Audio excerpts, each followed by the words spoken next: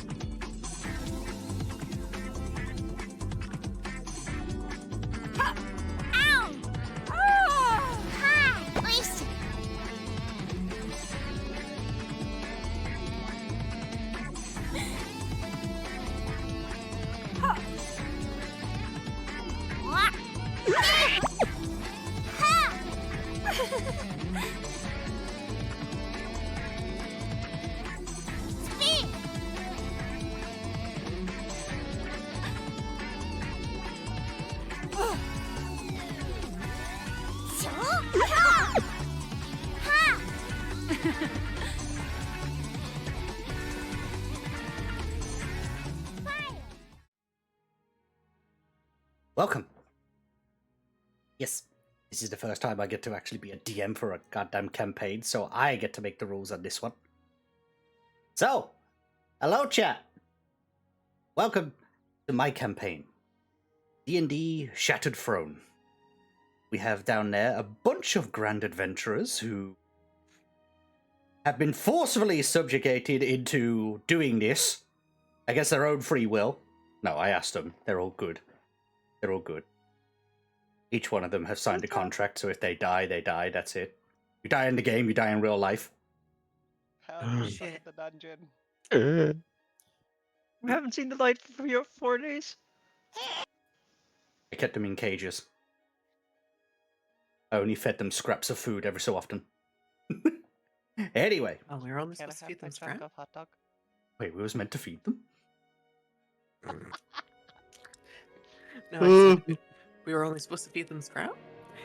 Why, what did you feed them? Maybe some normal food? I got a chunk of hot dog. That's it? Luna, you going into the cage as well? Anyway, time to become a DM and set forth on this grand adventure. So, yes, chat, I know I'm going to be streaming this. Funny, I've not seen your PNG YouTuber before. No, you have not. Now, welcome.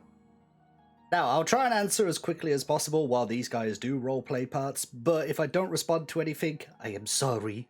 I am trying to multitask as quickly as possible. But let's get into the story, shall we?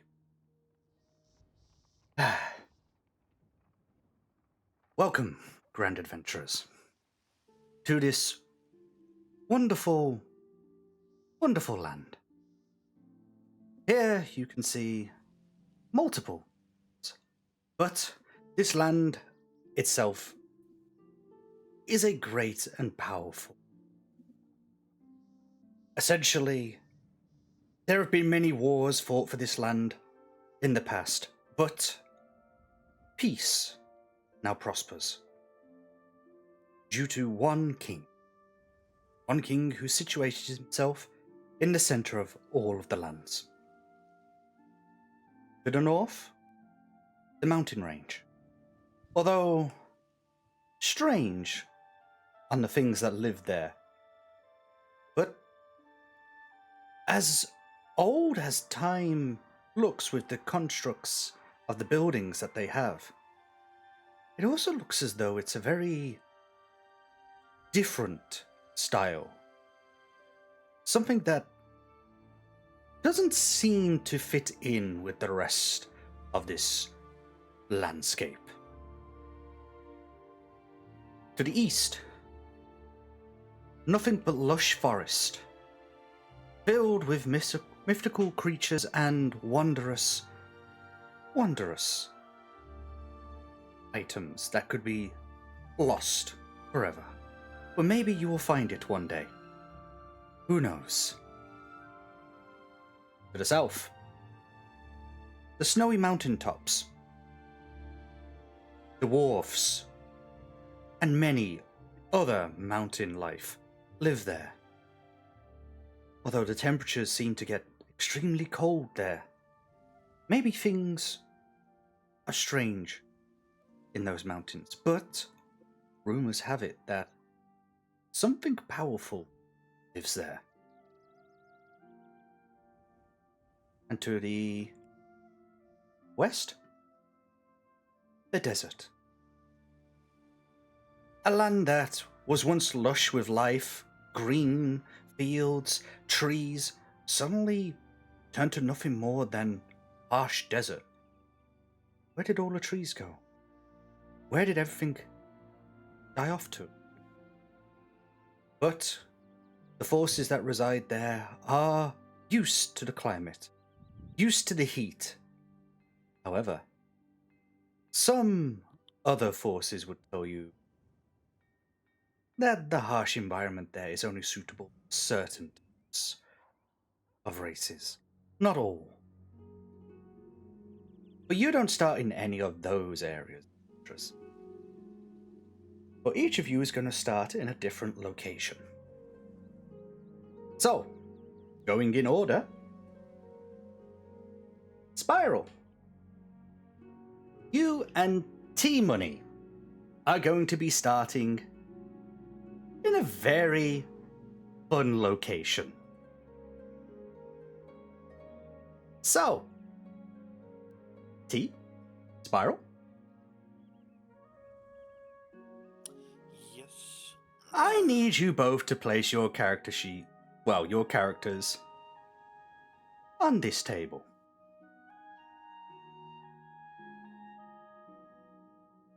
How do I put my token there?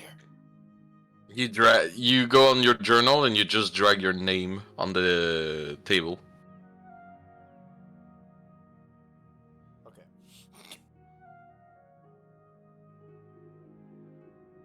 You two don't really know much about each other.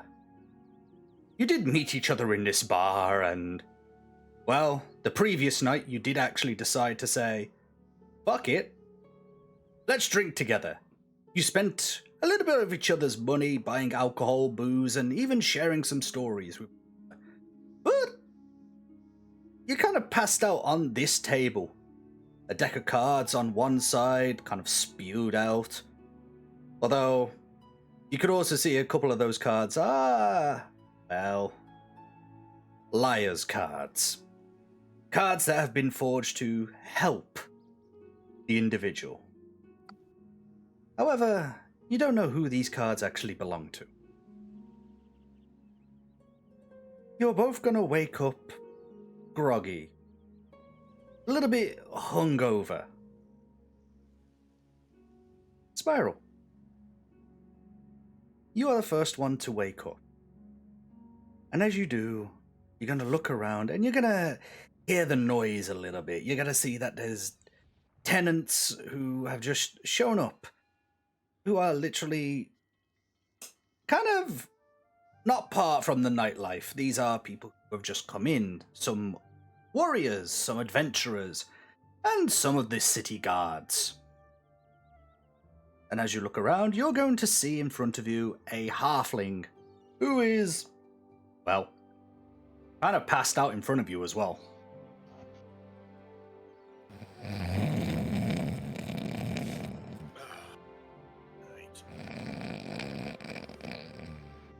The fuck happened?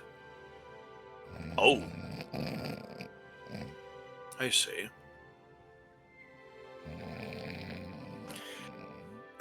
Gonna scoot up. Hey, you alright?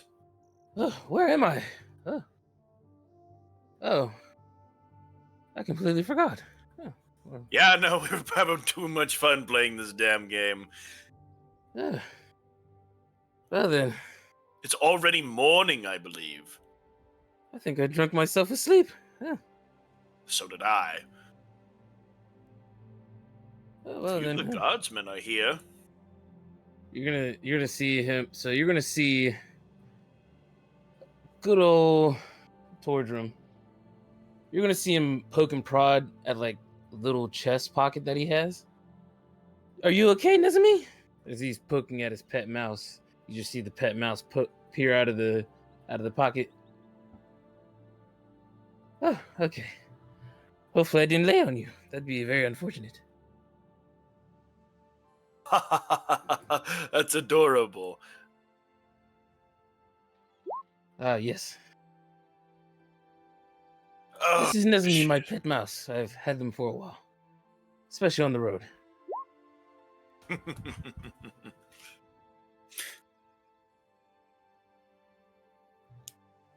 Oh, shit. He's gonna bring out his dulcimer to the side, making sure that it didn't get scratched while they were drunk. Gonna try and tune it up a little bit as he does. Okay, good. I didn't fuck up with that. Ah! Apologies, we were having too much damn fun. My mind is a little bit woozy. You mind telling me your name again? It's Tordrum. Tordrum Elran. A pleasure. As he puts his hand out, Malvis Igneous. I'm gonna shake your hand firmly.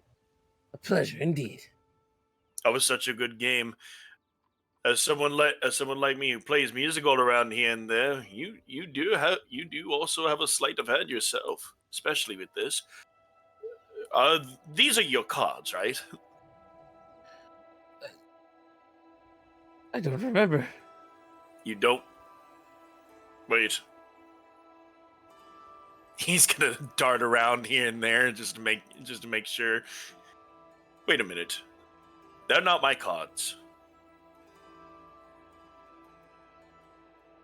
As you both stare at one another, you're both going to realize that the cards that you were playing with don't belong to either of you. They belong to someone else. You don't know who.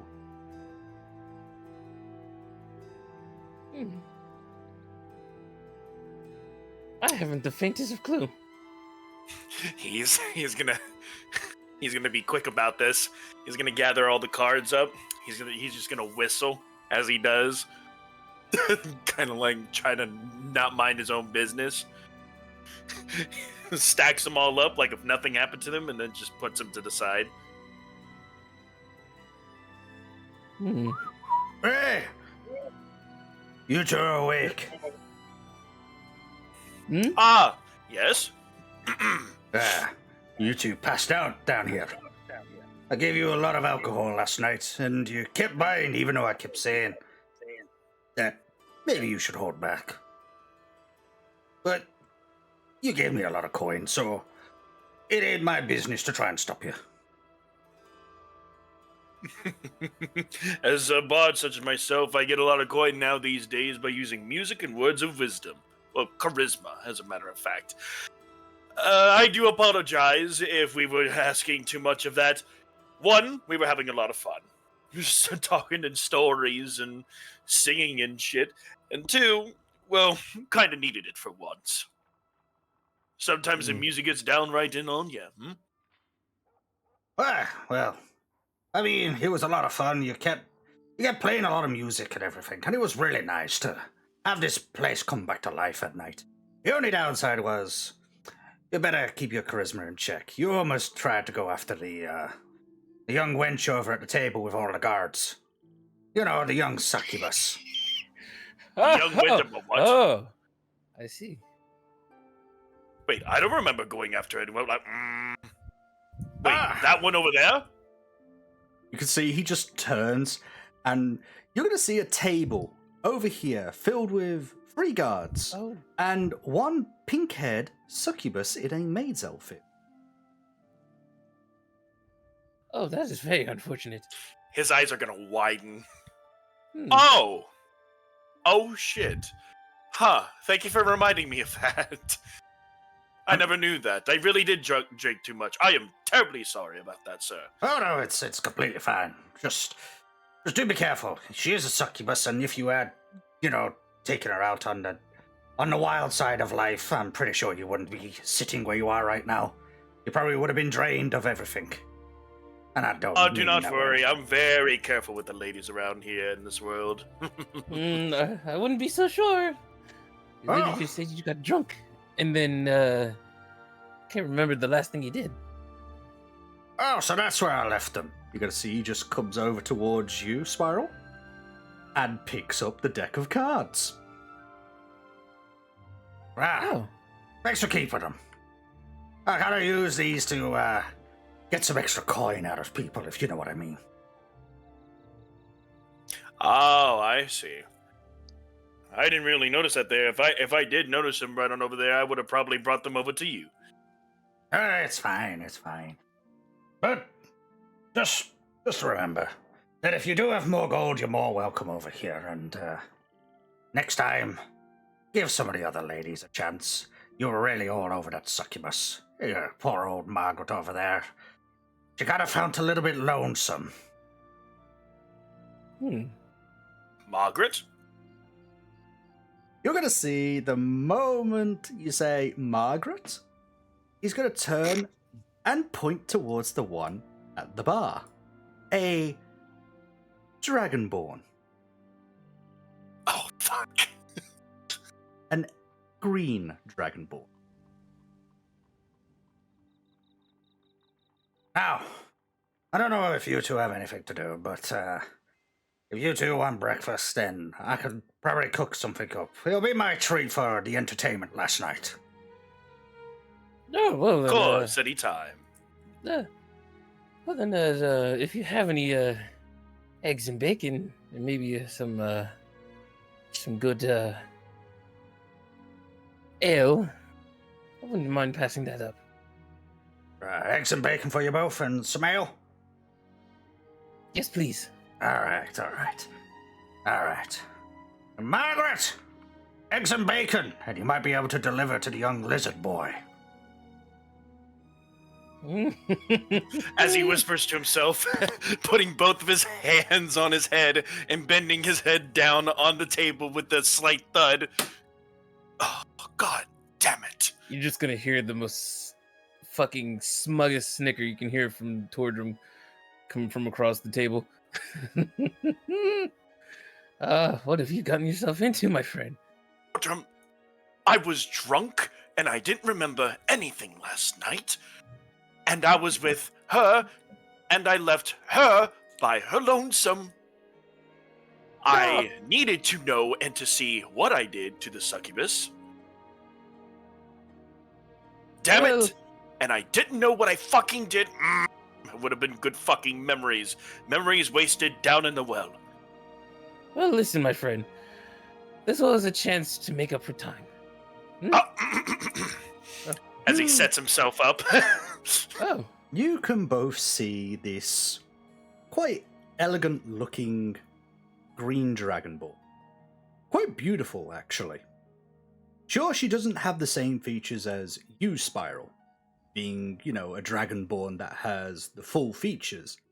Her, on the other hand, she has more of the Dragonborn style that still keeps the more humanoid look. Her long, flowing purple hair, and her eyes, literally like diamonds.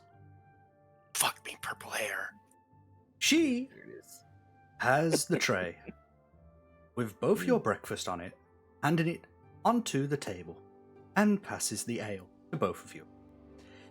She looks at both of you with a smile, and then to you, Spiral, with a soft yet shy smile, and you can roll me a perception.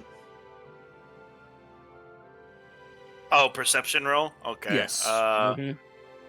All right, So just click. So find your thing and just click perception on it. Okay. Give me a moment. Mm-hmm. Let me see if I can find it here. Perception. Oh, okay. So this is where it is. Yep.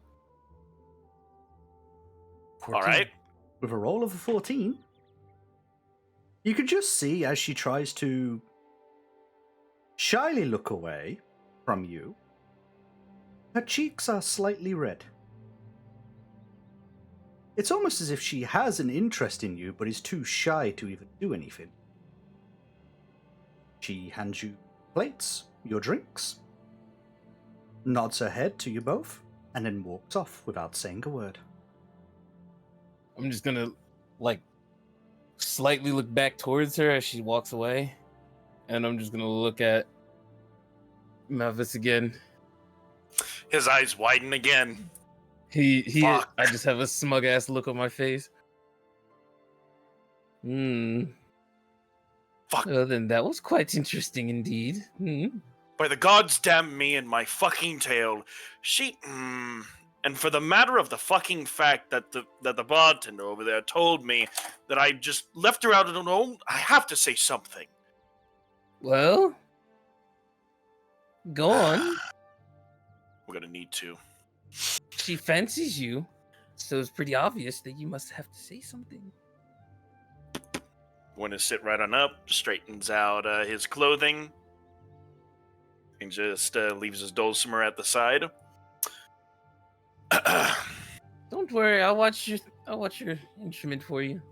Make sure You're nobody very, hears very anything. supporting for someone who I've only met for only a very short time, but you're a good one nonetheless.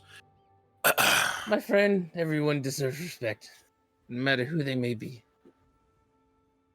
Yeah.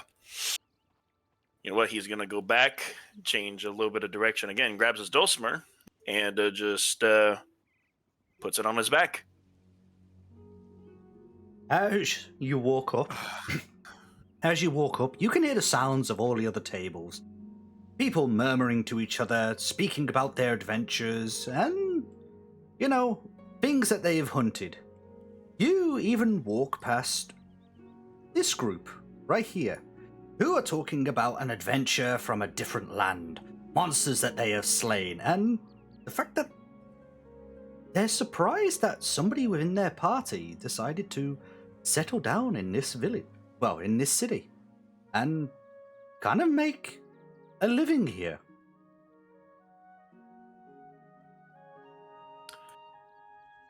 Before he keeps running going up further, he's gonna straighten everything out again, brush his little dragon scales upon his head, and then just comes right on up.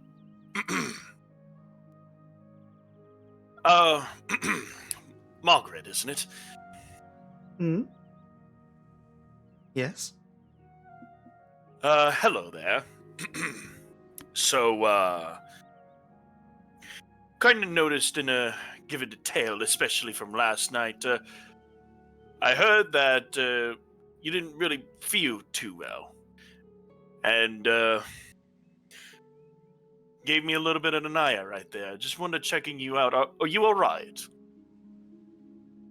You could see that the moment you mention you didn't feel too well, she tries to brush it off. Her head turns and she waves her hand in front of her face, trying to brush it off like she's completely fine, that there was no issues or nothing.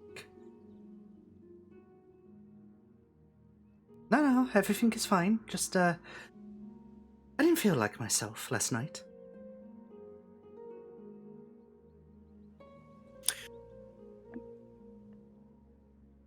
Well, the reason why I say stuff like this is,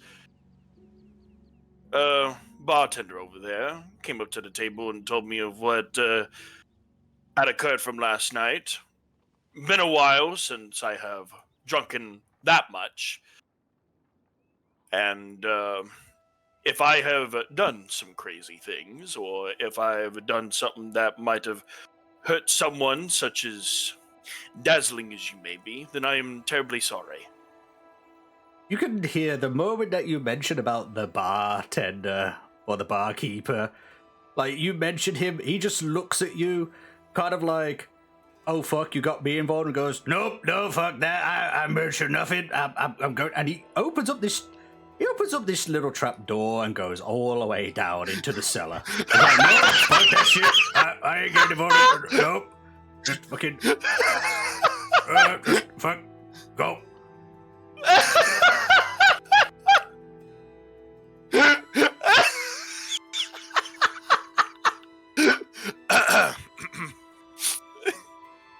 You can see this one looks at you. She looks at you and then smiles. And simply says, he's always worrying about me. But it's fine, really. I see you had a fun night, and I didn't want to be a disturbance. A You are no such a disturbance whatsoever last night. I may have been drunk and that I didn't see things. I was blind to alcohol and its intake that I had on it. But one thing is for damn sure, milady, you were no disturbance whatsoever. You helped serve the many people around here as well with a given party from it. Even though I didn't remember much, let alone anything from last night. As a bard, and as someone who likes to sing to their heart's content and to have everyone enjoy within my company, I want to make sure that every single person at least have a smile on their face, especially you. You can see, like, as you speak to her, your words are getting to her, and she turns away in a shyish sort of style, her cheeks reddening just a little bit. But as you say this other woman just appears out of nowhere after handing all the food to these three down here, and you could just hear her suddenly yelling out loud. So, another one that's fallen for you? Oh, where's that dwarf? I swear to God. We need more ale. Has he gone down there? See Margaret suddenly nodding her head. Ah, that damn dwarf, I swear. You! Bangs on the goddamn cellar door. Get up here! I swear to God, I will come down there and I'll use all the force that I have left in my old age to beat the living hell out of you.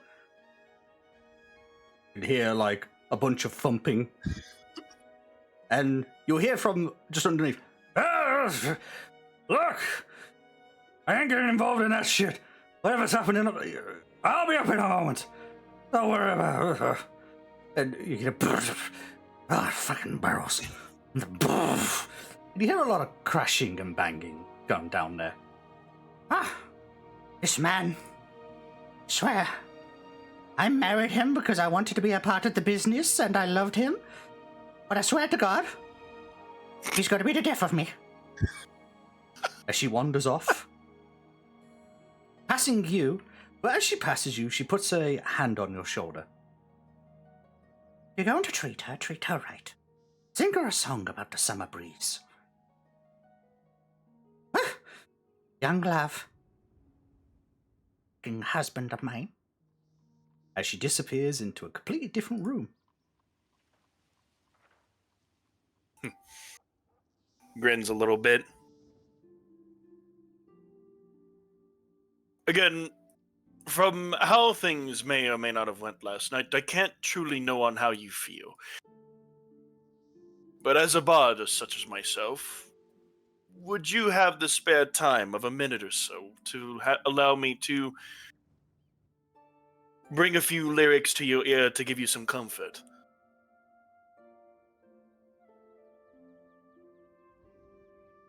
You could see She looks towards you and smiles.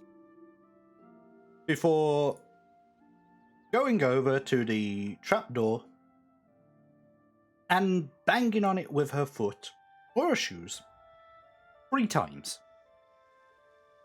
And then she walks over, takes your hand, Oh. and you'll sit over here. Oh shit. Okay. Go. He's in. Meanwhile, this guy comes back up. Oh, she fucked off. Comes out, closes the trapdoor. Looks over. Oh, okay. I guess it's my shift then. Fuck it. And he'll go back to work. However, before you could even have the chance to serenade her with your beautiful songs and everything else, Oh shit. we are going to move on to the next group. Oh yeah. Let's go. Yeah, So- we're close in. Let's go. Purple hair dragon waifu! Shit! You fucking put that token there and set that shit up just for me, you Actually, bastard! No, I found out you like purple-haired women after I placed Fuck! the token. Anyway, God damn it! She has nice tits too! Inner thoughts. I need 3 people for the next part. I need Apex. I need Tess. And I need Natsuki. Oh shit. Oh fuck. 3 people. Oh boy. I dropped myself on the fucking tavern. Fuck you. You can keep yourself there. Is that a Dragonborn Captain Pirate woman? No, that's a Dragonborn Pirate. Sexy. Or it's just a kobold. Who knows? Ah! Okay. Anyway. Where we place ourselves? You will place yourself anywhere on the ship.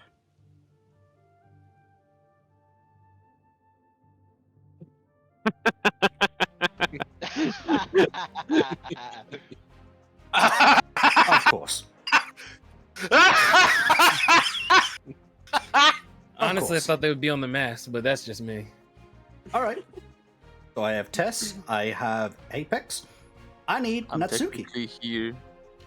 What do you I'm mean just you're gonna technically emerge. there? Like I'm gonna emerge out of here. This Golden Dragonborn's going to pick you up and lob you onto this part. No one's going underneath there. Racist. Now, this is the ocean. Fierce waves, the waters that you travel on. This boat, you've all come onto this boat. You've probably seen each other like a few times, not many times. Have you spoken to each other? Probably passed a little bit of a conversation to each other here and then. But you're all from distant part of the lands. Different areas, should I say. You're all traveling to the main continent, to the main capital, the kingdom. All of you have a different background. All of you come from different races. However, you all decided to get onto this boat as individuals. But will you all leave this boat as individuals? Or maybe as a little group of friends? It is all of you to introduce yourselves, one by one. So, Apex, as you stand there, feeling the wind beneath your wings, you can smell the breeze. Well, you could smell the sea air, the breeze in between each feather. But not sure. And it sort of feels like you are flying. You enjoy this. It feels like home to you. However, you also notice within the waters a little bit of sea life. A few fishes here and there, but nothing that you could suddenly dive down into the waters and grab. No. You are standing firm where you are, enjoying the breeze. So, I'm gonna spread my wings, let the wind hit me more, and do a backflip to land directly on top of the mast. Do a performance. The performance? Okay. If you roll low, I swear to God, if you land on your ass. Hmm. Nat Ooh. Nice! Nice! Hold on a second. First nat 20! Hold on a second. Let's Why go! the fuck did the music just pick up when you rolled that I know, nat 20? I'm fucking pissed. So, I'm pissed. I'm Alright, pissed. Anyway, you spread your wings. You let the wind take you as you do a backflip. And as you do this backflip, all of a sudden, you are majestic. It is as if you have become one with the wind itself. As you land perfectly on the mast. Even these travelers that are with you are actually quite surprised. You have this one over here, clapping, enjoying that they've just witnessed you perform such a feat.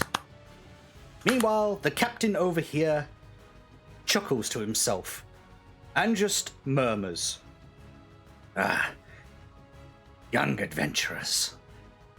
Ah, what it's like to be young again." So, is there anything else you would like to do, Apex?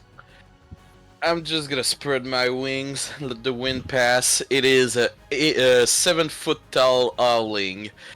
As you can see, I have the gazing peers of my orange color seeing around me.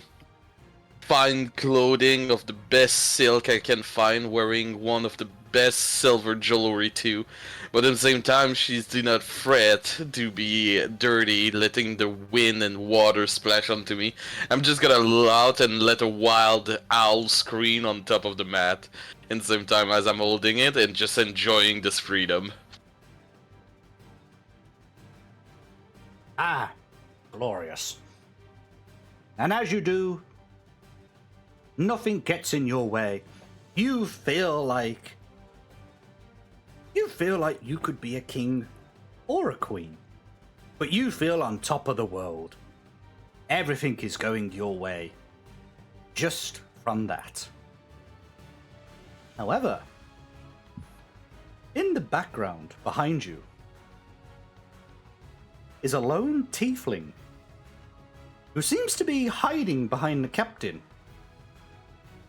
The captain who is steering the boat turns and looks towards you, Istra, and simply pulls you out. "Ah, lass, if you're gonna be up there, then you might as well be useful. There should be a chest up there. Go grab me my spyglass." Aye, aye. Adorable. Opens the chest and rummages through. And finds the spyglass. Okay. Comes climbing down and hands it to the captain. You see, he's just gonna take it from you. And then immediately as he takes it from you, the first thing he's gonna say, "Now hold the wheel!" As he opens up the spyglass with both hands, just letting the wheel starting to spin. It's almost a little crazy. "Ah, good lass." As he starts spying down, looking around. "Ah, we ain't far. We ain't far from this land now. We'll be at the capital in no time. Although, I don't know why you're coming over to these lands, lass. You do know that the people aren't exactly friendly to your kind."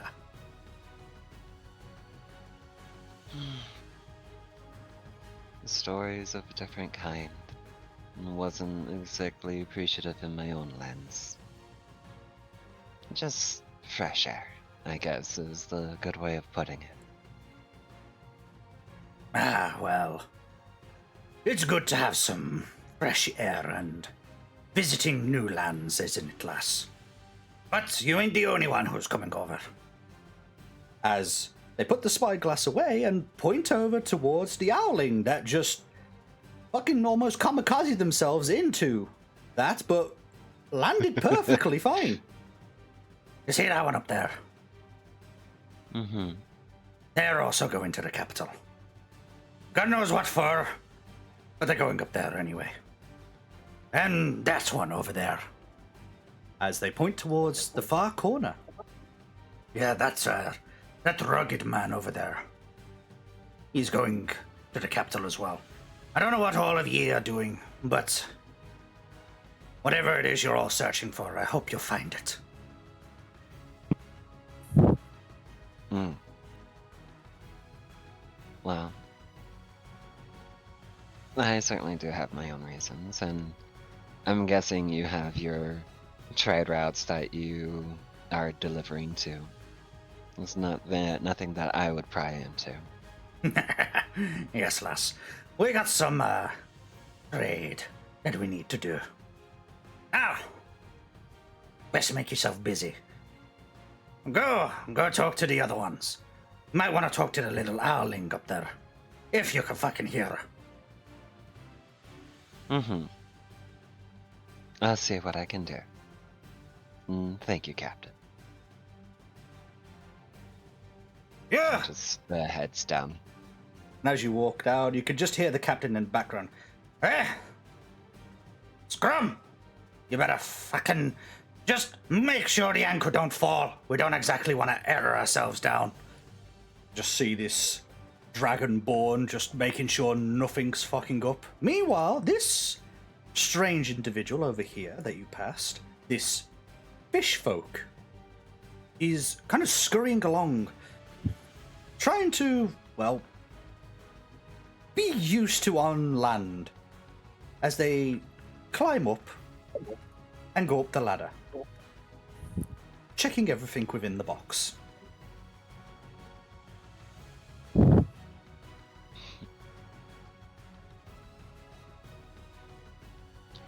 Hello there, owl person. Just starts shouting upwards. Who?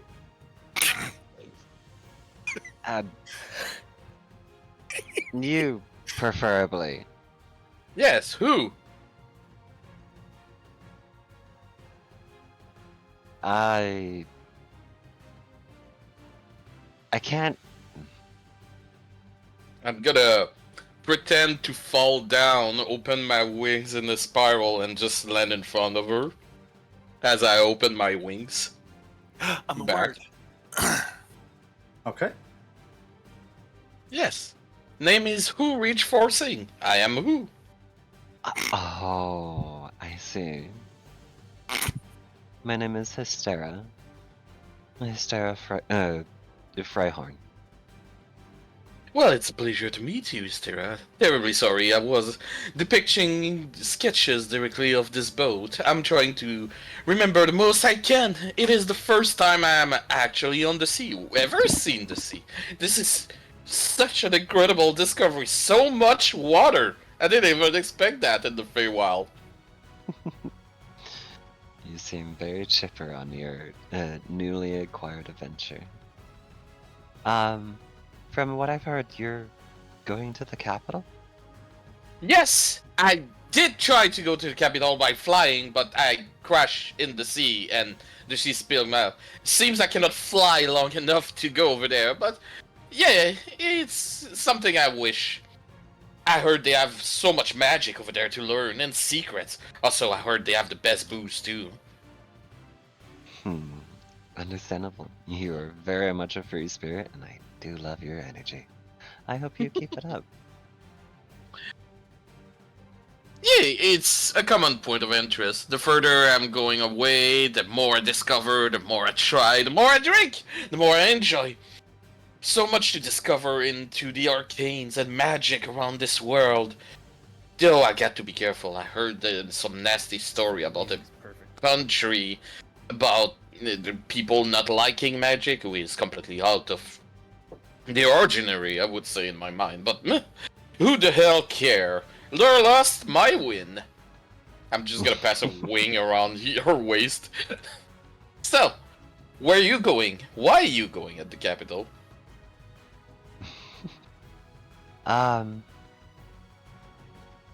I'm meeting someone.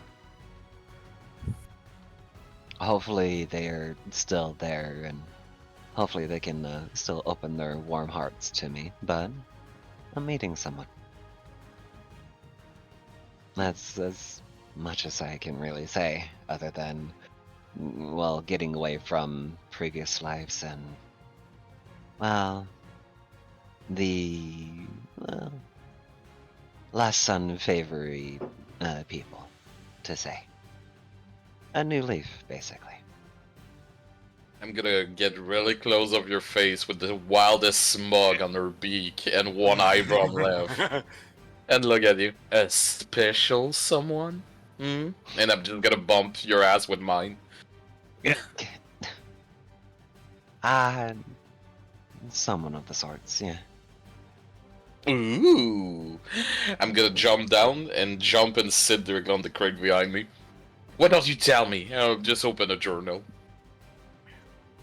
Um, I am a sucker for romantic stories. Come on, spit it out. No shy is. okay, it's not romantic. It's more of just they left when I was a child, and I just saw them as I saw them as an older brother. I just can't wait to see them again. Ooh. But no blood relation, so it's still open. Like a childhood friend you meet for the first time. You run through the street, trying to see him, but bump into it and drop the toast piece you had in your mouth. And after that, that was the forceful and fateful encounter, isn't it? I'm not too sure about that.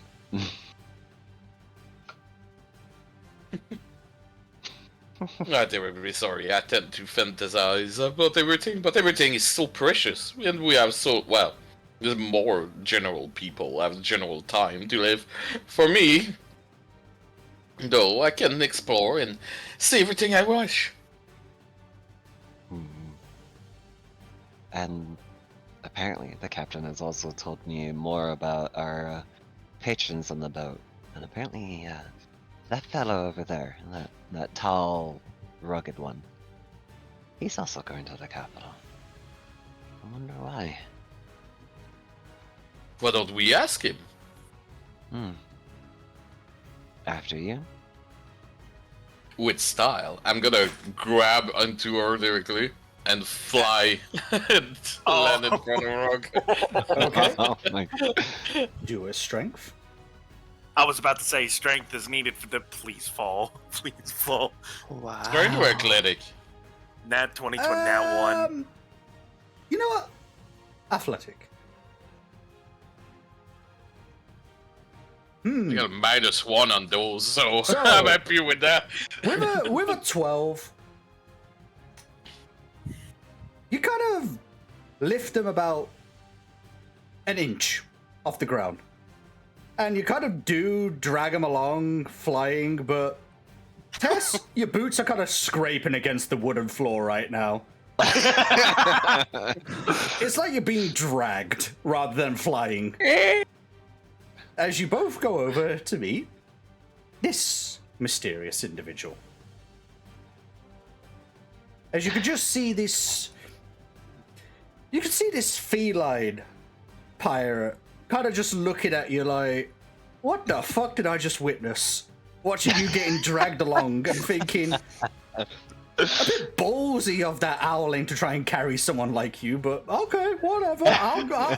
I'll be on my merry way. I'll look at these turnips.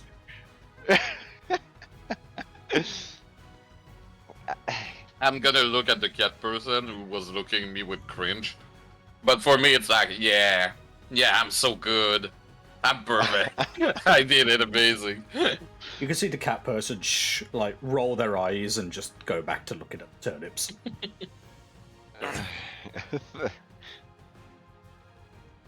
She'll try to keep her steady feet and go like, okay, that was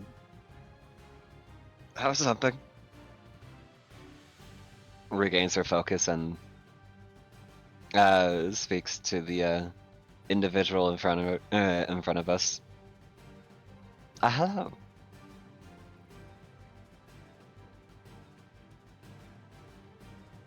They're going to look up and just nod, seemingly unsure.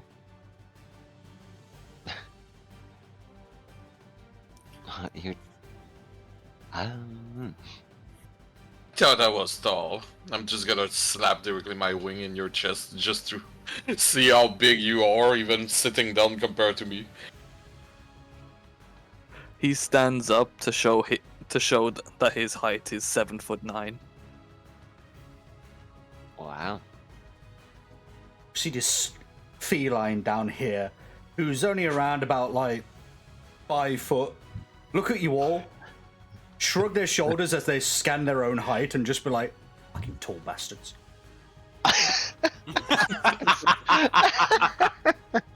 Because I'm 6 foot even, and then there's this dude in front of us who's 7'9". Jeez. 7'9", you 6, and I'm 7. Yeah, this cat just looks at the turnips, thinking to itself, "If only I'd been born to a different tabaxi."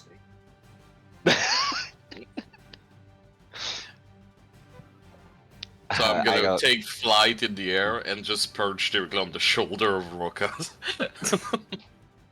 Oh god. Okay. crouching a bit. He's so tough too. So where are you going? What are you? Who are you? What's your name? So, One at a time. One at a time. Rokus, you don't need to do any rolls for this, but you can see Woorich suddenly land on your shoulder, and because of like their height and their weight, you're still standing there, but now you're kind of like tilted to one side. You kind of got like that weird sort of diagonal lean going on because of this bird. I'm glad for powerful build then. Yeah, he can lift something twice his size. My god. You just see the person just look both at Woolrich and then Hystera. Apologies. I'm not used to speaking with ones not of my clan. Ah. Can be part of your clan? Understandable. That might be a bit too forward. Okay, what is your clan? True, he can be part of something who drink brain and bones out of people. Good thinking, is there? Just looks mildly shocked at the owl on their shoulder. That goes against the balance. What balance? I'm just gonna front bend over and just like upside down look at you. My beak is like really close of your nose and my eyes are wide open of curiosity. I'm sorry, Apex. I can't stop thinking about the fucking owl from Avatar when you said that. Alright. Why, the balance around us. The one of nature and the world. So the sea. Oh. Though, Oh. Didn't mean to do that. I think I heard a dragonborn fart. Anyways. Though you see him look at the sea a bit uncertainly. I'm more used to the forest. So the balance of the forest. Okay. See? Wasn't that bad. I don't know why you were worried about people drinking bones and brains. Hystera. I wasn't. What?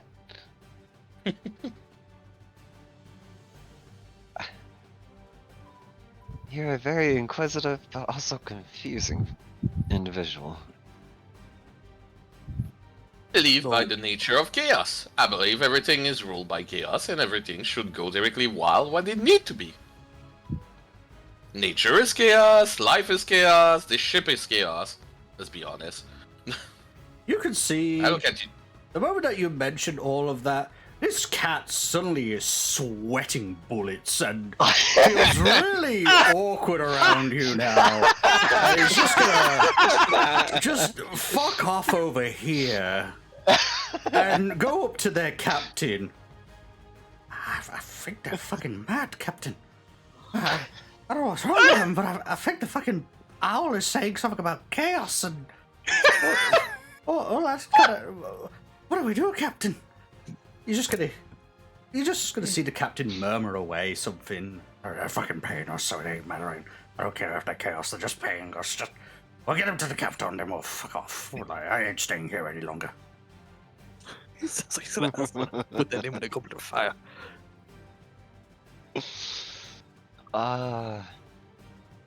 But why is it that you two approach me? Well, the captain told us that you're heading to the capital. I'm inquiring, what be the reasons? Ah. What? I thought the the token went where the fucking owl was. Alright.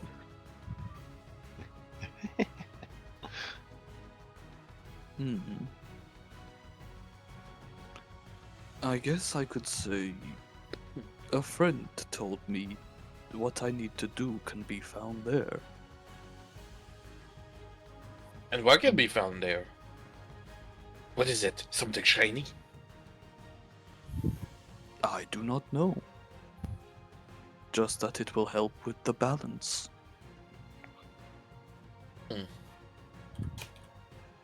So we got you who's looking for someone, and you got him who's looking for something balancing. Just gonna slowly pick up the owl and slowly put it next to Hysteria. I'm just gonna stay like really solid, like not even floppy or anything. It's like you're moving a Gmod.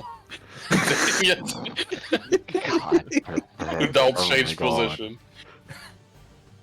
You could tell they're just being very gentle with your feathers. As you're all speaking, you suddenly hear from the Dragonborn. Captain! Land ho! There's land! The capital's forward! And then you can hear the captain scream out loud. All right, lads and lasses. The land is before us. The capital we approach. Get yourselves ready to get the fuck off my ship. Especially you, Owling. You creep me out. There it is. Exactly. As you all approach port, and you can hear the bustling noises of the city people, the city folk that live at the port, who are essentially all getting off of the ships, all getting onto different ships, ready to sail the seas, onto their new adventures or discover new lands. But you are getting off of this boat. But for now, we're going to move on to our last two adventurers, where there will be a change of music that I have to give to a certain somebody. Oh. Uh-oh. Oh, who's playing the music? Because I've been listening to Celtic music the whole time. It's fine, you can listen to that music, it's just Mooney. It's music. I've been listening to bardic music, tavern music. What do you mean? I literally streamed my shit. It was perfect. The fucking So- the fucking nat 20. The last two will be Mooney and Dragon. Who? Who? At a temple within the city. You can both place your tokens anywhere, but mainly towards the frontier. So not anywhere. Well, anywhere being at the front. Perfect. You both approach this temple. This temple not being of either of your gods, but just a divine temple. One that allows all religions prosper. For all people to pray to their god. You can go in there, you can pray to any god that you desire. You can even find religion within that temple, as all religions are worshipped within the city. All gods and goddesses are praised within the city. However, you've only been here possibly a day. And you have seen each other merely for like a glance.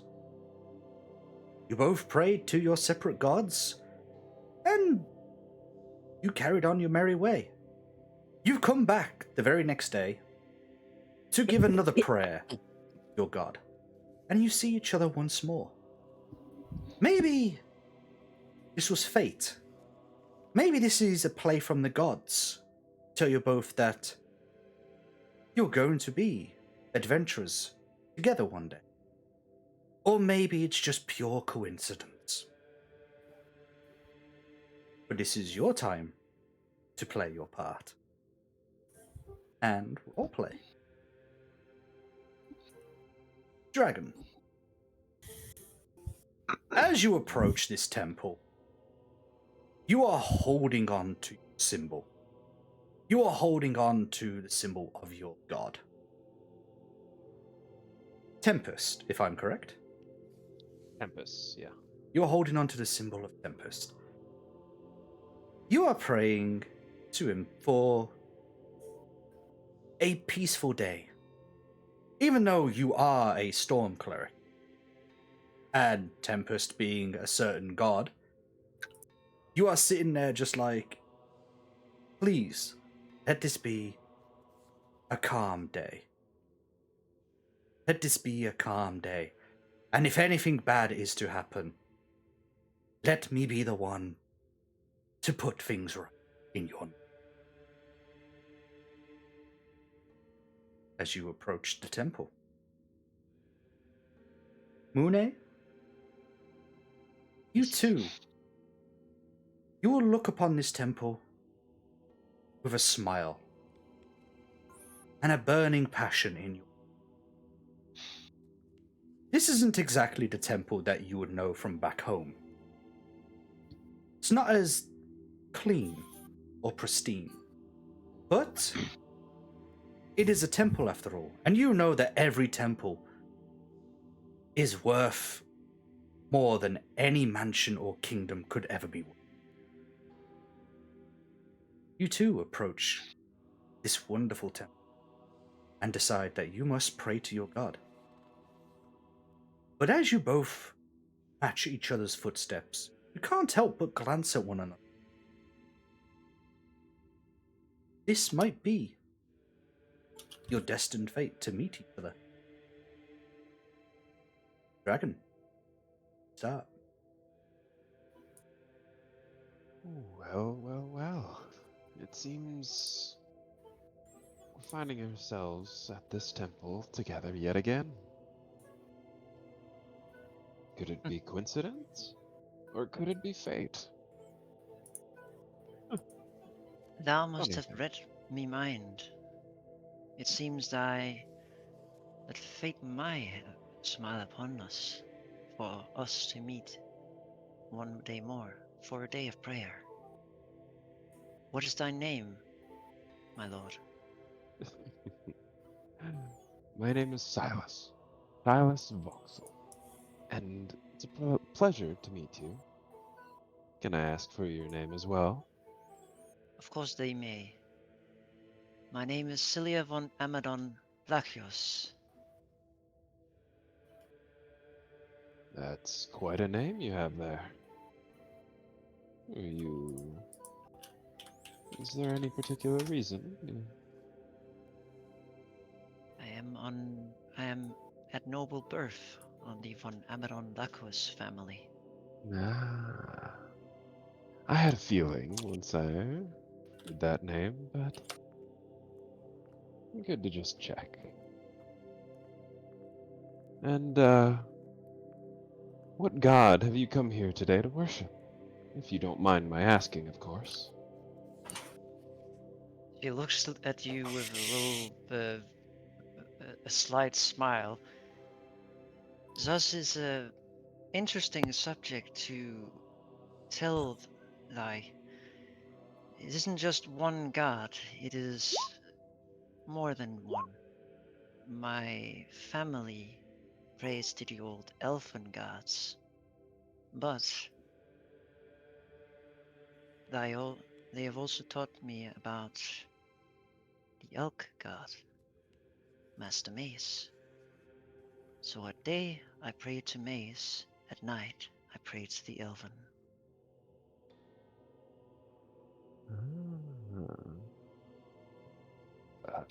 Would I be familiar with these gods at all?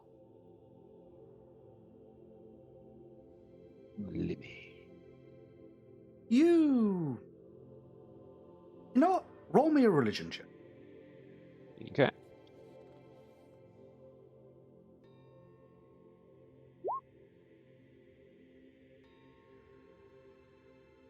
With a roll of a 7, unfortunately, you kind of like kept focused on your god, Tempest. You didn't really pay heed to like any of the other gods out there. You was just like, yeah, my god, that's mine, nothing else.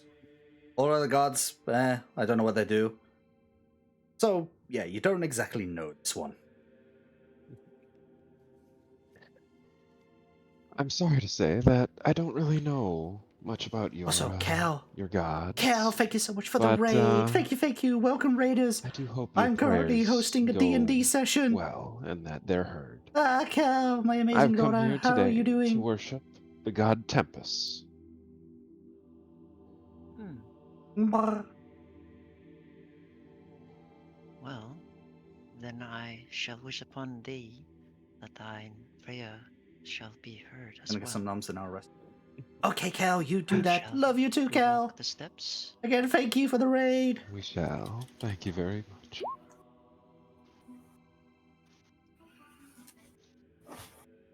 As you both make your way towards these steps, you can both just feel the presence of holy energy.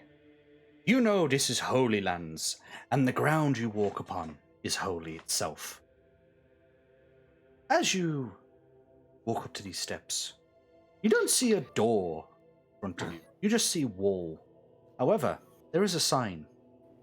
Entrance. This way.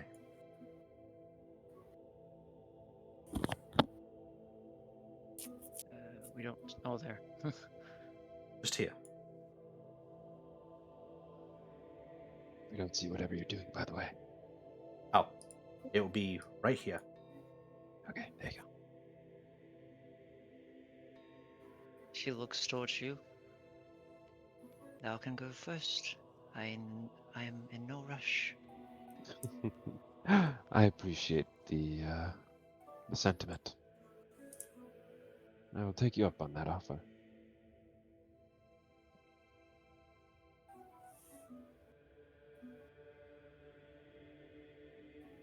May I ask upon thee a question of application? What? Sorry? Might I ask you, might I ask upon thee what thy application is? My occupation? Yes. I am a cleric of Tempest. Ah, And might I ask the same of you? of course they may. I am a paladin of the ancients. Wait, hold on. No. Struck from all campaign. I don't think I actually am ancient paladin. Nope, you are not. Second. It was Glory, wasn't it? You are a paladin of glory. You took the oath of glory. Yeah. Sorry. Playing 2 campaigns with the same. I'm a paladin of glory. Ah. My specific cleric nature is I am of the Tempest domain. But yes, A pleasure. Shall we continue? Yes. As you go to approach this door, see the door swing open, and you see a red-headed woman come out. She looks at you both with a smile, without saying a singular word, and then takes one step back, holding the door open to let you both in, and bows her head. I'll do a slight bow back and thank you very much for holding the door for us. Still remaining Goes quiet, to she a keeps full. her head bowed. She does a full bow, bowing lower than her, and says, "Thank you. May the day please you well." Her competitive nature kicks in. She bows lower than... No, she doesn't. Oh my god, I was about to say. They start doing the limbo. And as you walk in, you will let go of the door and let it close. As she walks off. And you can see what looks like a nun in a different sort of attire. Even though it looks old and rugged, it's a white attire. She is still a nun, but she cleans the whole place. She makes sure everything there is blessed with holy energy. She's not just your stereotypical normal nun. Both of you can feel from her that she is also a paladin. She didn't give up her oath. She just gave up the adventuring life and decided to serve in this temple, letting all gods be worshipped.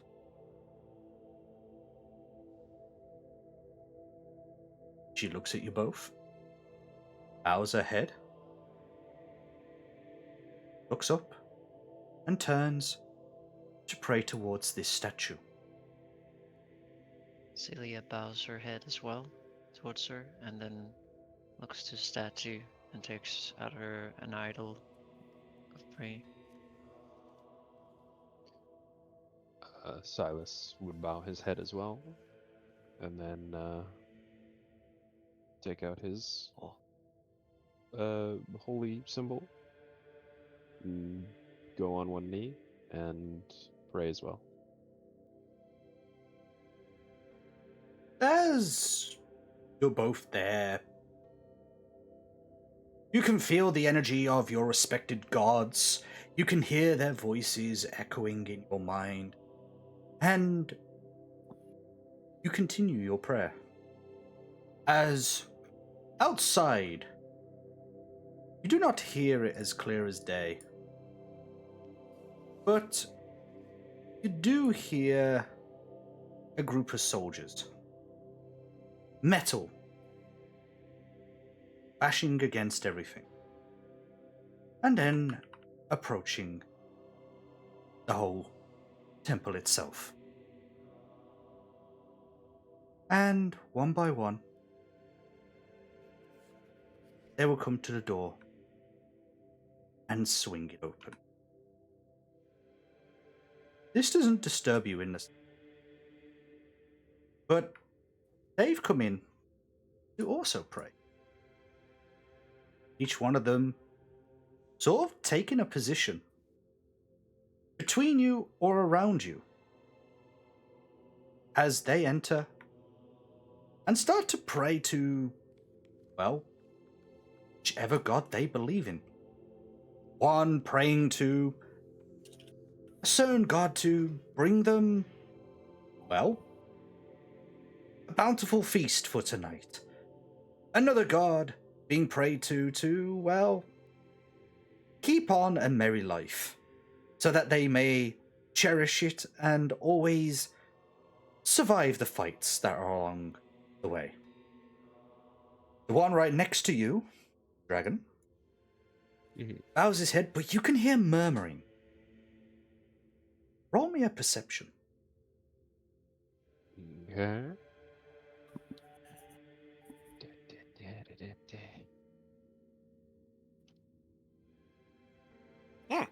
With a 23, you can hear this.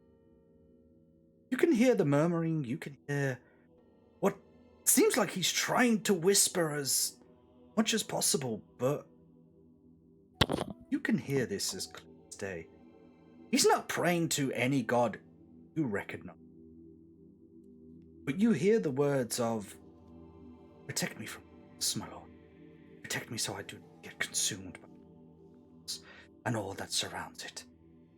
Everything that it is unholy, and everything that it becomes and touches. Protect me from this." However, this does not deter you from your prayer. What deters you from your prayer is this one over here who praises to a god and goes, "Just get me a woman." Smile, is that Spyro? Please, dear God, Shut allow it! me to meet someone that I can actually mate with and have children with. Please, please, please. Shut. And after each of these guards have had their little prayer, you could see they all stand up, readying themselves, and they all leave. All disappearing. Apart from this one who gets to the door, stops, turns towards the statue, saying one last thing, and then leaving.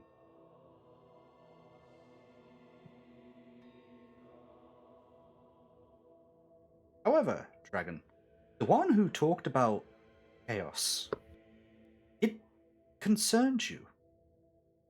It worries you slightly. Why would somebody pray to a god to protect them from chaos? You've heard about this city and how well it's been protected from the forces of darkness and all that was evil. You've heard that this city, this mighty city, has stood for hundreds of years. Yes, there was a war for the continent, but thanks to a king, ages ago, that war was ended, and united the lands became. And this very city that you are in is the center of it all. So why would a god pray to protect him from chaos? The thought runs through your mind. However, someone else kind of appears. Someone else kind of just shows up out of nowhere. And you hear a loud banging on the door. You can see this old woman approaching, and as she opens up the door, you can hear murmuring between her and a certain individual. Yes, of course. I presume the two that are here are... fine. I'll get them. I presume from the last time we met that one of you is named Silas? Yes, I would say, standing up and turning my attention towards her. That would be me. Is there an issue? And you? As she looks over to you. I cannot remember your name, but I presume that you were also another one that was brought here. Thou art correct. Name's Cilia von Amanor Lakios. Ah, Cilia. Yes. Well, if you don't mind, there is somebody waiting outside for you. He says that he has something for you both, and that you should meet him outside. Well, if ye has a quest for us, she looks to Silius. I bear no doubt in my mind that we can take a look. Right, my Yes. fellow? I do indeed think that we should go and take a look. Opens But the door. curious Holds they it know. open for you. As you open up the door, you see another armored knight, fully adorned in this wonderful, heavy armor, carrying a mighty sword with them. You can see that with the armor style that they have, they would be a great paladin. However, they are not a paladin. You don't sense any holy energy on them at all. No, you don't even sense any magic on them. What you do sense, however, is a man of raw strength. As he stares at you both, he then pulls out from his satchel a letter. Both of you, go to the tavern. You will meet some interesting people there. Get acquainted with them. And when we come to collect you, be ready. You'll be meeting the king.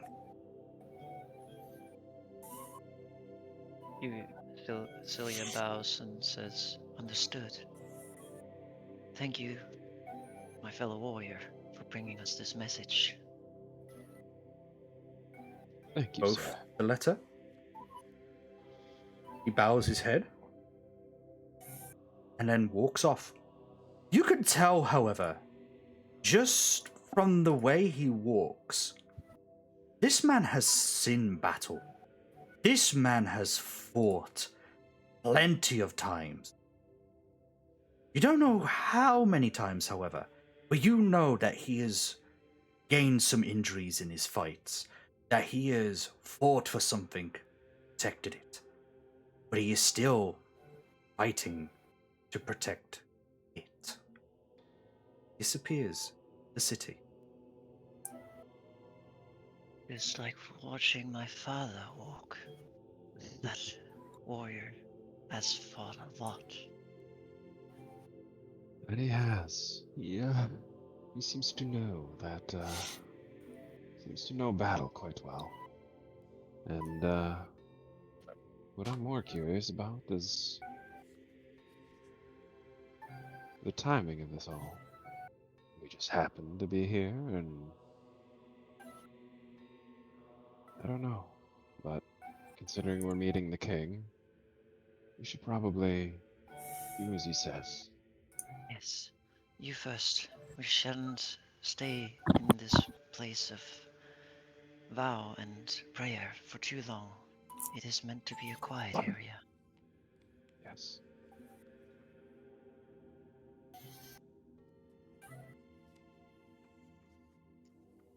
Alrighty.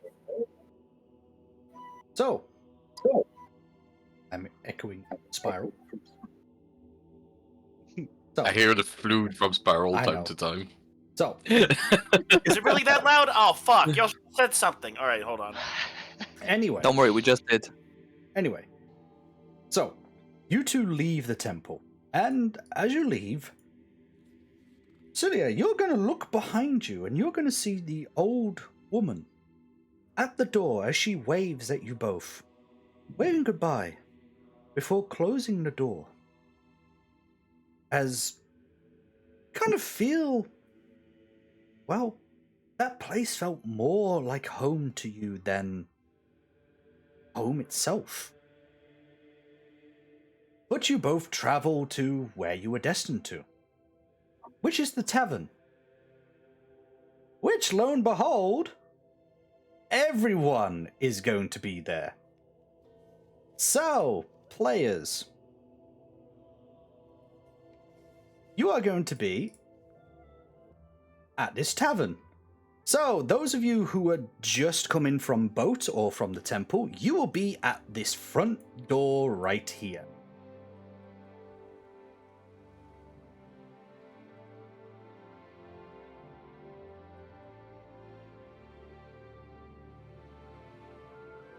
Okay. Yeah. Boy, you know what? Fuck it. Yeah.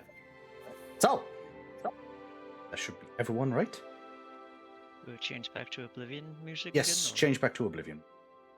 Yeah, I'm gonna stop my holy religious music going on right now. Alrighty. Stopping my temple music? Okay. So, Yeah. Where's as- my fucking folk dance shit? as you enter, you could basically, you five down here can hear the booming sounds of people cheering.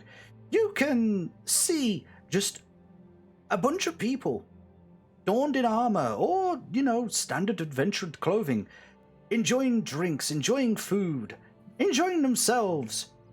Meanwhile, you could also see, just on a table by himself, a halfling. Just by himself, with just A cup pet of ale. mouse. With his pet mouse and a cup of ale. And a mini cup of ale for the mouse. You hear...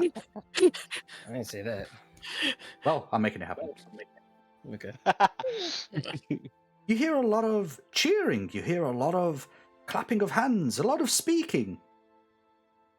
And you can even see a certain big green, one-eyed creature on top of a table, kind of dancing away, as Spiral. Oh God. Roll me performance with advantage. Oh yeah, performance with advantage. This is the shit that I am good at. All right, let me see here. Performance charisma. With a Wow. 16. You have been playing songs. You have been just like a normal bard would. Playing songs to make others smile and to make others happy. You have succeeded, however. Not only did you make this wonderful emerald green dragonborn woman smile, you've gotten the whole tavern to come alive.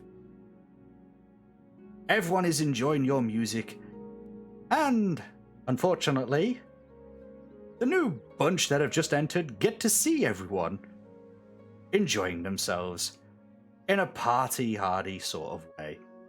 However, the dwarf over here, as much as he's smiling, is kind of very concerned on the table, just right here, and if it's really going to be able to hold the weight of this woman. Their tits are almost out. What the fuck? He is very concerned about this table. You can hear a bunch You're gonna of see cheering. me. Hmm? You're gonna see me looking at the pet mouse for a second, like the eyes widening up. Oh no! And I'm gonna turn my attention, and you're gonna hear pop, pop, pop, pop, pop, going towards the boar instead. What was that all about? Well, so really, yeah, it does seem to be the bar. It does. I see fellow kin of mine. It's rare to see fellow kin, but it is nice. Oh, Slowly let me. I sits didn't down on ask. the bench. Hold up. I'm happy Hmm? for you. I didn't ask, but how the money system work in your world? It's the same as yours. Don't worry. Okay. 100, 100, 100, Yes. 1000. Okay.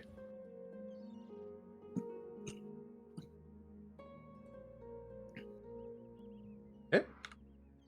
Carry on.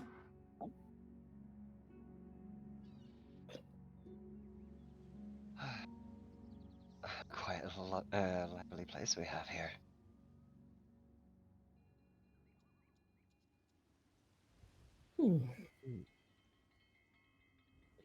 Limmy. Yes. The note said who we were supposed to meet, correct? Or no? The note told you to go to the tavern and you'll essentially meet a group of adventurers who would also have received a note.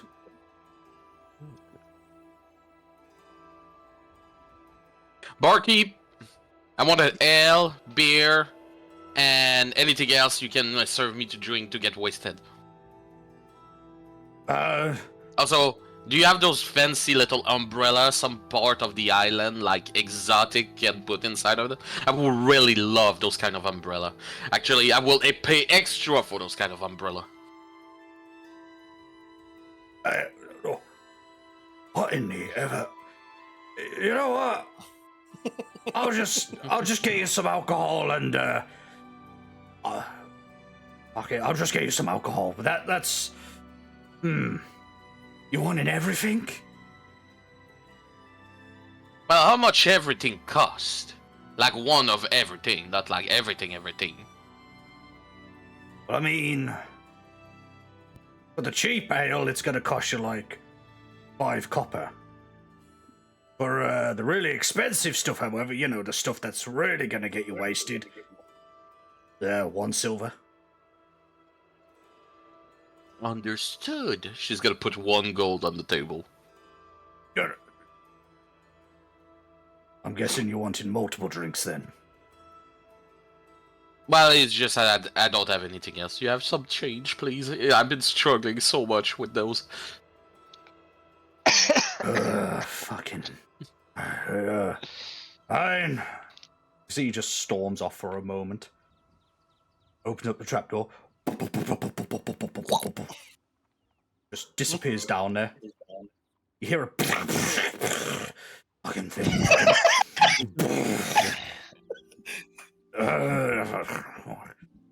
Who the fuck left? Why is there a broom down? Fucking all of a sudden. I'm fucking. What the fuck are you doing on my counter? I'm waiting! I'm just sitting on top of the counter now. Get off the counter. Are you sure? I can pay extra to stay on the counter. If you don't get off the counter, my wife's gonna turn you into a fucking cooked ham. Understood! Just gotta fly back and land directly on the tablet. Good. You're gonna see, he puts a drink. He puts a drink right there, and it gives you all your change back. Gives you all the change back, and you asked for a little umbrella. This guy he kind of gives you like a really makeshift small umbrella. It kind of doesn't look that great, but he's just looking at you in a very confused way on why the fuck would you want an umbrella with your drink? There you go. Now, if there's anything else you need, just, just ask. It seems I'm the one that's on service right now, because dear wife's cooking in the background, and, well, it seems all the others are doing other things. To be sure, I get 99 silver, right? Yes. Okay. I'm gonna take 98 silver and get 100 copper in the same time. 100 copper. Okay. This all affects you as well. You all basically have the same. Alright. Except for you, Spyro, because we already determined yours. Fucking performance. But speaking of which, actually, while that is happening, I'm basically finalizing the song, saying the last few rhymes before I basically end the given performance that I am giving within the tavern as I sing plainly. And yes, I am going to do that. Mm-hmm.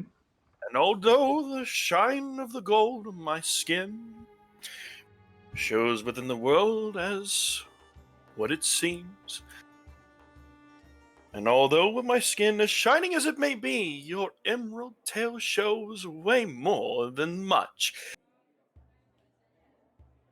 And which is why your beauty compares to no less. Okay. That's basically just right on it. Okay. First of all, you need to roll a performance.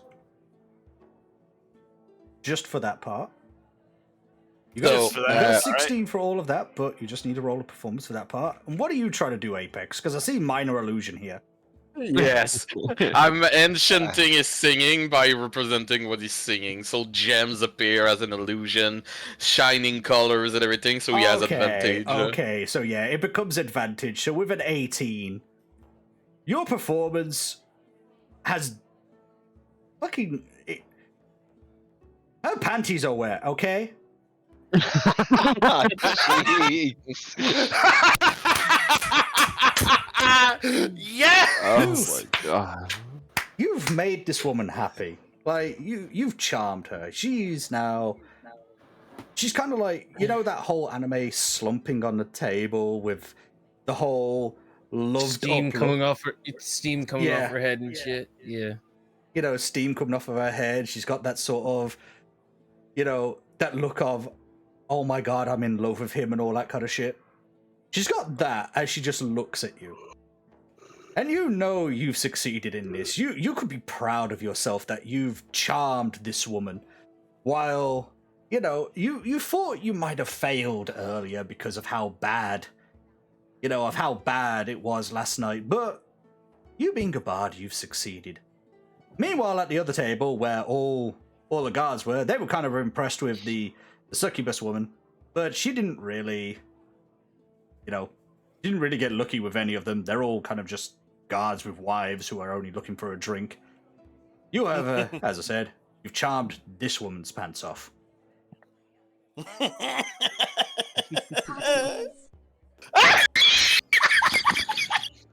That was perfect, actually.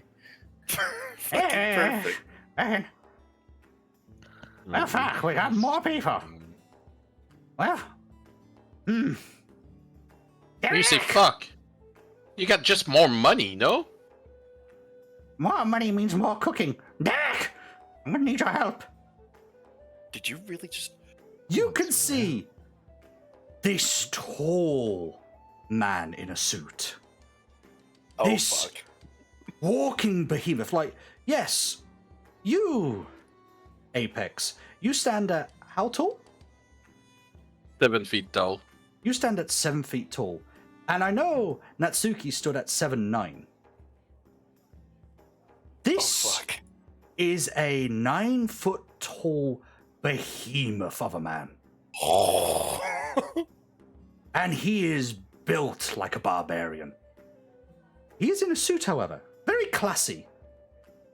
And you can see he just puts his hand on his chest and walks over to the woman.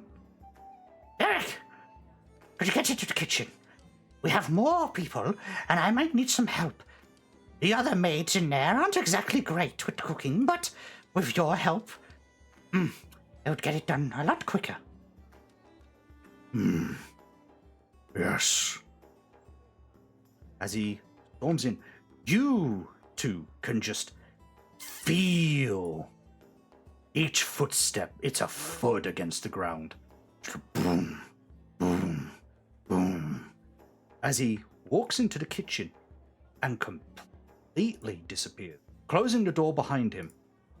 As this woman just kind of walks over to her husband. So, have they ordered anything? Well, this owl thing over here kind of ordered a drink. With a fucking... Outing?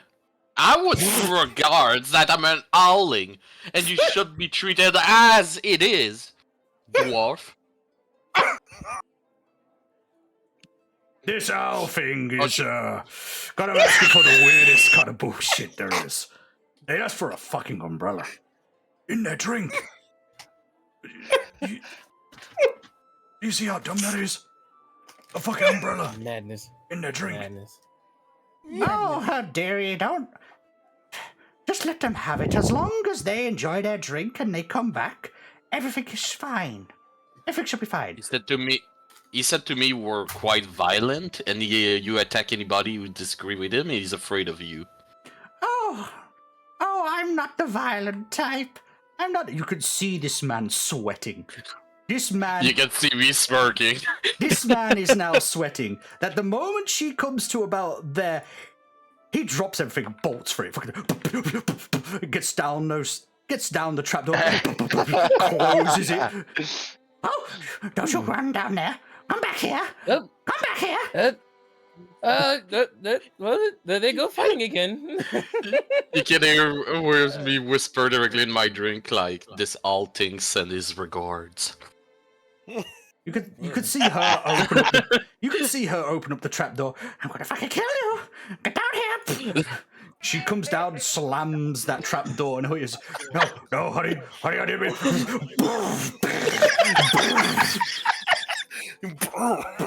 Fucking loud slams.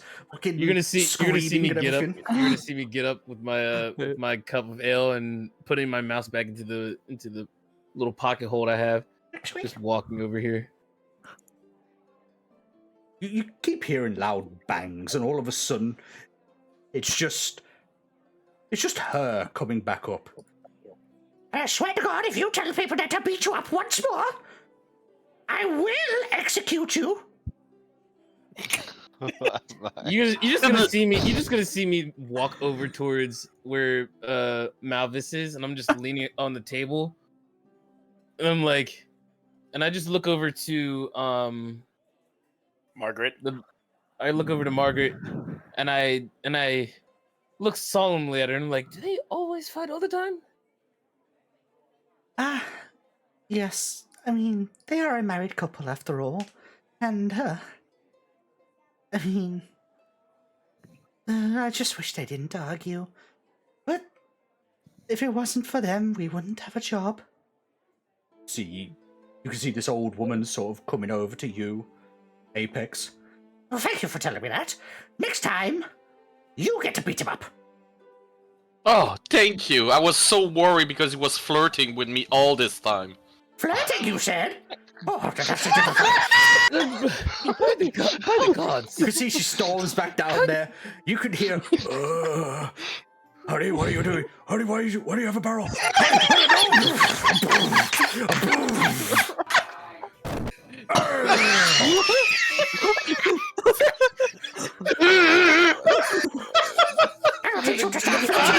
By the gods. Margaret, beg your pardon. Miss Margaret, how long have they been married for? Oh, hi, Ted. You hear Margaret sigh for a moment, stand up, and to you, Spiral. Oh, yeah? She plants a soft kiss on your cheek before walking off. Ayo! She walks off, and you can see she too disappears down there. You don't hear any more loud bangs or crashes anymore, but you hear a lot of talking. Although it's murmured, it's, you can't exactly tell what they're saying. But slowly but surely, you see the old woman come up first. And then you see the man. He looks battered and bruised like fuck. Like he's like almost beaten within an inch of his life. There's even like wood sticking in like parts of his arm and all that kind of shit. She, on the other hand, looks fine as fuck. She's alright.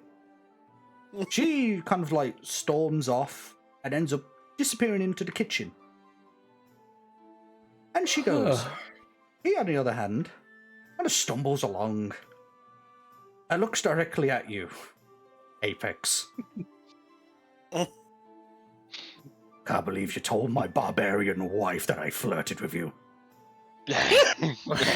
Well, I hope the next drink is free because I will tell her directly that you called me. You call her a barbarian.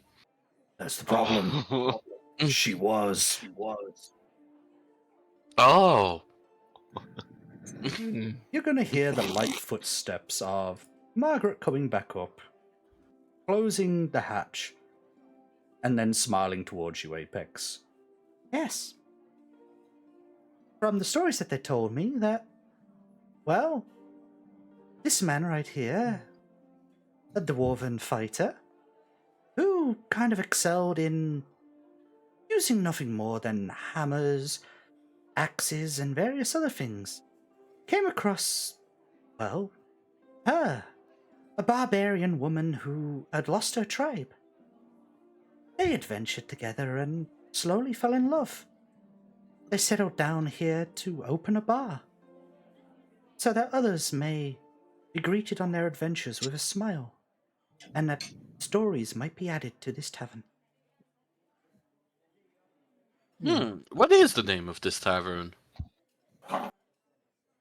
Oh, well, this tavern, it's called the Sunken Ship.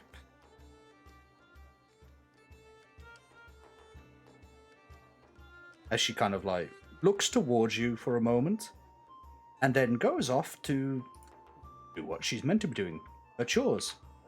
Meanwhile, this guy right here is, well, pulling out a little piece of splinter from his arm, kind of dusting himself down, and then just looks at you and is like, tell you what, half on the next drink. Of course. Fine.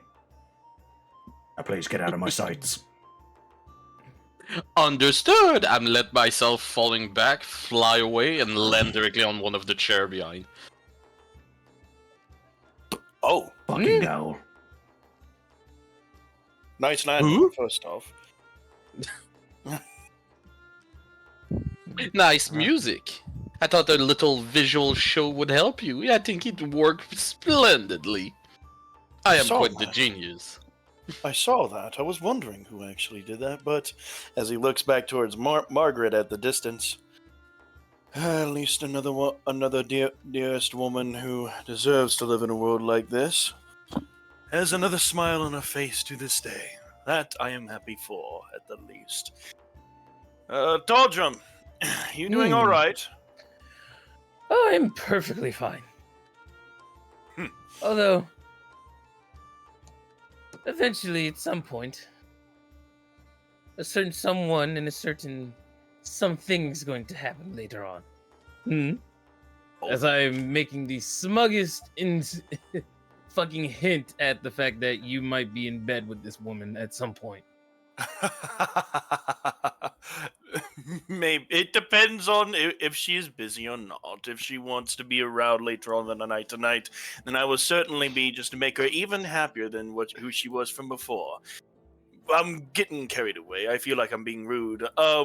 You were the one that you were the one that gave a little bit of a light show. I noticed that. I sensed that. Correct? Would I? I'm reading the text right now. Would I actually see them beaming at my mouse at the moment? Roll me perception. I'm so used to Apex. I was waiting for the "you could surely try." You can surely try. Roll me a perception. With an 8. Uh-oh. You want me don't to see roll it. No. Still? I mean, if you're trying to hide it. Yeah, I'm Okay. gonna. Okay, roll me a stealth then. Oh, shit, okay. fuck. So, as they're trying to like gleam over towards your mouse every so often, T, it's not you that sees it, it's your mouse. But instead of the mouse kind of like squeaking, it does the whole thing of like turning, kind of punching your chest to try and get your attention, and then pointing towards the owl. As it's as clear as day, you can see the owl is kind of like glancing over, licking their beak, glances away, glances back, drools a little. Now, It really looks like they I haven't did not- eaten. Now, I do not know who you might be, I'm who? but I'd much very appreciate it if you do not stare at my pet mouse. It's instinctive. It's a little bit harder than me. It's like I'm attracted directly by things or shiny and golden and shine. Turn my gaze towards Spiral.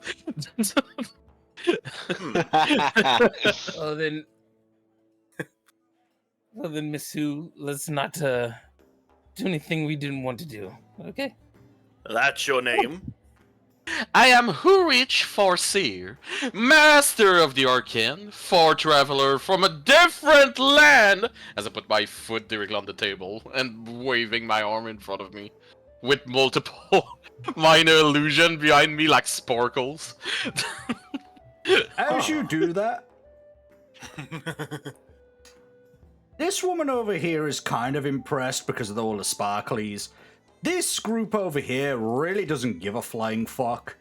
The succubus is kind of just like, oh, somebody else who can do that. As she creates little sparklies as well for the whole night team to kind of like admire. But each of those knights are kind of having that awkward moment of, I'm married, I shouldn't be looking. I'm married. These two over here really don't pay any attention as they're kind of like being served by this guy who has not left them for about a good hour, talking about how he used to be an adventurer once until he got hitched. But other than that, not really many people are paying attention to it. The dwarf guy over here is kind of like smirking like, you ain't as popular as you think, bitch.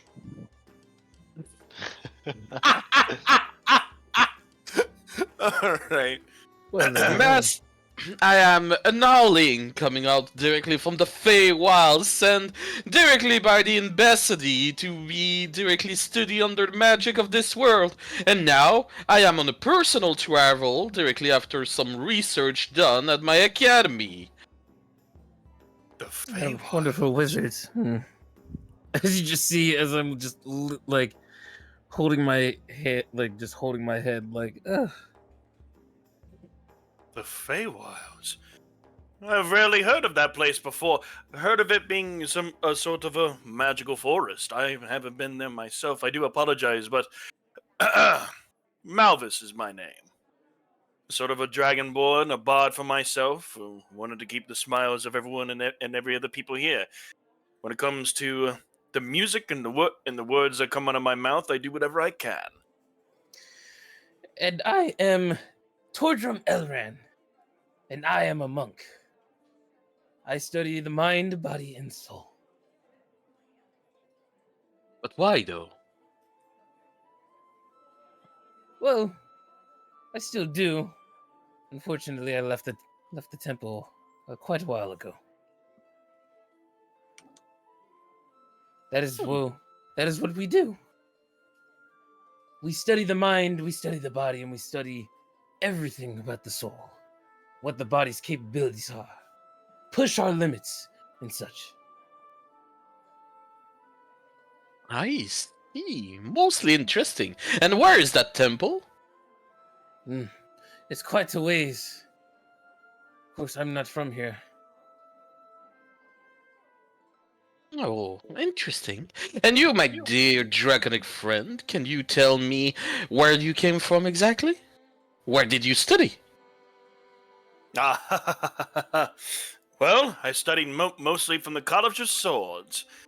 That has given me much needed opportunity of inspiration within my own music. I brought a few instruments with me, as an accord, in which my dulcimer. That has always been one of my biggest prides and joys of making music. As well as, well, just in case of something were to happen in some sort of occasion or circumstance for me to defend myself. Interesting. I saw you were really talented directly with your music. Maybe you and me can do a duet at some point. I have quite the voice. A duet? You play and sing some music yourself. Indeed. Well, as you might not have realized yet, I am a bird. Well, looking type bird creature. We're quite used to sing directly to try to charm other people. Oh, yes, that's right. Actually, no. Forgive me if I haven't seen it before myself. No need to apologize. But do not worry, I am not trying to flirt with you. I see you already have your eyes all over that little girl over there. I think she's into you.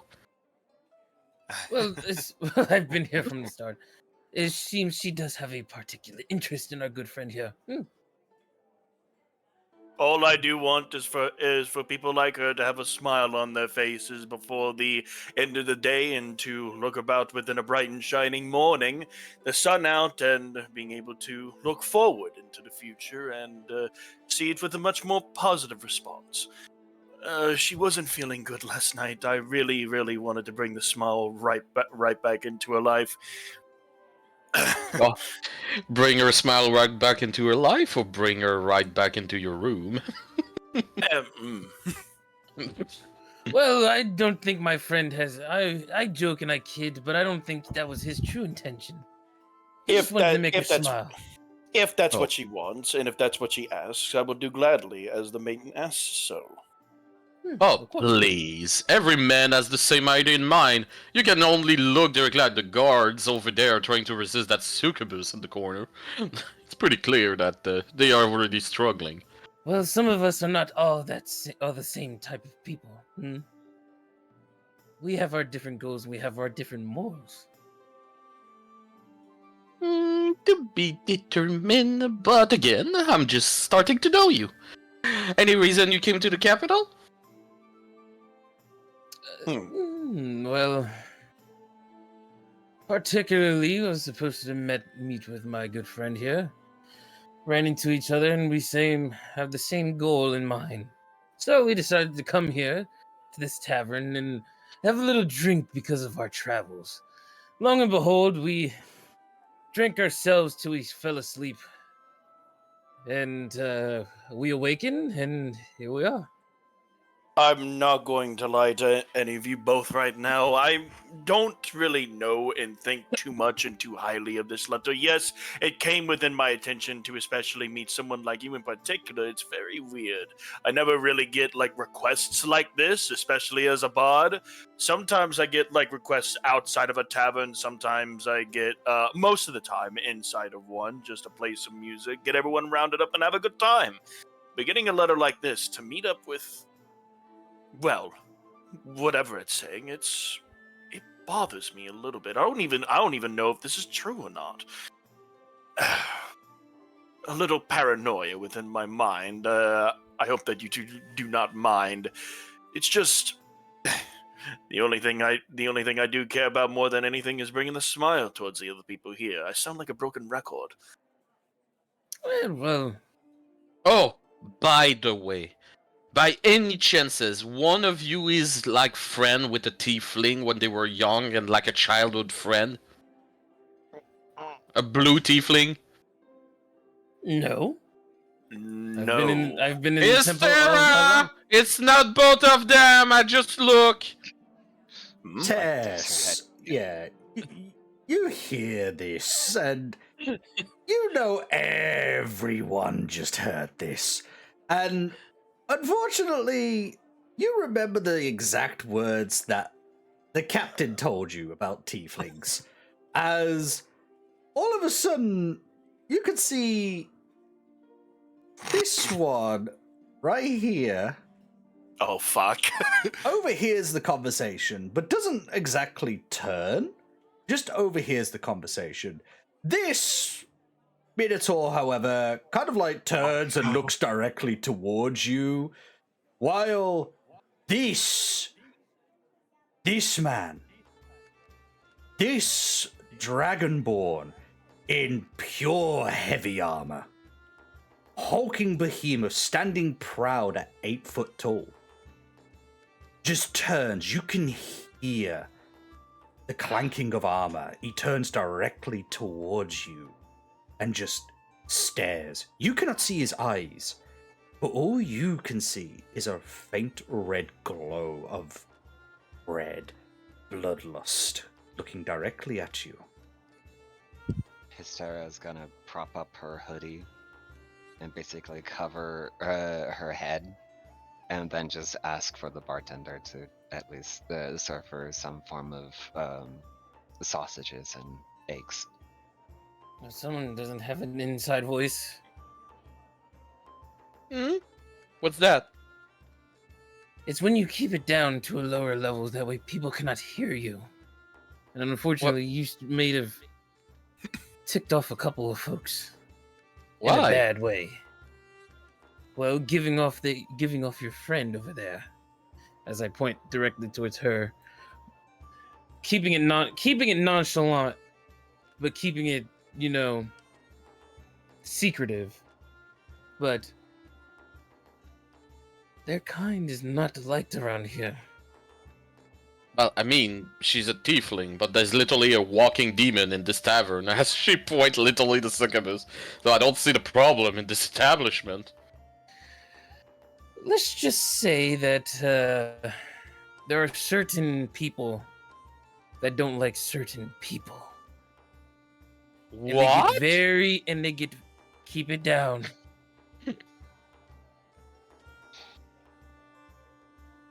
It's simple, really.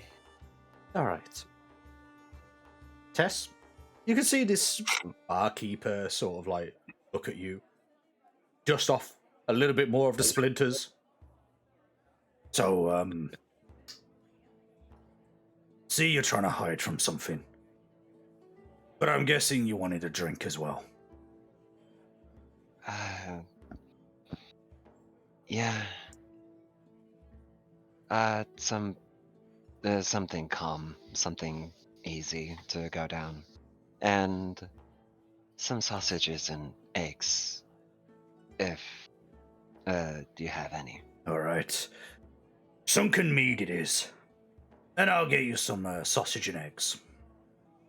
And she takes out a few silver pieces and puts it up on the table.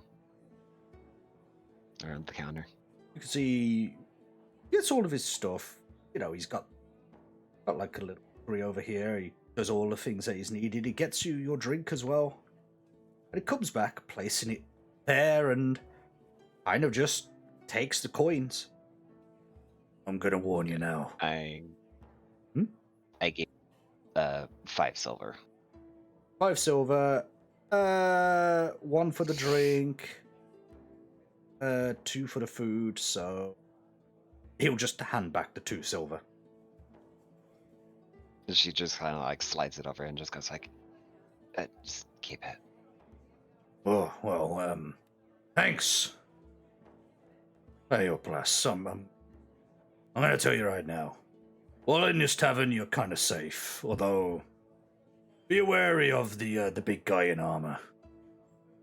He's not very fond of tieflings. The Minotaur you don't really have to worry about. Technically, he's alright with tiefling. He just wanted to make sure that the big armored guy didn't decide to charge over here.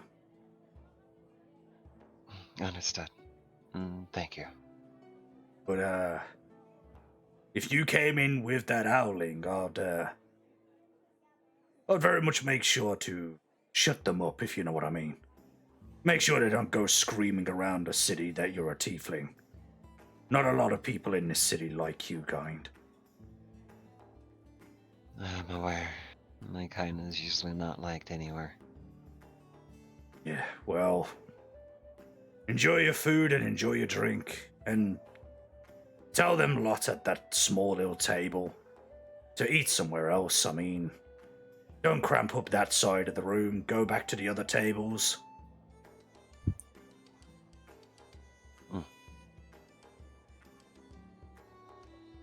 All right, you big, tall, fucking hell, you're tall fella. What the fuck can I get you? I need a stepladder for this. Hold on. You could see he pulls out a little stepladder from underneath the counter and just puts it there. You know and what? then catches up to you. Before he does that, you're just gonna see Rokas just slowly squatting, just so he's at the same level as the bar. Have you never been told, do not do this to a dwarf, you insultive bastard?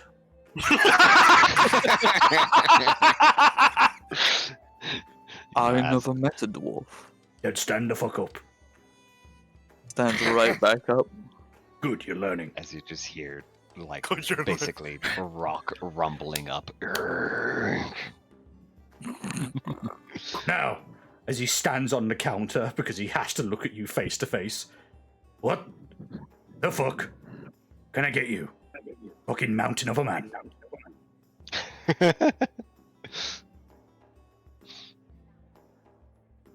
Do you have anything that can that similar to spruce spear?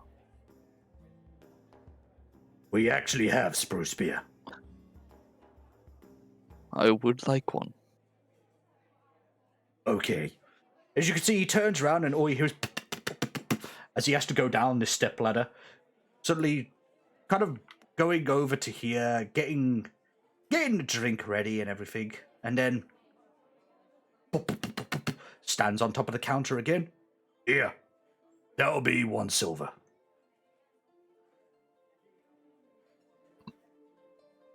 Is this enough? Puts down a gold. I don't know where you come from, but keep tipping like this and we'll be good friends. Kind of like takes the gold coin. Now, is this like the full payment, or are you just asking for change as well? What is change?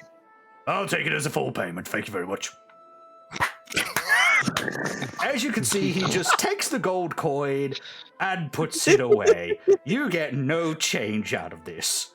You've just given him 1 gold coin for a drink that only costs 1 silver. Damn, talk about overpaying. Holy shit. Anyway. The moment that he pockets the fucking gold, though, you can hear just all of a sudden, we got money? Jesus Christ. She literally pokes her head out of that kitchen knowing that there's a gold coin that just appeared. She smiles Gods. and pokes her head back into the kitchen, disappear and closes the door. Fucking woman knows everything. I'm gonna have to teach you counting at some point if you and I are gonna be constantly traveling with each other. He looks over to Hysteria as he opens the bottle. I know how to count.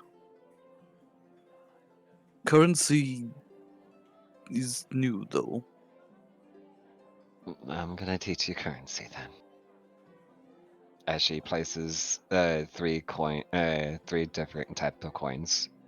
1 copper, 1 silver, and 1 gold. It basically goes about the whole entire teaching lessons Okay. of currency. So, I'm gonna need you to roll. Let me see. Animal handling. Oh my fucking god, no. No, 'cause that's my pet. All right. So,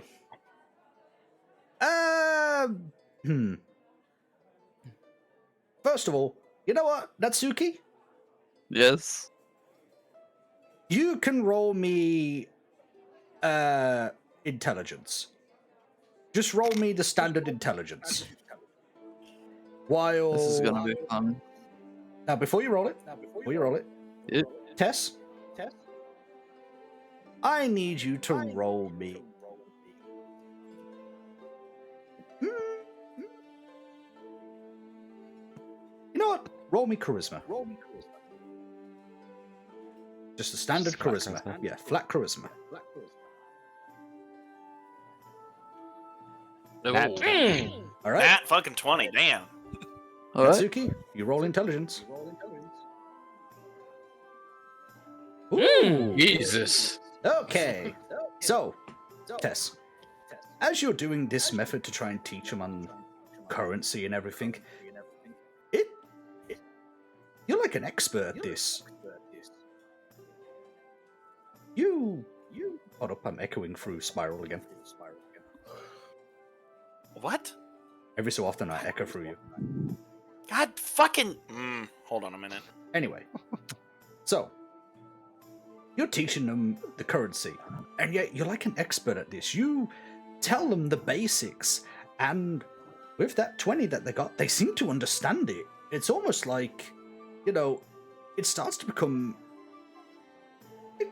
It's quite a decent teaching class that you've set up.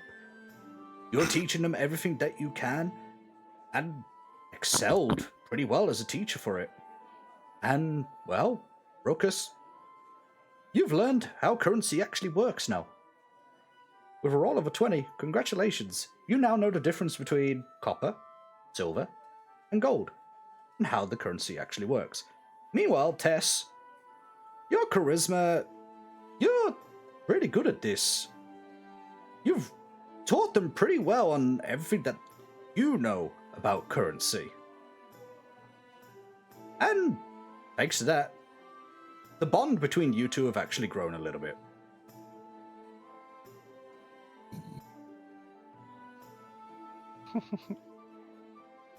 This upside down fucker walking towards me. And that's about it.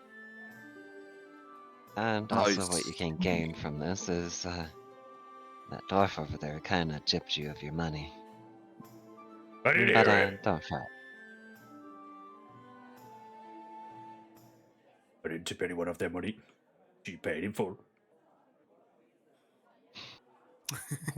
Just waves dismissingly whilst he just like strokes his beard. He can keep it. It will still take some getting used to, seeing as back home I had no need for this. Understood. And I can tell you are much of a gentle giant. A lot of this world really do need that.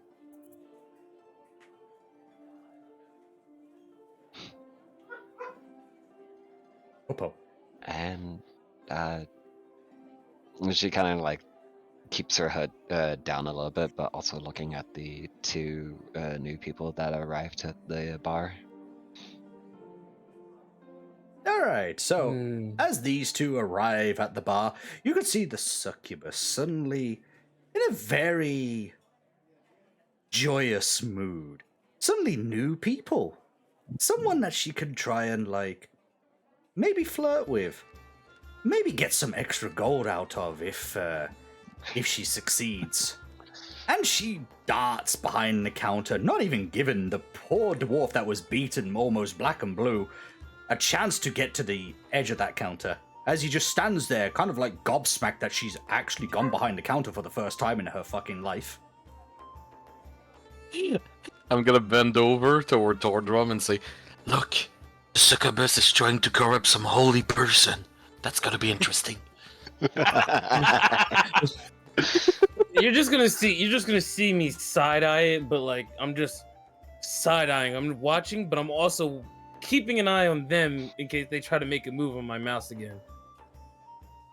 My eyes are jet open, focused on that situation. It's way more juicy. You can see the mouse.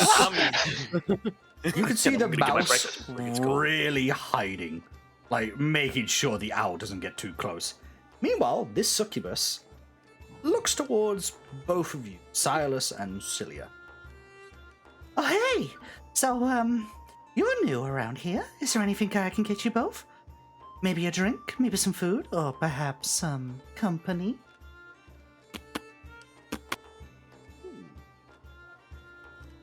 Aurelia, would you like to order first? Well, if thou hast any refreshments that are non-alcoholic, I'll be pleased to purchase that, and maybe some food. Oh, so water, or possibly something else to quench your thirst? Tea would be nice. Fucking obsession with tea right now. Listen, I'm noble as well. It fits. Tea. Now, would you like that served in the cup, or you want it served directly from me? Uh, I Hmm? think the cup would be fine. She's She gonna see me. blushes. You're gonna see me looking at fucking. You're gonna see me looking at Malvis drinking, like sipping on my mug, with a cocked eyebrow. Like the fuck is she trying to do? I'm just gonna quickly just look at the table and then drink some of the water with a wide-eyed fucking stare at the water. All of you can see this dwarf suddenly just standing right here, and it's like that sort of lean of, "Are you for real?"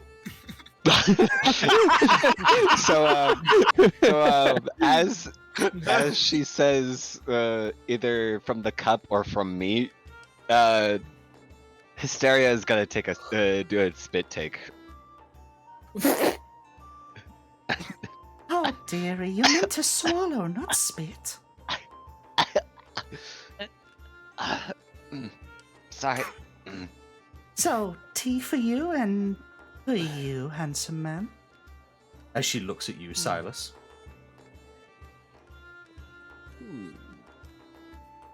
I'll Would take you like a meal, a a. bath, or me? I'll take a regular ale and let's see, for food.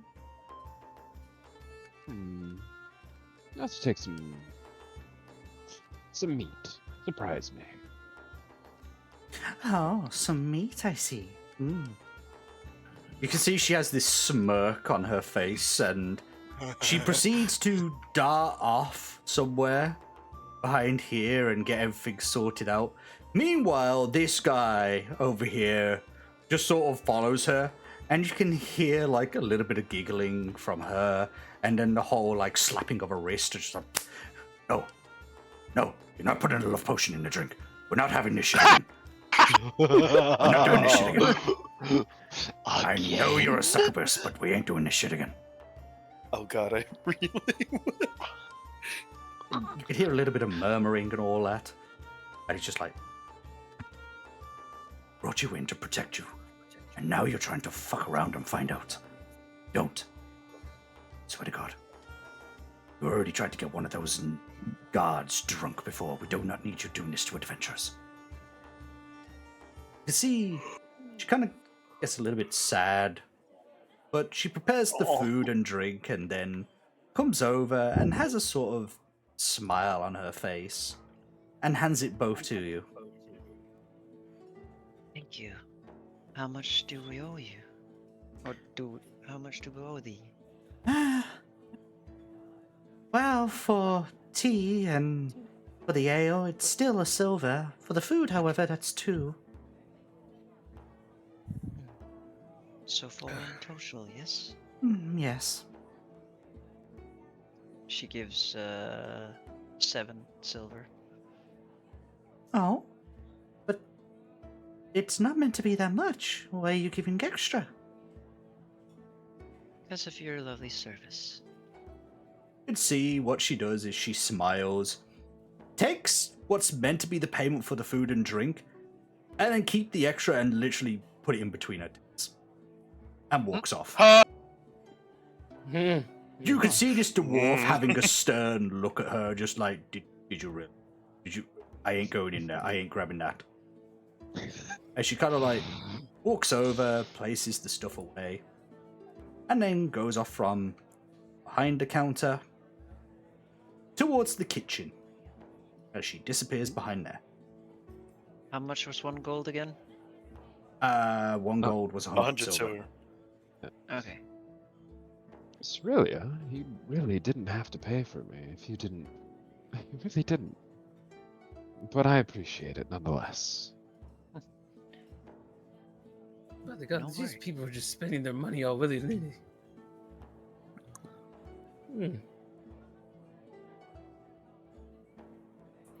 But, shall we ask that question to the barkeep then? Yes. I shall let thou lead the question. Alright. Hey, Malvis. Yes. Can I just call you Mal for short? Would that be better? Mal would be completely fine. Some people call me Mal, some people call me Mr. Igneous, or Bod Igneous. A couple names thrown around and about here and there. You're fine to call me Mal. Okay. So, I think it'd be better. Of course. Silas is gonna lean forward onto the counter, put his arms on the counter, and look at the dwarf. I assume you're the owner of this place, and we have a question we'd like to ask you. You assume correct. I am the owner of this place. As a sudden loud door swings open. No, it's not. I'm the owner of this place. And she disappears back in. I love these two so much. I see. Fucking witch. We'd like to ask. We'd like to ask you if any other individuals have come into this bar, have been given a letter by a guard sometime recently. I mean, guards come give one to them. I mean, the only one that I technically know of is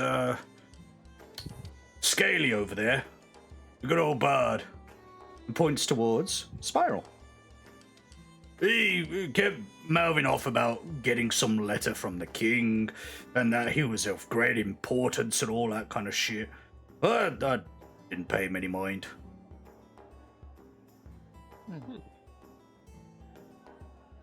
We appreciate your the info, and we'll take it from here.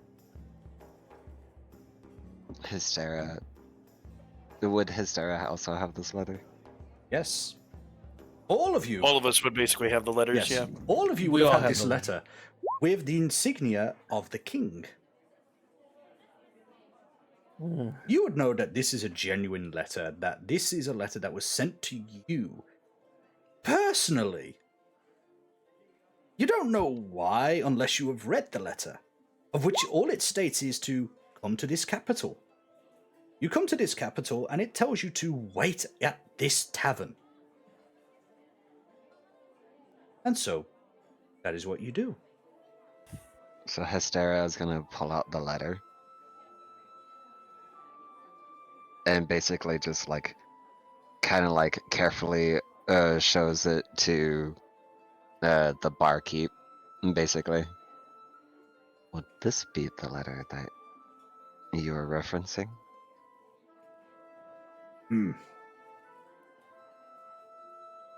Well, from what I could see, it's word for everything that Dragon Boy over there said. Although, I don't know who's going to meet you, but if it's anything from the king, you're probably going to get, well, probably the guards will approach at some point. I mean, those three riffraff down there ain't nothing. They come here almost every single day. They say that they have wives and everything, but they come here to get away from them. She stores it back into her cloak. You're gonna see him basically reaching into like his so Tordrum's gonna reach into his gi. He's gonna just pull out the letter. He's gonna pull out the letter out of his gi. Say, and he's gonna look towards Hysteria and like all the others that are like right at this area. It's like, maybe fate is kind. He's just gonna put it back into his gi.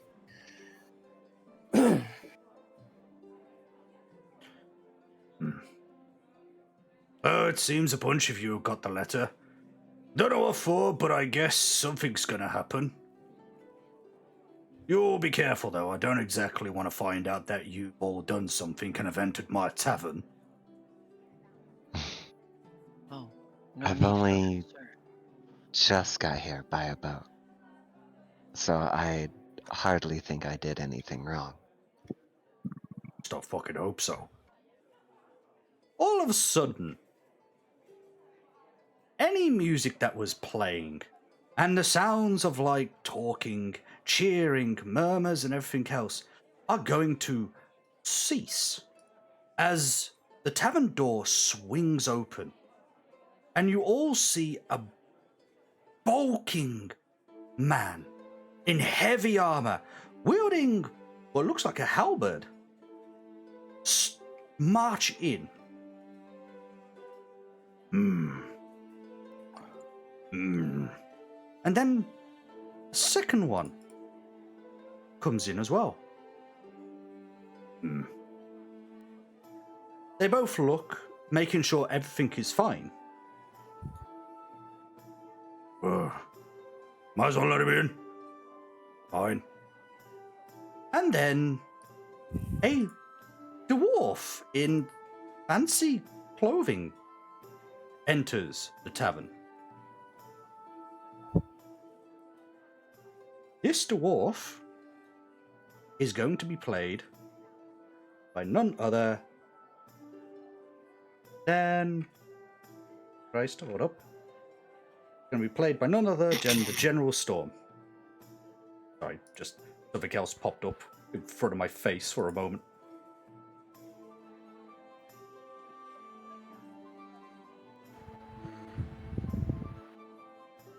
Sir, we know the letter that was sent out was told to have some adventurers here. You want us to go searching for them?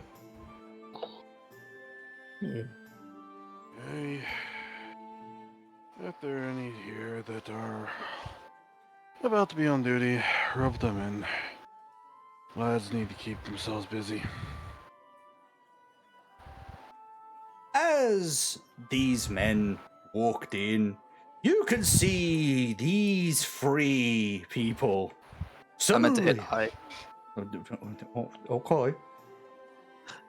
You can see these three knights kind of like in mid-conversation with your good woman, the good Dragonborn over here. This one over here suddenly sees this dwarf. Goes, fuck! Stand up! Captain's here! And they all suddenly stand up, and you can see they kind of like get away from the fucking table. And, they all suddenly... As these three come marching forward.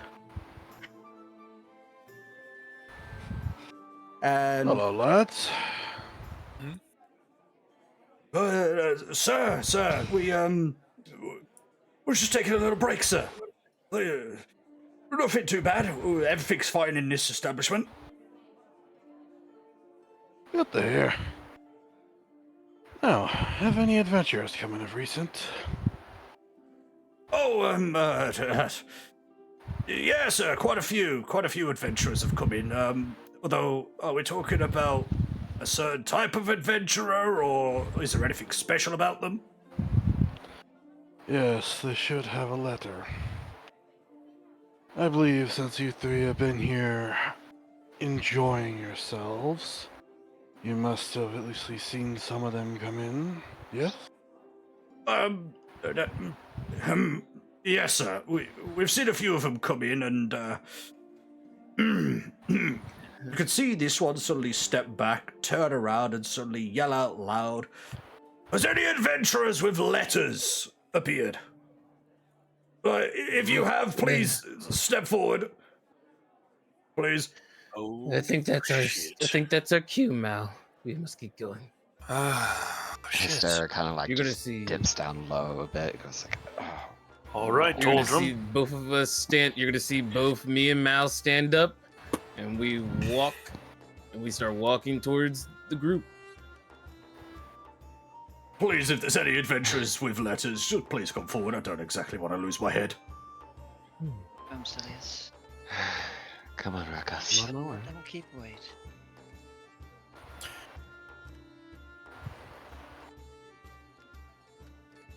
You can see, as you I'll get look close over to the to table, Mal. these adventurers kind of move to one side, kind of a bit, don't exactly want to get involved in this shit, so kind of move away from you. After I realize this window do not open, I'm gonna get I poke. You gotta You can realize, see her yeah. trying to open the window and pressing like a bit panically in it, but realize like she cannot open it. You can fucking hear itself and fuck. You can see this dwarf get onto the stepladder and onto the counter. Hey! Get the fuck away from the door! That fucking window ain't gonna open! Are you okay? As he stomps back. I'm fine. I'm fine. I just don't deal well with guards and kings and nobles and authority. Come on, please! Try to live. You can see these two guards. They are way higher up in the military ranking than the normal soldiers.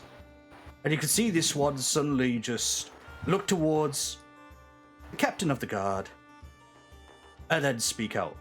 Sir, shall I tell these soldiers to go back to the barracks and, you know, wash up? Yes. Be sure to assign them to the night guard. They'll need some time to relax after today, for sure. Oh, sir, no. And you can see there's just a heavy sigh from all three of these. As this one steps forward. All right, lads, come forward. You need to go to the barracks. You know what? I'm gonna lead you there. Ah, fuck.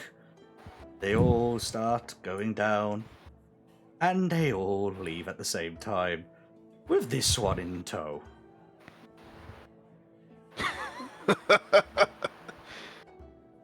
Surprised we don't know that the night guard I'm having him assigned to is actually one of the more calmer nights. I swear those three have been getting worked up way too much of late.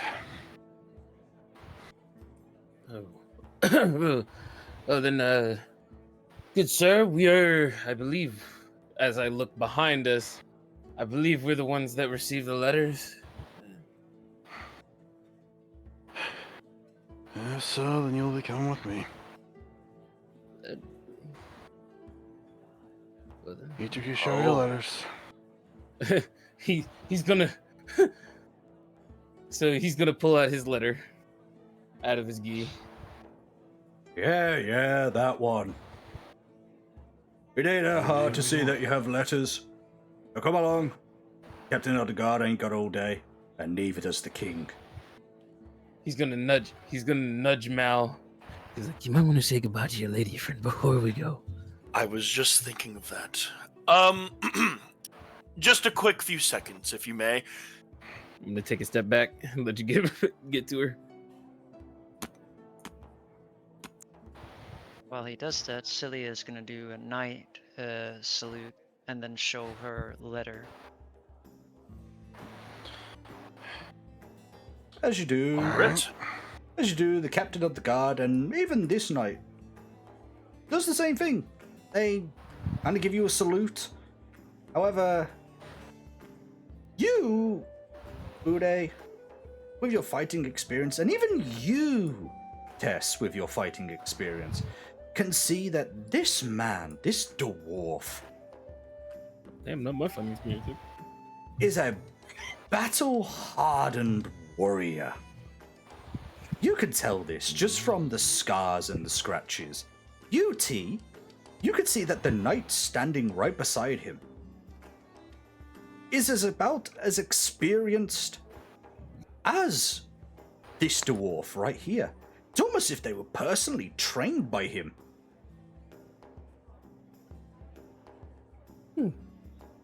Interesting.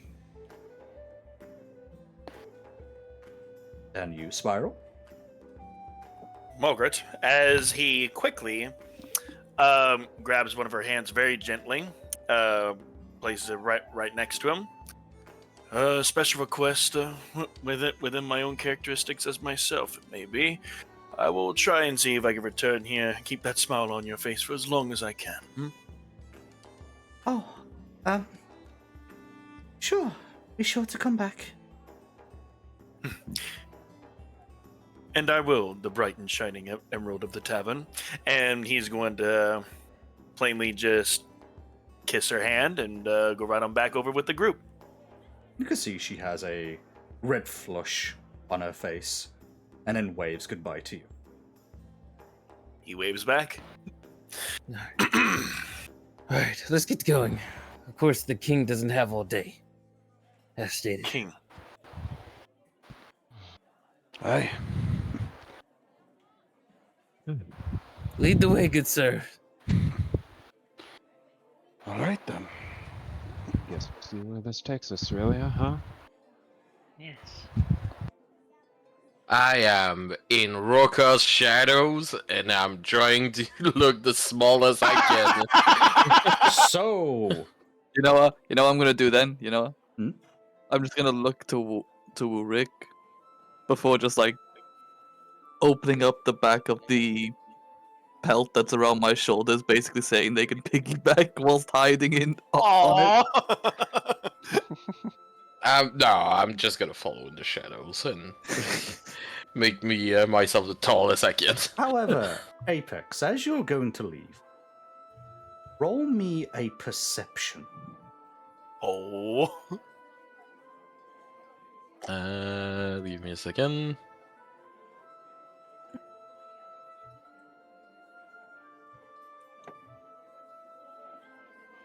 Okay.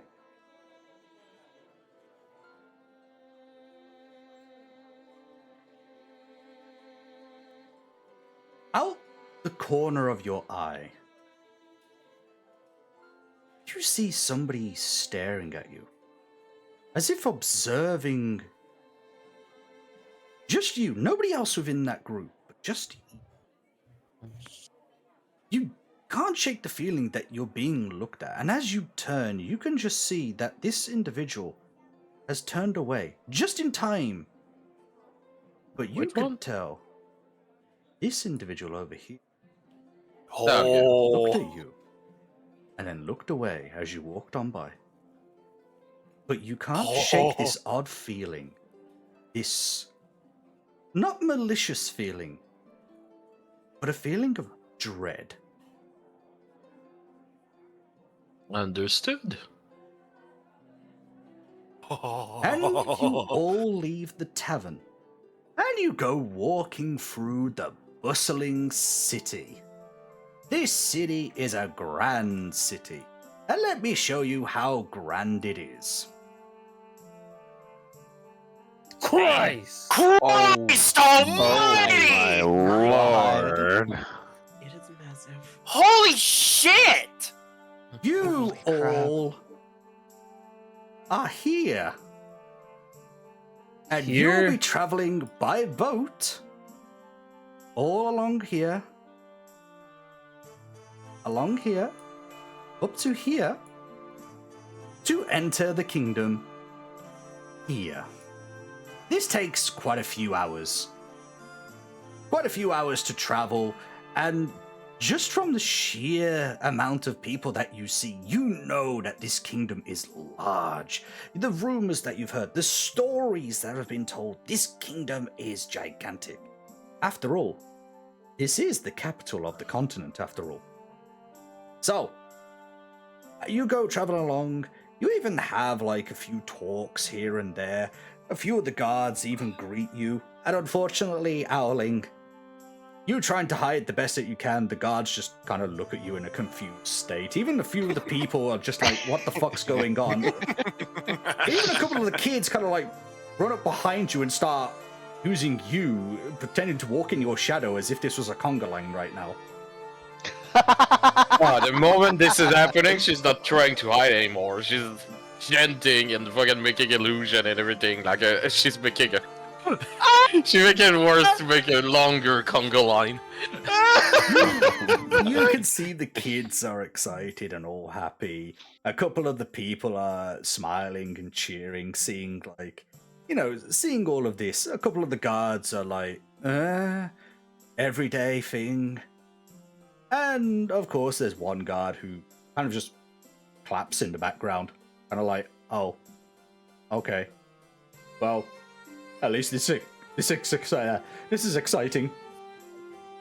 And then all of a sudden, you will make your way to this kingdom. This gigantic kingdom. This is the centerpiece of it all. This kingdom is the gemstone of this bustling city. It is extremely tall and well fortified. For it has to be. Not only does it guard the king, but it guards a special someone as well. But you can see, just in this kingdom alone, there's not just the standard guards who are here. There are other guards as well. Guards donning different colors and different flags. And as you enter the kingdom, you will be going in through, well, one of the many gardens leading towards the throne room. You will all enter here.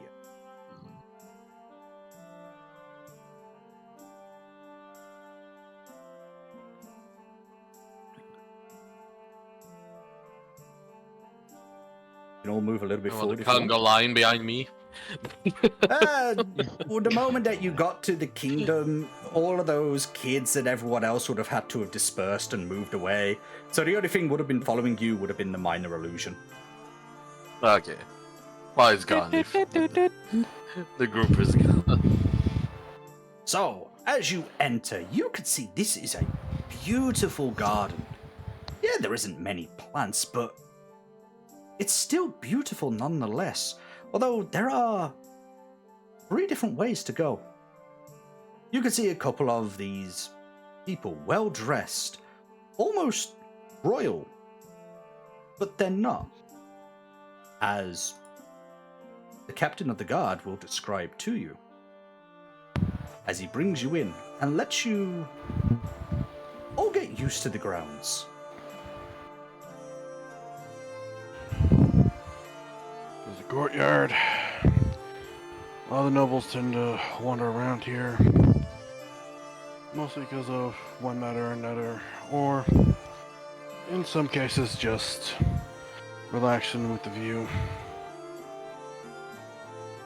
You're welcome to have a look around. If you want to chat with a few of the ones here, don't take too long, but I won't stop you. Oh, and don't break anything. What? Did she push a vase? Can I? Oh, I'm not that close. You know what? Catch you. So you're trying to I'm catch guessing it. that was- Yeah. Roll me a deck save. Oh, fuck.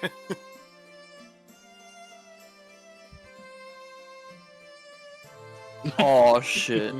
that's try to assist in catching this. Well, with the assistance, it would only be a 5. So with that low roll, the vase is pushed, and it shatters along the ground.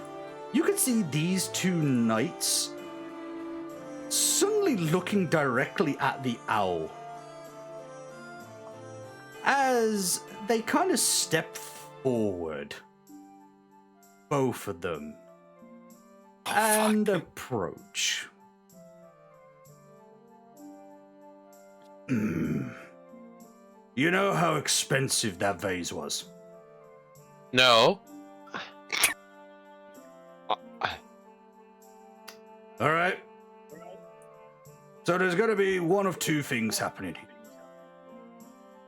You can either hand us some money to replace that vase, or you can suffer 1 night in jail. She's gonna step forward directly towards him. Pass my wings around and pass directly my arms directly like over his shoulder and look at his eyes and like, are you sure? Maybe we can come to a small agreement. I know it was expensive, but I believe if it was that expensive, it wouldn't be exposed outside to the elements. Which night are you doing this to? I don't know. Top This one, I one? guess. Yeah. As you try to do that, this knight actually pushes you off of him. Well, okay. I'm gonna say this right now. Either pay 10 silver pieces or suffer 1 night in jail. Your call. I'm gonna cast friendship on him. Show me description. No. Oh God. Oh God. Hold on. Spell. While this is happening, I'm just gonna nudge Mal. I'm gonna be like, I think that one has a couple screws loose. Yeah. Pretty damn much. All right, so you have advantage. Just be careful on that one. You have advantage on charismas. Okay. That isn't hostile toward.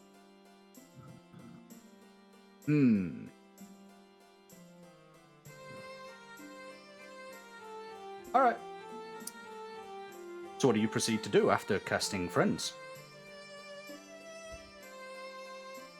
I'm just saying, like, I did not know. Is there no chance of beginners? I mean, after all, the vase are exposed outside to the weather and any temperament. Is it not normal that a breeze of wind can break one? Roll persuasion. With advantage. Of course. That is a charisma check.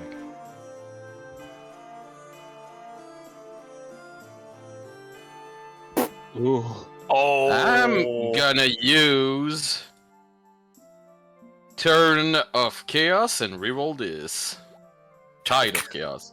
Tides of Chaos. You can manipulate the forces of chances and chaos to gain advantage on 1 attack roll, ability check, or saving throw.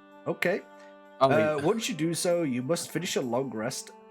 Okay, so essentially, isn't that just gaining an advantage? Yeah, it's rerolling, basically. Alright. Reroll. Swear to God. Swear to God. There you go. What is that roll? Both 16s? Oh god, I wonder if they got a chaos table.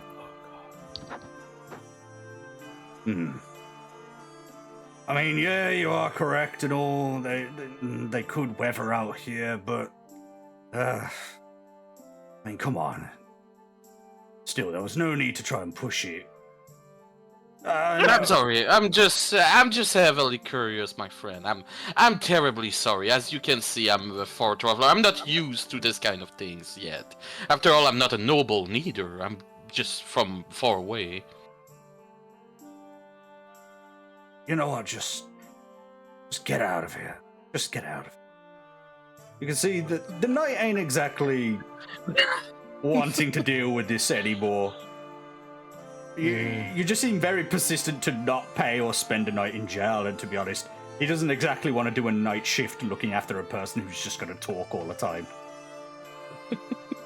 Thank God. Flawless. Anyway, what we were doing here?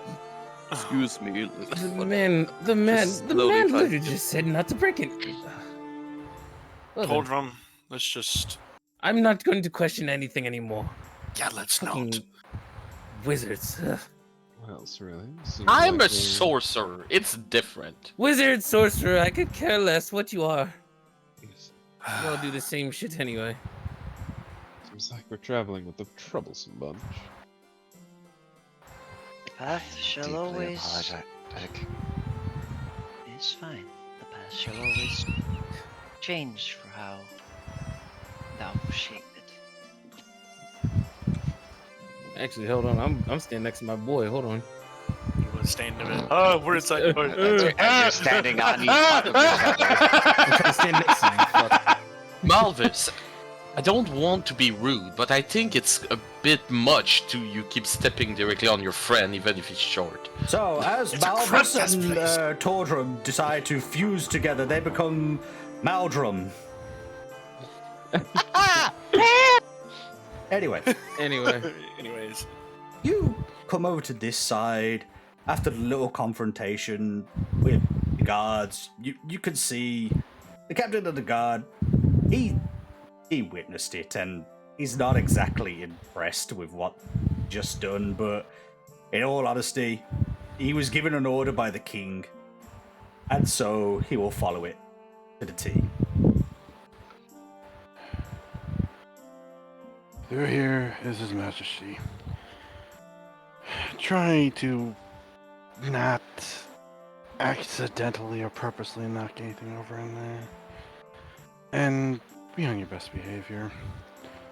Oh, there might be someone that's not fond of somebody in your party. Just as a heads up. She pulls her hood. She pulls her hood down so that her horns at least tries to cover her horns. I'm gonna bend over and whisper towards you. I think he's talking about you. You're just gonna see me face palm, and the mouse is gonna face palm with me. Just. You all Thanks. follow. Thanks for the heads up. You all follow this man into the kingdom. And you've all followed him into the throne room as he opens up the doors. And immediately you are greeted by nothing more than absolute radiance. Just pure energy.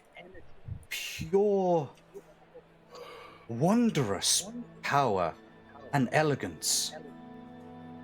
The room that you enter is just beyond beauty, beyond imagination.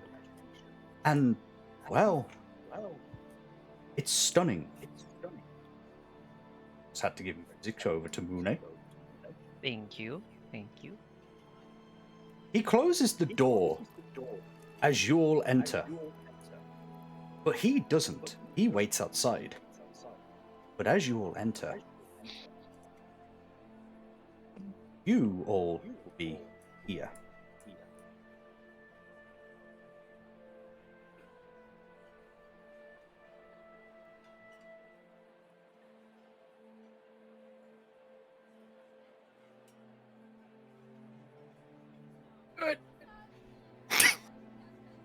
Crowded room. A bit crowded, yeah. You all enter.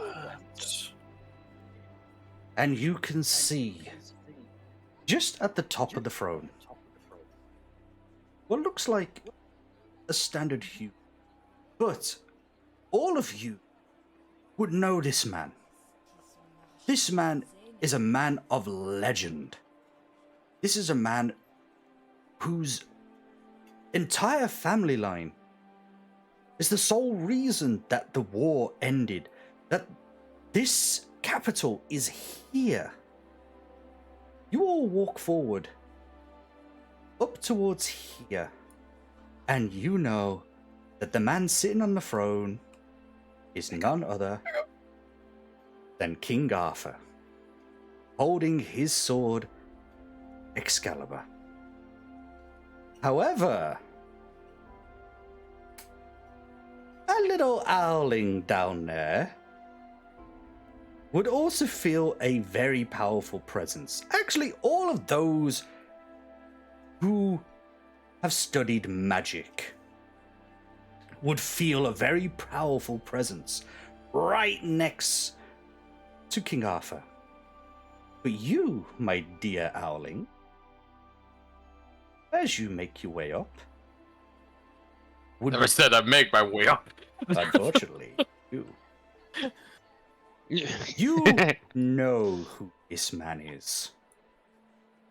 You know that this is the king's right-hand man, a powerful wizard known as Merlin,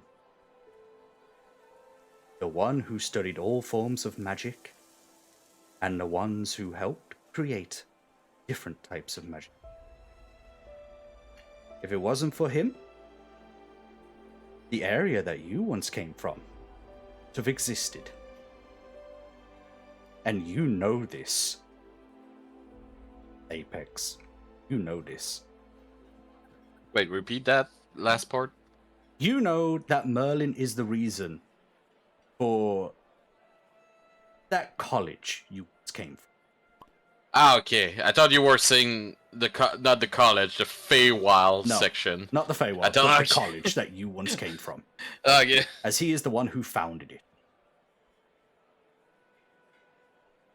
As Yeah, you- I'm just gonna go behind our gentle giant and try to hide the most I can under escape now. Sir, it would appear that the people that you summoned are here. It would appear so.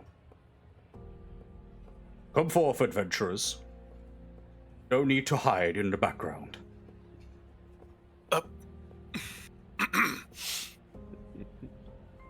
What a grand entrance. Steadily moves. As Carefully. you do, you could see these 4 individuals. These 4 individuals are also warriors of legend, kings and queen of this continent. Although their names have not been spoken yet, you can feel different energies from them. One for both Silas and Cilia. You can feel an overwhelming power of holy energy, holy radiance, and to you, Silas, another Asmire. However, you know this as the king of the Asmires. This man right here. For you, Spiral.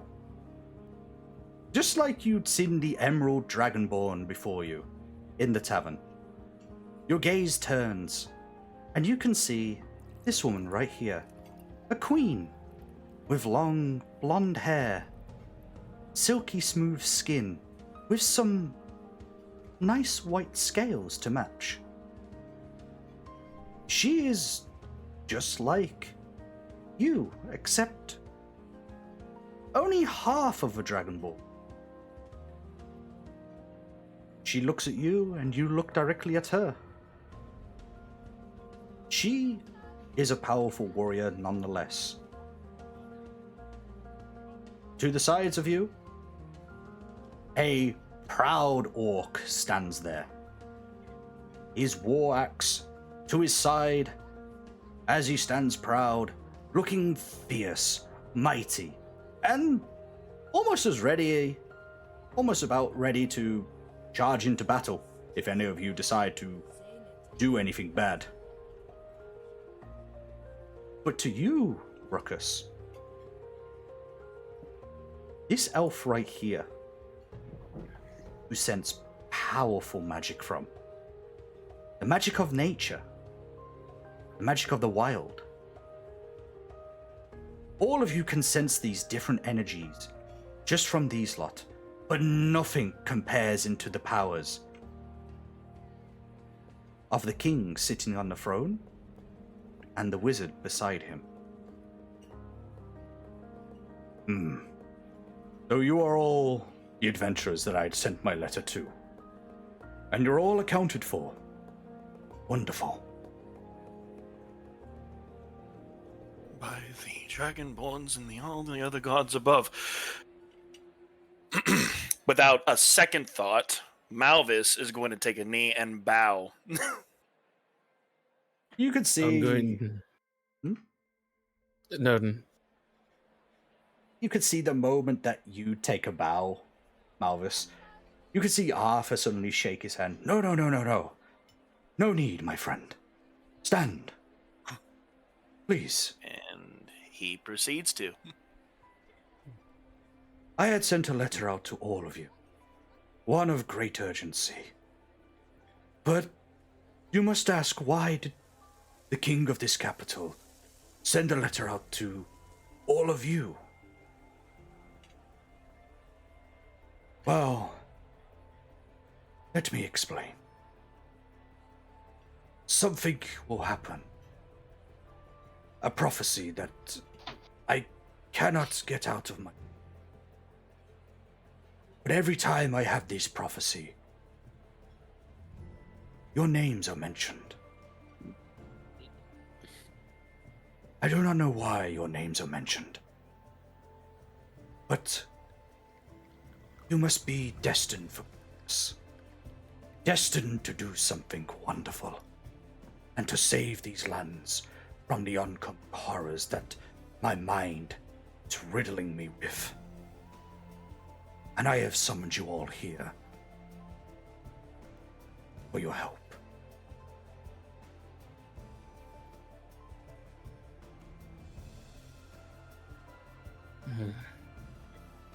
We would gladly give it. Your wish is our commands, my lord. See Merlin take a step forward and kind of looking over every single one of you, and even though you're kind of, even though you're trying to hide, you're already hiding behind the shadows. You ain't hiding your magic, however, as Merlin kind of senses it, and immediately is just No. like, It's just a tall furbolg with 2 wings over him. That's it. It's a flying furbolg. Okay. Now you see, Apex, I'm actually about to make it worse for you because of so many people there is here. Rokas is going to activate one of his natural abilities, Furbolg Disguise Self, and he's going to shift into a 5'7" forest elf. Oh, That's polymorphon. This guy's selfish just costume on you. Actually, no. bring it up. Let's see it. You Oh, can it's a cast- verbal You magic. can cast the Detect Magic and Disguise Self spell with a trait. Yep, so they're basically disguising themselves. I can disguise Yeah. myself as a different race as well, as long as it's anatomically correct. Okay. Let just look the spell himself real quick. Well, I have 2 different versions of the spell, that's the thing. You can seem up to 3 feet taller or shorter once you cast this spell. Okay, so basically, the Fireball magic is just you're disguising yourself. When you use this version, you can seem 3 feet taller or smaller. That's what this spell is. Oh, yeah. That's the additional part of it added onto the normal disguise self. Okay. So they've basically made themselves look like an elf with normal disguise self, and then with the Fireball magic, just gone smaller. So unfortunately, with that, Apex, them being now smaller than you, Merlin can literally see you. You! Yes, you over there. I see you, Owling. Don't try to hide from me. I know 7 letters were sent out. Uruguay? I could be. Sorry. It's the same voice. I just cannot take it out of my I mind. could be. Come over there and you start to shout.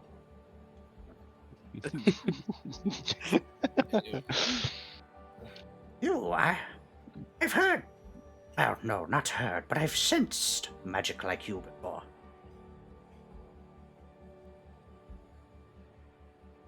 I'll have to keep an eye on you at some point. But if your magic is useful, then I guess your magic will be useful to your team as well.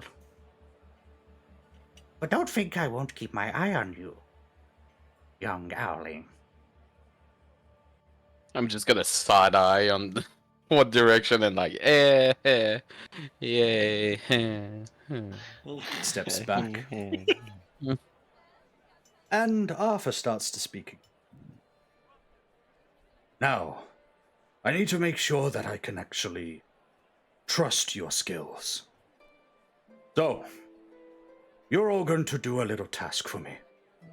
If you're willing to accept.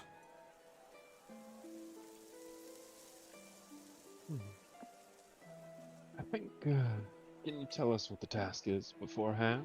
Before we And what accept? happens if we say no? I could see none of you were trained in manners. Or should I say the Owling wasn't? Who? I apologize, my lord, for unknowing of the noble ways. It's fine, it's fine. A court jester is a court jester nonetheless. Now, I have a task for you all. If you're willing to go to the outskirts of my city, to a village that had been rumored to be taken over by bandits, if you're willing to fight these bandits and free that village and come back, confirming the kill, I will have trust in you all. Would you accept this quest from me? How could I possibly deny a request from such standards as you, King? I myself would gladly take that. As an amazing legend that you are, of course, I will not turn this challenge down. I will humbly accept. In the name of Tempest, I would be glad to accept this quest to strike them down. Good. Well, oh, go for it first. And in the name of one Amadon Lachios as my family name, and my household that swore their fealty to you in the past as my dad and mother fought, I swear as well. And I shall follow your lead. As you're all there agreeing upon it, and Tess, you moved over to here. Mm-hmm. This woman right here, Queen Yvonne, is gonna look at you with a fierce look of disgust and pure hatred. Huh? Oh, Yes, fuck. You may proceed.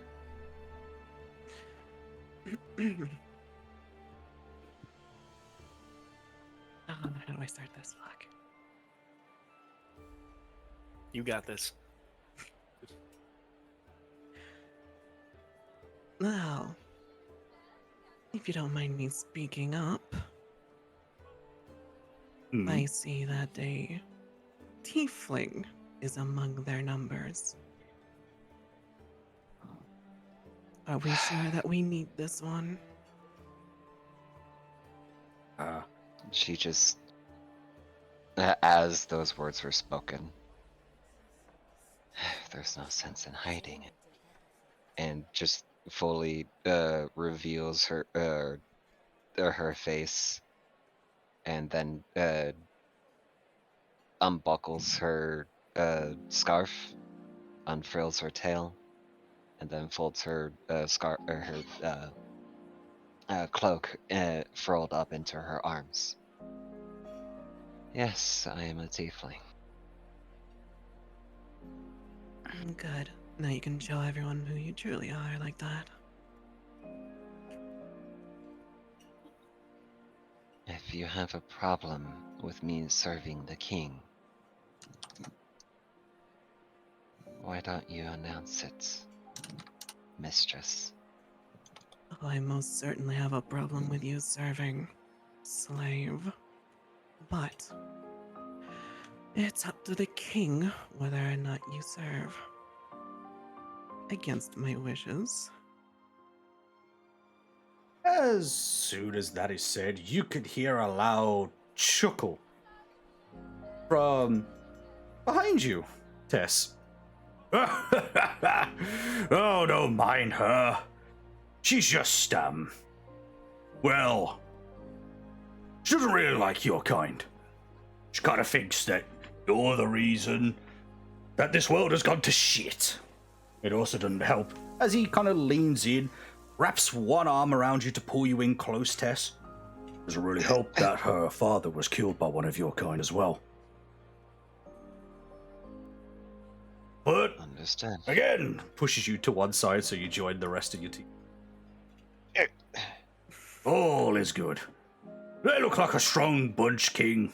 I'm sure they'll be able to deal with your bandit problem. Although, I mean, would be best if you just sent me. As he kind of flexes, kind of showing off his muscles. I mean, I could probably take him on without my axe.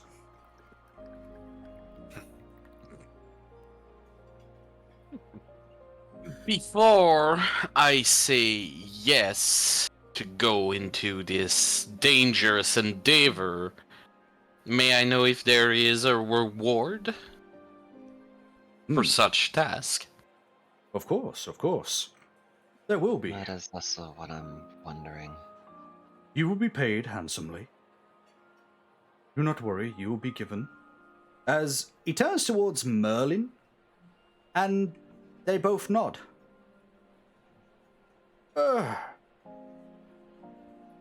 50 gold each.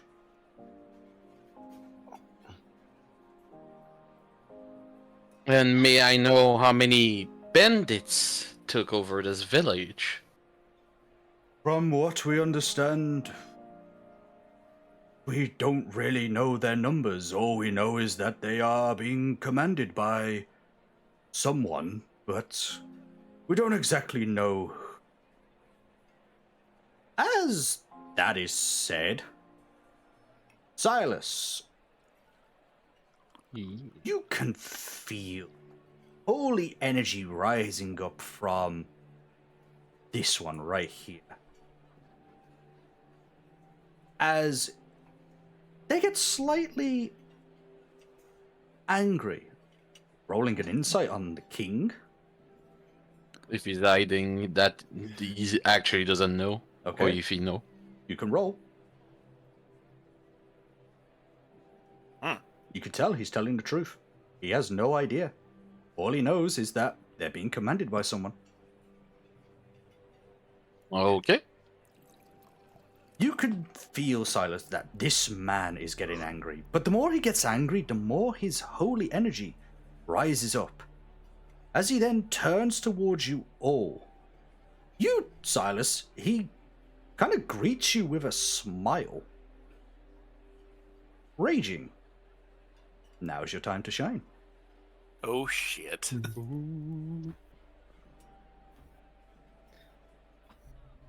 Hello there, adventurers. I trust that you're doing well whilst being in the presence of King Arthur. Of course. It's a pleasure to be here, and a pleasure to see you, my king.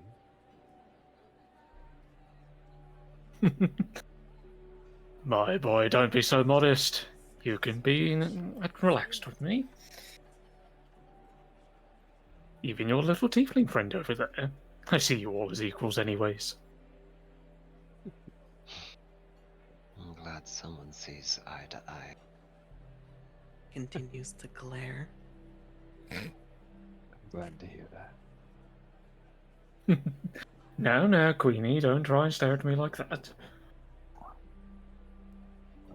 I will glare at you and her as much as I want. Try not to be so flirtatious, my dear.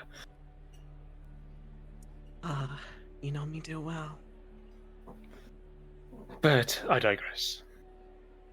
I hope that you all can do quite well at the king's request.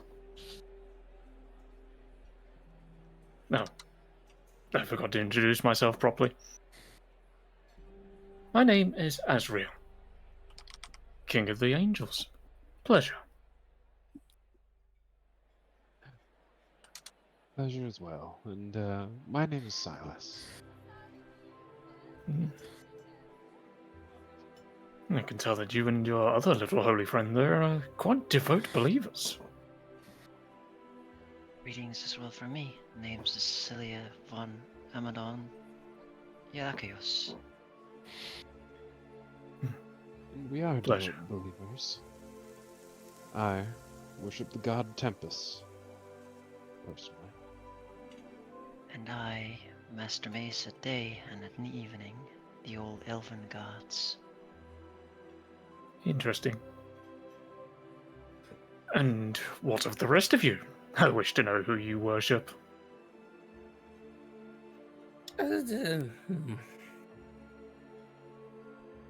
Well, sadly, I do not worship any gods. As for me, I'm not very religious. 'Cause I come from a temple and I only study. As you say that, T, the orc behind you laughs, literally making the whole place echo with his laughter, and then says out loud, "A midget after my own heart. Doesn't worship anyone but his own strength." I don't know. Well, then you can say something of the sort like that. Yeah. Mhm. And what of you, Tiefling? Who do you worship? I don't worship any gods or deities, but I do find grace in some of their words. Interesting. As much as that is the only things I can really hope for. I see. And what of you, Dragonborn? Same answer. However, I do have belief in one thing. As someone who's played music all around town here and there and such, I believe within making the smile of everyone around me. The music that I play and the words that I speak out to and fro. If that makes sense. It does for the moment. And what about a giant fellow that can make him look a bit different? What about you? I only worship the forest and the nature that makes it. You must be quite devout to it. More than most. As the words forest is uttered from your lips, Rokus, your conversation with the Angel King is cut short as this elf behind you hears your words and even speaks. Arako? I see another man of the forest. My name is Galadriel. I rule the forest to the east. Pleasure to meet your acquaintance, young adventurers. He turns around to the Forest King and does a small bow. The elves back at my forest called me Rokus Yamat. Pleasure.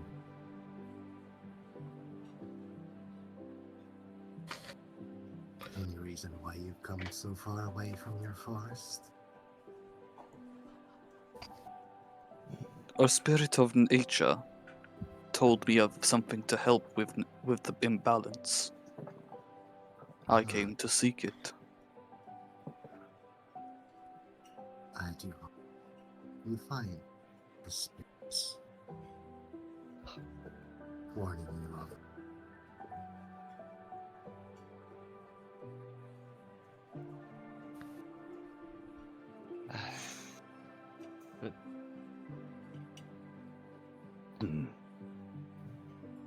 You'd suddenly hear the king do one clap of his hands, which echoes and silences the room. All the kings and the queen would suddenly turn their attention to him. Now, brave adventurers,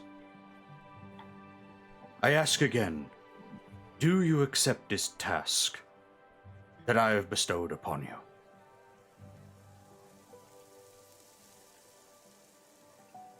I do indeed. Speaks out. You're offering us a job in a way for us in a trial. You're giving us a reward. Yeah.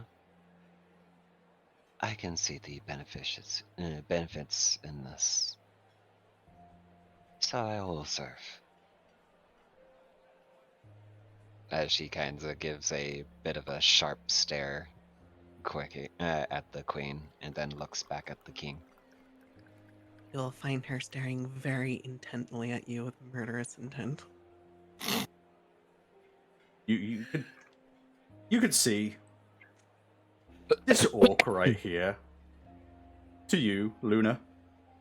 You could just see him in the background kind of doing that whole thing, like a little bit of a taunt, just like fight, fight, fight, fight, fight. So you're gonna see Tordrum stiffen out, and he's going to do the basically the bow. So like basically the palm to fist. Mm-hmm. And he's going to bow straight. And he's like, I will accept this quest. She also just like unfurls her robe and puts it back on. And I too will accept gladly.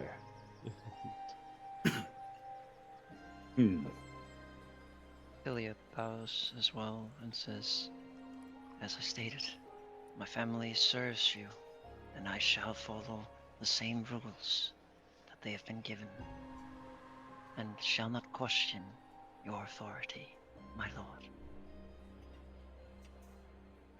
You, Owling, you're being rewarded for this task, and you'll even be praised by the people. Do you not accept this? Just to make sure before I say anything, I came from a place that deal do matter extremely importantly. Any mistake could be fatal. So, the task is to go into this distant town, still don't know how many days to go and travel, take care of the bandits that we don't know the numbers, leaded by something, and in exchange we gain your trust and 50 gold pieces. Nothing bound after this to do. Am I right? Once you have done this task, you would have earned my trust. And then, you will be paid in full. You would also be honored as guards here.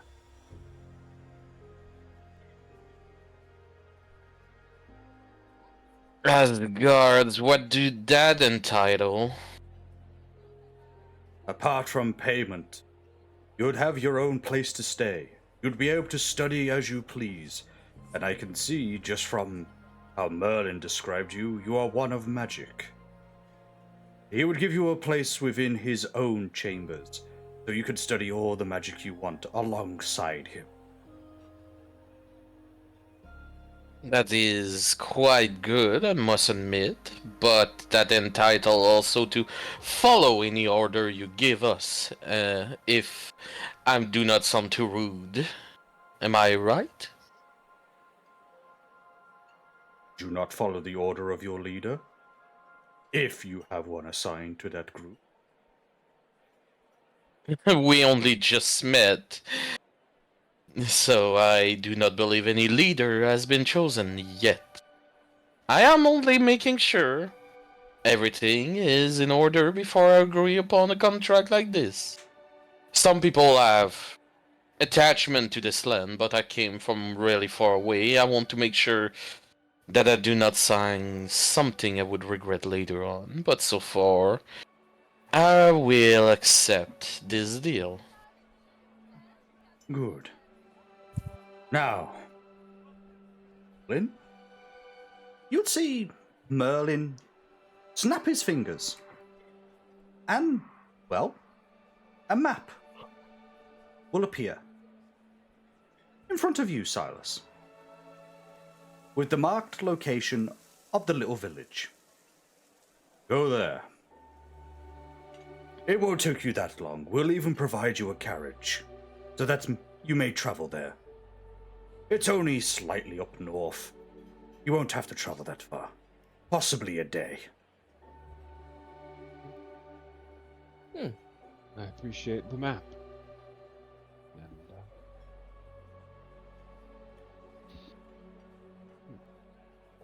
Well, if there's anything else to address, we should be taking our leave, shouldn't we?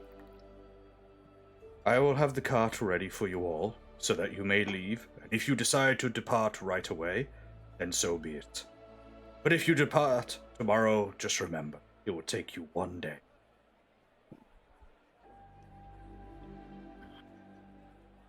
I see no issue in going today.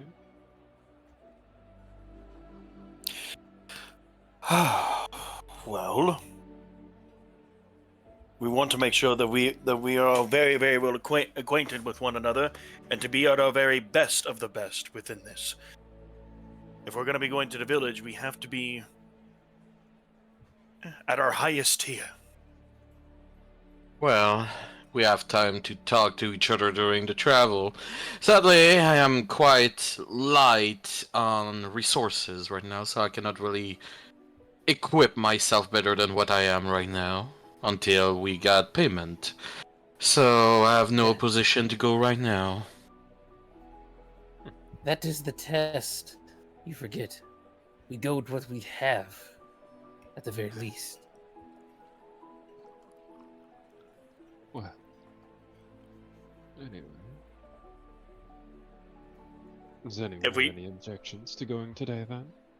If we are going to be going today, then if we pass by a merchant's place or a little shop somewhere around here and there, maybe to get some, well, armor, weapons, maybe anything of that of any kind, I would highly suggest that. I will say we can talk this outside the palace himself in front of the king. It's trivial manner for him right now. Of course, we will not waste his time. No longer we will be leaving. Good day, Your Majesty. And we will be sure to do our best. Return safely, with the task done. Of course. Malvis does one more slight bow before just about taking his leave. It was an absolute honor to even step foot in here. Hystera takes her bow, but is also very careful considering someone's not liking her appearance. And then proceeds to the door. He's gonna stiffen up. He's gonna stiffen up once more. Bows. And he's gonna make his leave. Before the group fully leaves or starts leaving, she'll turn her gaze from the tiefling to the dragonborn. Oh shit. And it will soften greatly with a smile spreading on her lips. Before you go, though, Dragonborn, I have high hopes for you. But do keep the slave in check and maybe teach them some manners for future. Maybe their place too.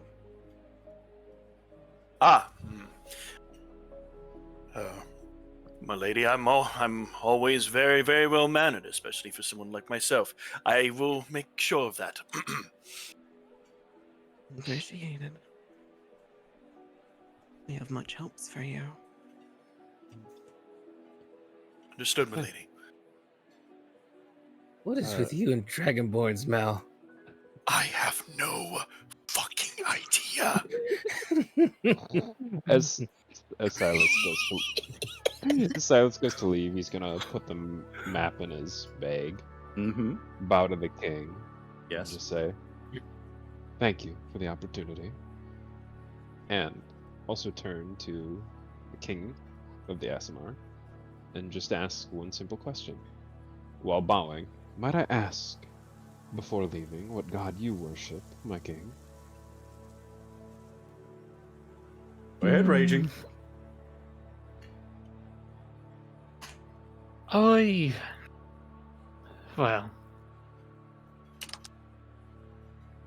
worship, well, as what I consider the true God, and I don't think I should say his name lightly, in fact. Well, he may be angry with me if I did. But just this once, because I think I can get away with it. I worship the true one God in my faith. Omegon. Oh my god! Oh my fucking god! I do wish you all the blessings upon your journeys. With you and the rest of your kind. And those of your party members as well. May Omegon bless your adventures. Oh my fucking god. Thank you so much. It was very kind of you. I'm glad that you Of course he's a felt deity. Of comfortable. course he's a deity. I'm glad you felt comfortable enough to tell us. Well, I've only told you two because you radiate that good amount of holy. I don't think I would have shared it with the rest.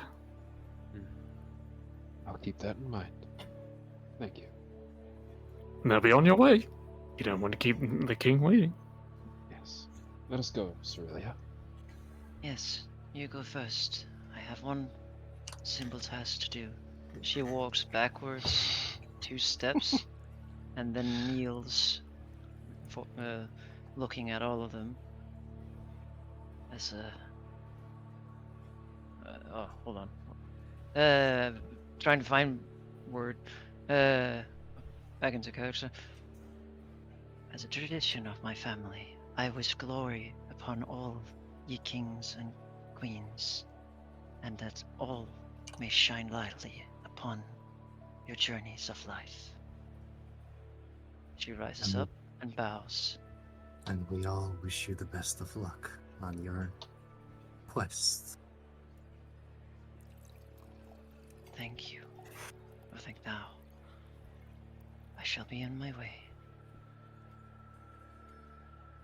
Walks backwards at here, or it turns around and walks front.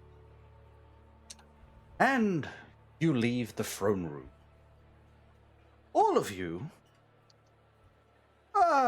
you've all had a moment.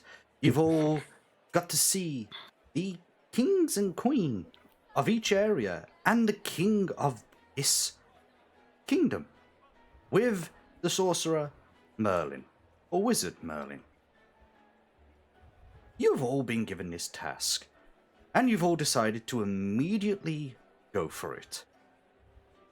And so, just as you leave this kingdom to go to where the city would be, right outside you would actually find a cart. A cart with 2 horses, ready and waiting for you. The cart is big enough to hold you all and any supplies that you can gather. And you are then told by the guards to go north slightly and through the front gate. And that you will find the path.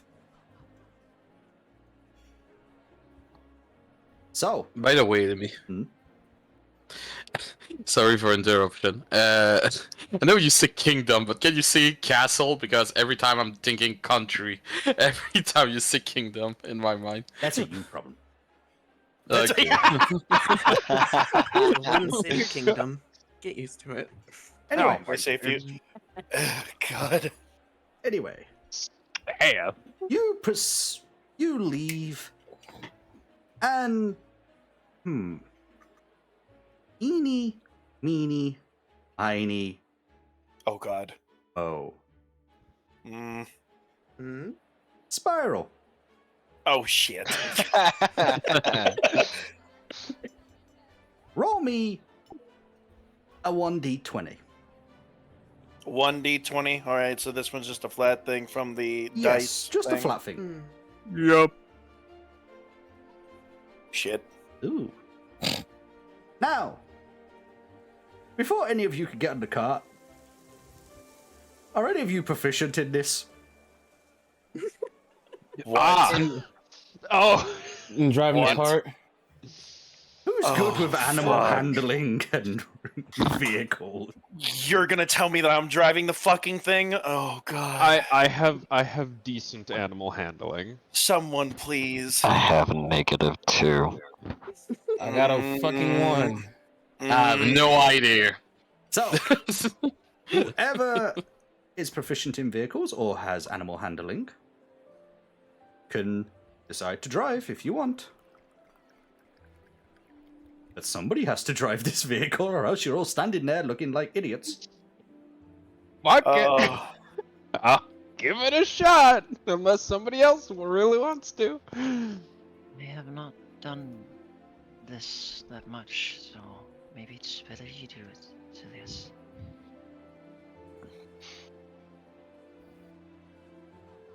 You know, You I'm. So Jay's giving it a shot. I'm not giving it a shot because I have a -2. No. I tried to, but then I feel uncomfortable with it. So if Silas is gonna go for it, then yeah. I suggest you do, my friend, since you have a little bit of knowledge on it, and I have no idea how this thing works. Very well. But your help is appreciated. Good luck. I'm just gonna sit beside him. Okay. So whoever's going to roll animal handling, go right ahead. You know, Okay. I mean, I was considering suggesting something evil the queen would do, but I'm not gonna do it. Oh no, don't you worry. You can tell me that in DMs. Because this ain't the first time they're going to meet you, and it ain't going to be the Oh no, last. it's gonna be for this cart. Oh. The fuck were you planning? Oh god. Just say it out loud. Come on, Dre, you can roll. I'm Yeah, waiting on it. Oh, Christ! Thank Christ! Okay, whatever the fuck you were planning, Luna, I don't think it's gonna work. The dice roll literally said, I hear you, I disobey. It was gonna be. She requested that the tiefling drive. Oh fuck! A good servant. Oh, Oh, woman! This is how it's gonna go. The request is gonna be made, and one of the guards is gonna say it. The tiefling is gonna sit on top and take the reins. However, Silas is gonna sit to their side and kind of hold like one of the reins with them. And because of how skilled they are, you can see the tiefling didn't have to do anything whatsoever, and Silas kind of took control. You look from a window, and you kind of laugh, thinking, oh yeah, they're gonna fuck up, they're gonna fuck up. But then you see, no, they are actually succeeding, and you kind of scoff at this, and you're like, ugh, fucking tiefling. What's the weather, by the way? Sunny, with a chance of meatballs. Ah, okay. Just sunny. Nat I'm- fucking 20. I'm gonna raise one of my, like I'm sitting right beside Silas, and I'm gonna raise one of my wing to make shadows to protect his eyes and make him more comfortable as I'm laying backward directly. Alright, so. Apparently I'm sitting on the other side of him. Yes, don't And worry, I'll be playing this it is quite big. Quite big, so 3 of you can sit at the front. It's just, there'll be enough room in the back for more of you. So, Alright, which village are we heading towards? you are I all would have thanked you, by the way, Apex. heading there. Here. My character would have Okay. thanked you. You're all heading there. Now, Okay. unfortunately, I do not have a token for it, so... I'm about to say, use Silas's token since technically he's driving us. Ah, yes, true. Silas, boom, you're here now. Whoa. You're driving us, bitch. So, It's me. You're big. Silas, essentially following the same ruling as Apex, 2 diagonal or 4 individual spaces. But you're only I'm needing to just go a there. driver. Yeah, sorry. You're only Designated needing to go there. chauffeur. Huh? What was that, Luna? Designated chauffeur. Yes. Yeah. The most Both holiest D&Ds. fucking chauffeur there is. I was just laughing. I'm sorry. The blessed chauffeur leads us to our fucking mission. Alrighty. I'm just laughing because By I'm the the way, fucking before I, chauffeur in both D&D. Before I get on out of here, I don't think any of you was expecting that twist of a fucking god, were you? God damn, that was fucking good Easter egg. Holy shit. That's first thing I want to say. Second of all, Lunar, great job. Goddamn, I'm hard. Anyways. Not gonna lie, I was actually expecting that from you, Raging. No, you weren't. You shut the fuck up. You weren't. No, I actually was. 'Cause it's you. No, I was expecting it. I was never expecting Omegon to be a god in this realm, but okay, I'll take it. Alright, let's get back in it. Here's my one. Let's get back into it. You sugar daddy. I want to play this shit more now. I kind of, oh my fucking god. Alright. So, Mooney, I just sent you another song. Yes, thank you. Also, before you would have left, the captain of the guard actually would have caught up with you all and handed you some supplies as well. Oh, cool. What did we get? You have Bueno. quite a few travel supplies, some rations. These you have a week's worth of rations. He knew that it would only take a day, but considering how many of you there are, he didn't want to take any chances of any of you starving to death. So, you essentially travel to this village. Yeah, it's a long day and everything else. Although, it's taken you one day to get there. You can either decide to camp just a little bit further away from the village, or you can go in there but experience 1 point of exhaustion for staying up. Yeah. Alright. So, Malvis, being able to play his tune, sees that we're getting close to it. And close to it now. If the king says what I remember that he said, the best thing that we can do is build up a camp far away from it, from any of those fucking eyes, and for us to actually take a breather for once. Get us to know each other. Well, we still have a few distance. We can speak now. First of all, I would say my honest opinion is that you all accepted this offer a little bit too fast. You didn't even know what you were going for, and you only said yes right away. It's the king. What would thou else have us do? I understand your worries. But unfortunately, I was feeling pressured. It was either my life or my servitude. Damnable witch. Regardless of anything, we are all equal here, and I want us to be treating each other like that as such. Last thing that I want, especially after what the king said, as crazy as that might be, a prophecy from a dream or a talking of some sorts, I cannot really believe it. But, like I said, we are doing as the king has foretold us to do. As dangerous that this might seem, we are all going to have each other's backs. Which again is why I say, put down camp, rest, get to know each other a little better.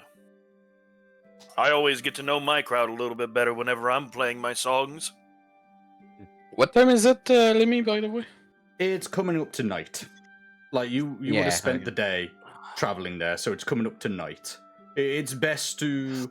You know for a fact that it's best to rest and make sure you're full of energy the next day, and to not actually go into the village at night, because you know that bandits could, well, have set up traps and everything else.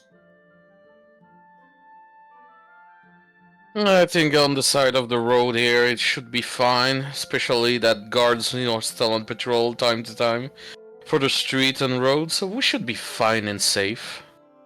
As long as it's out of the outside of the bandits, we should be good. I would have to agree. But I also do want to mention, yeah, I accepted it kind of quick, but considering that the king of the Asmars was also there, I trusted that King Arthur had our best interests in mind. Although the dream part kind of reminds me of like what some gods do, is revelations. I find it interesting. Well, for where I study, of course, prophecies do exist, and they do, from time to time, come to fruition. So, seeing that King Arthur himself, a legend and the high standing that he is, had a prophecy about us getting involved in something drastic, says a lot. And we're the chosen. We're the ones that are chosen for this. He literally said our names were involved. Specifically our names. That means something. So I'm willing to take on this challenge. It's the least I can do. I mean, did you come to your mind that he might have been lying too?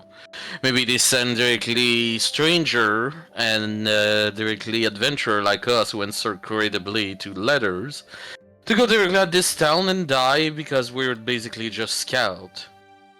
He said he doesn't know the number of bandits living in there, which is quite surprisingly, even if I had that much information. Regardless, It's not like I am untrustworthy of him, but other than my friend here, who had a doubt too, you all accepted before even reading any contracts of what was the deal entitled to. You could all have signed to go fight the Red Dragon right now. Who here is confident enough to take down a Red Dragon?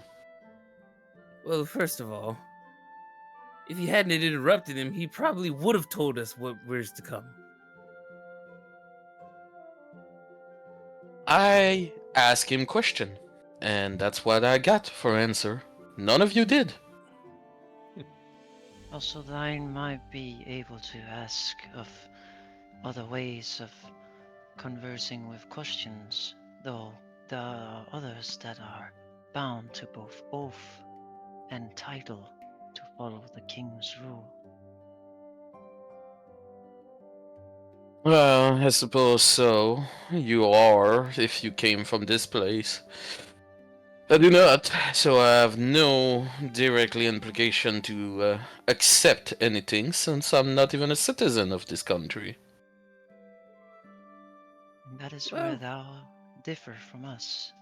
Thy hast thine freedom, where others might be stricken by their titles or oaths or obligations. Yes. Well, tied to obligation is not also neither a good excuse to just accept anything there. If thine You might be father- entitled, but you could have asked the number of enemy you would be facing instead of accepting, so you can plan more properly in advance. Ulrich. That is noted, but sometimes as a knight or soldier, you shouldn't ask too many questions of thine one that you follow. You should trust their judgment. But I shouldn't question thee of how thou think either. I take due notes to what thou hast told me. Not only that, it was not much to question the king, it was much more on questioning the letter. There's been many requests of which I've gotten either to be personal or publicly, of which I had to service the kindness and happiness of others with my own music and words. I've gotten letters like this sometimes, but not to this degree.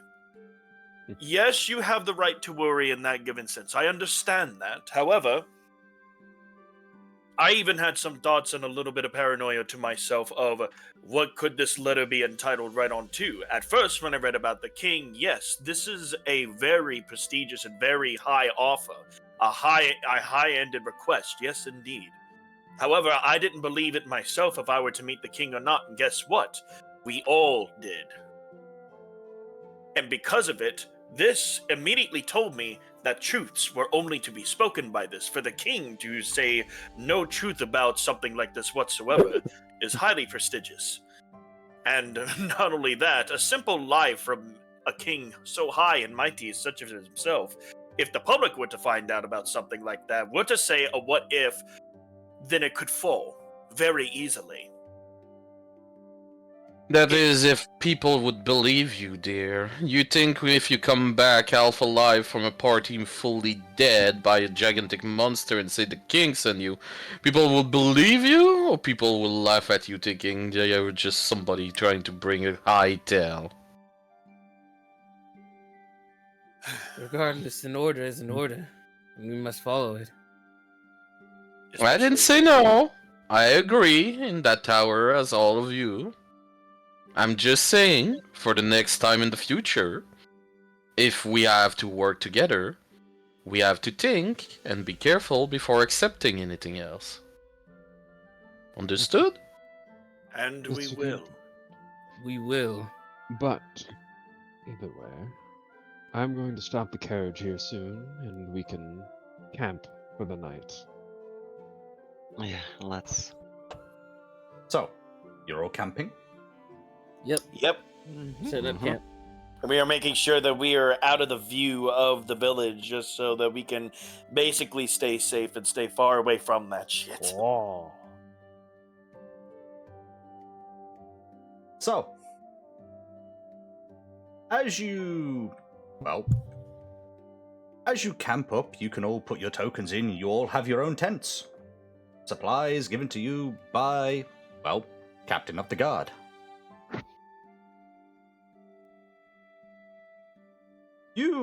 There was 10 ration, right? Yes, 10 rations that you were given.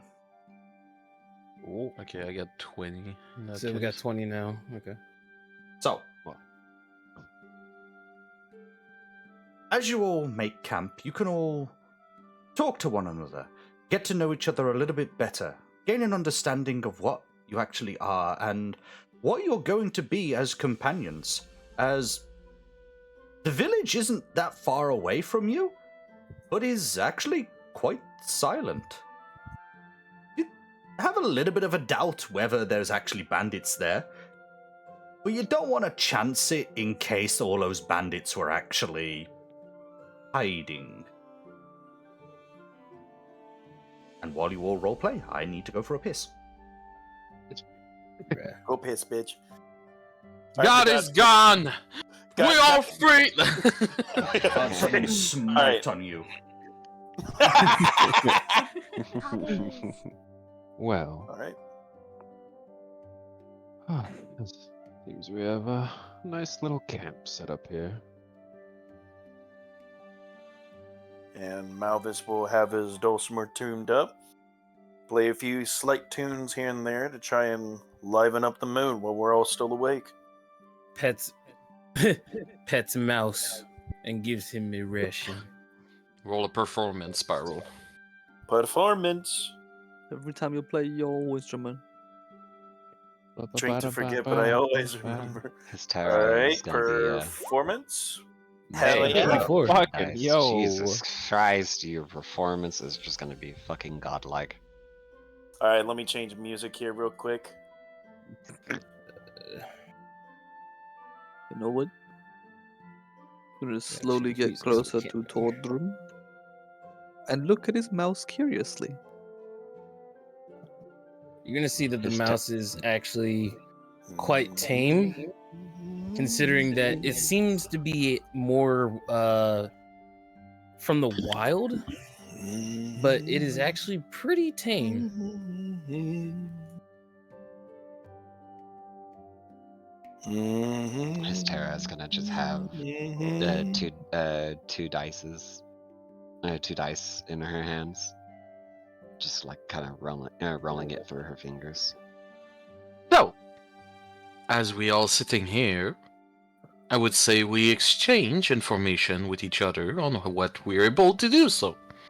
I would also like to propose that since it is the first time in battle, if you wish so, I can take the lead for this. If my commending do not satisfy you, we can always change the title to somebody else later on. I was gonna suggest the same thing, that we at least discuss battle tactics. So I agree with this plan so far.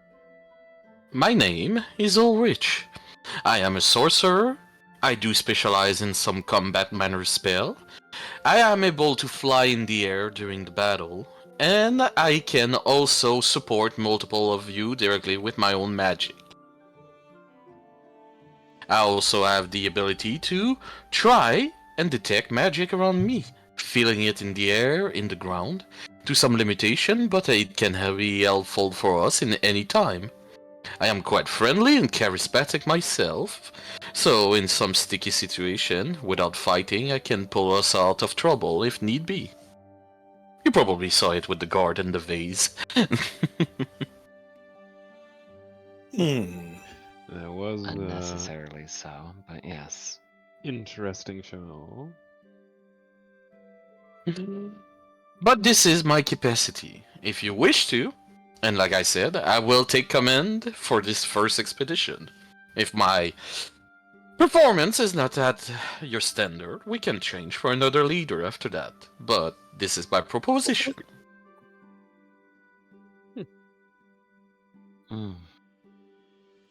We can talk about it after everyone's been introduced, if you don't mind.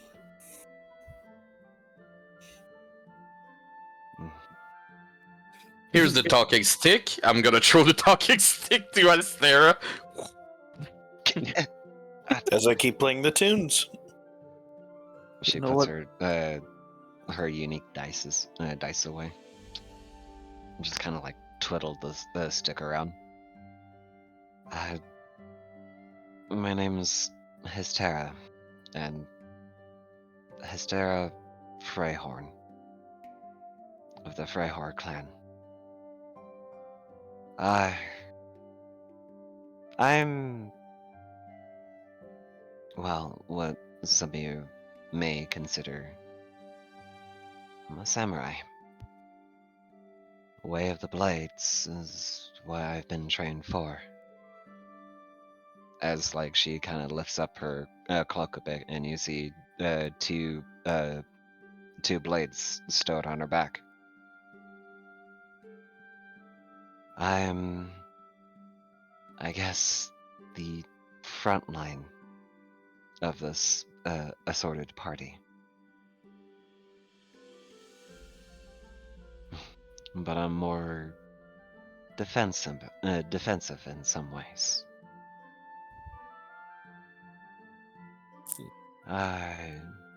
If need be, I have a trusty little crossbow at my hip if things get too dicey at range.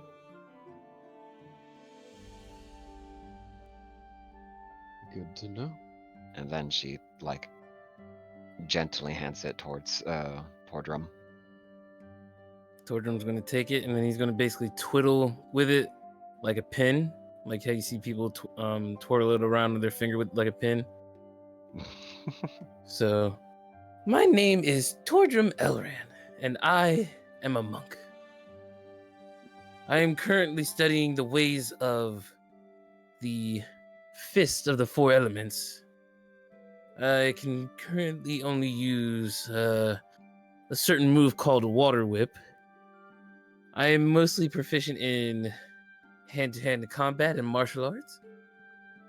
And if need be, if I have to, you're going to see him pull out of his pouch a dart.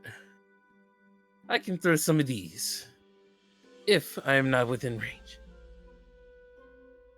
But I am, well, as you can see for yourself, I seem to be a fairly nimble person. So if I can get myself out of sticky situations if need be. Good to know. That'll probably be useful. You can see who Rich is writing all this information into a little book she has. I'm gonna pass the stick He's gonna stop flipping it, and he's gonna do a little flip with the stick, and then he's gonna hand it over to Rockus gently. Gonna grab the stick and just look at it before looking at everyone else. In your ways, I am called a druid, but not the usual kind, where others seek to preserve it, nature. You see him holding the stick, and it suddenly catches fire. I foresee the need to allow things to be destroyed. And then the char from the stick suddenly shatters away to show the inner part is still intact, so things can be born anew. I am of the Circle of Wildfire, and can assist in, well, fire and healing. And your name? Just to be clear. Where I'm from, we don't use names, but the elves back home called me Rokas Yamet.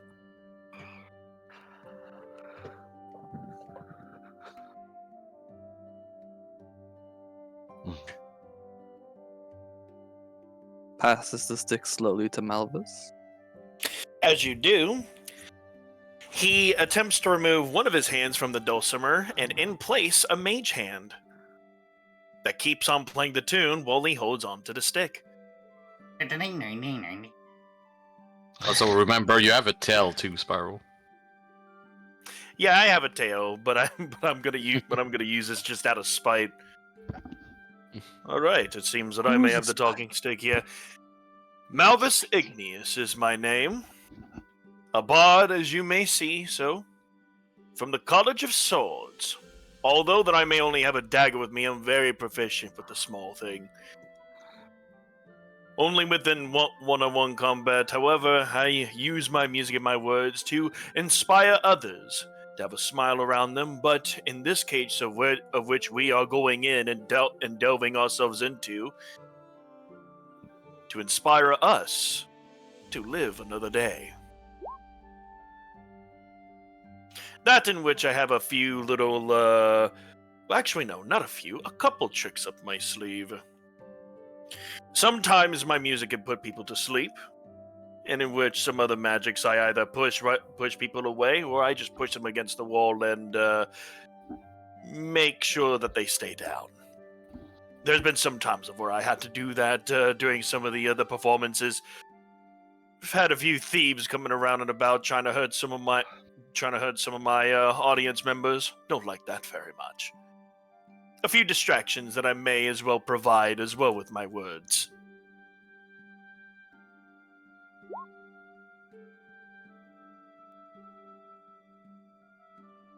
And Understood. then, with that given instance, he is going to look at either at both Silas and Cyrilla. Which one of you would like to have the stick next? I don't mind waiting. Alright. Then, As he passes the stick, his mage hand disappears and he goes back to playing it with his own hand. I'll take that. Thank you very much. My name, as you've all heard, is Silas. And I am a cleric of the Tempest domain. I worship the god Tempest. I have both. I have pretty words. I have strong defenses. I usually carry a shield and a warhammer. For spells, I have both. I have some healing, utility, and damage. I can attack, I can heal, just about anything you'd need. And as an Aasimar, the celestial revelation that I had was The Radiant Soul one. It allows me to gain spectral wings that allow me to fly and helps me out when I'm in melee combat as well. I'm not afraid to be in the front line, that's for sure. But that's all I can think of at the moment. And Cyrilia, your turn. The name is Cyrilla von Amador Lucarus. I am a paladin of glory. I serve two religions, I can say. By day, Master Maze, and by night, the old ancient elf gods. I am proficient in wielding sword and shield, and if anyone ever needs healing and our other healers are far away, I can help with that too. Not sure if there's so much else to my tale, other than I come from a family of noble warriors. And I am the second child. So I do have a big brother, who her facial expression changes to a bit annoyed, who spoils me a lot. I think that's all for me. Where should we put the stick? Give me back the stick, dear. Gives you back the stick. So, after hearing everything and visually observing, here will be the formation. Ystera, Cyrilia, you are the frontliner. You will be directly in front and try to take the brim of the fight, if you're fine with this. Tordrum, Silas. Tordrum because of your speed, and Silas because of your wing. I want you to be able to fly or run around directly the main battle and take down any range opponent they would have, or if possible, to attack them directly in the back of their line and flank them. You both have mobility who would be necessary to do this type of experience. Malvus, you be directly behind Hysteria and Cyrilia. You supporting them directly not only with your magic, but with your skill with a sword, you are able to poke and run away without being in direct contact with your enemies. And lastly, Rockass and me would be in the back line, supporting you with magic or attacking from a distance.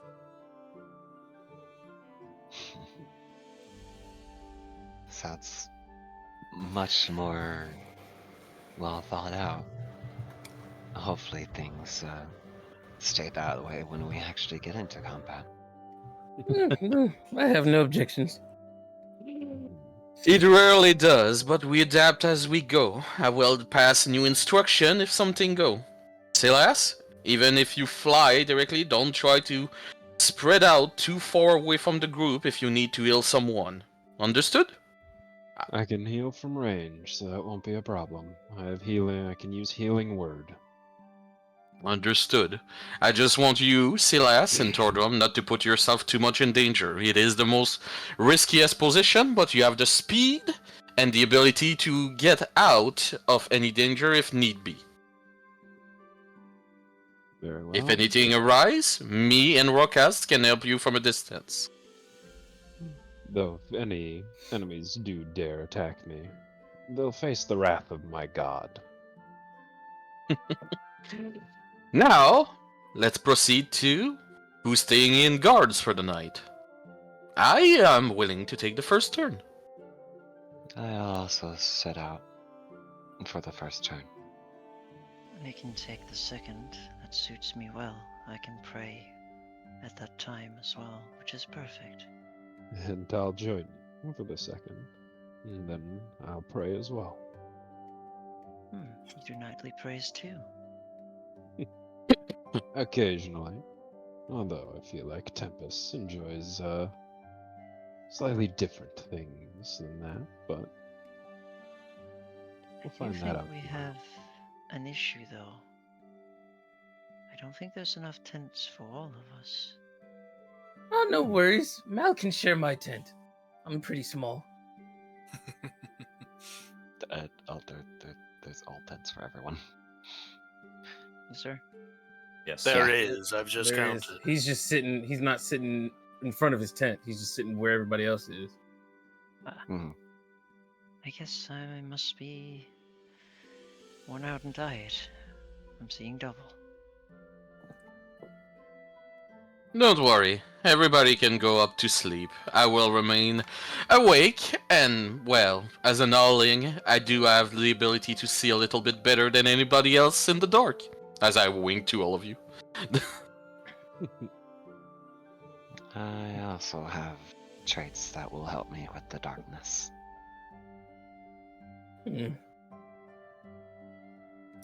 Well, then, if that's the case, then I think I'm going to retire. I'm gonna eat one of my rations. So, Same. who's taking first watch? Me and Tess. And who's taking second? Me and Mune. Okay, so first watch. Tess? Yes. Roll a d20. Okay.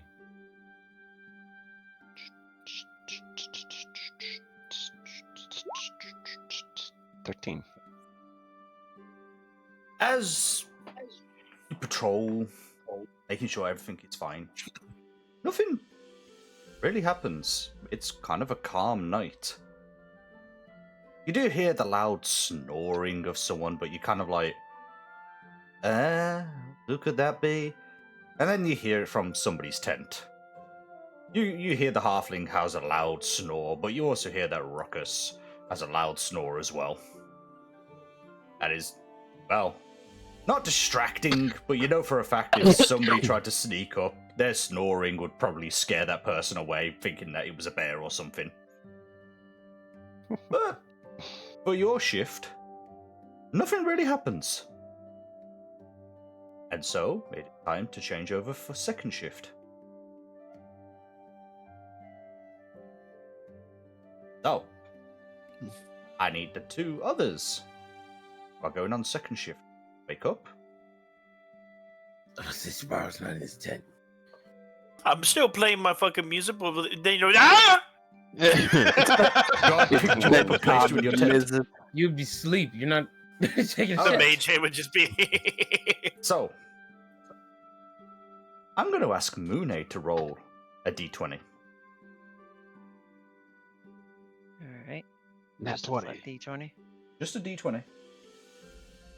Low roll. Oh my god! You actually called that shit, bro. Look at that shit! Nat 20. As, I'm a fucking prophet. as you roll this nat 20, you look around and you still see nothing, but it's what you hear. You can hear scurrying. Not too far away, but you hear scurrying. It's kind of like you think at first it's a human. You think maybe the bandits might have actually found where you're all camping and were about to do a sneak attack, about to do a surprise and wanting to attack you all. But as you draw your sword ready and you're informing Silas that maybe these bandits are about to attack, you suddenly see from over here just a fox. Just a fox. Just coming out, looking around, sees you all, takes a few steps to approach, but then sees the shine on your blades, and then scurries off.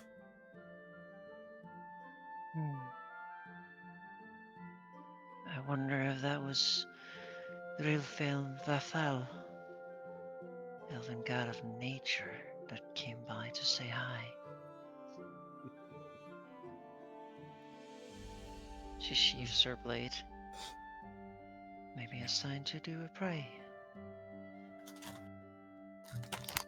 And does a prayer, still having her eyes open. You do a prayer. God is pleased.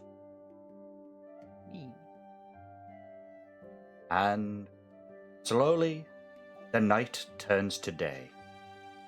And you all wake up well rested.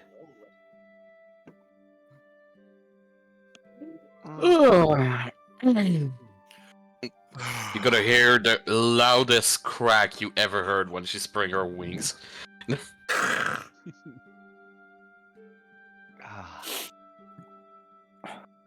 That almost sounded like a barrel that cracked. What are you doing? Cracking rocks?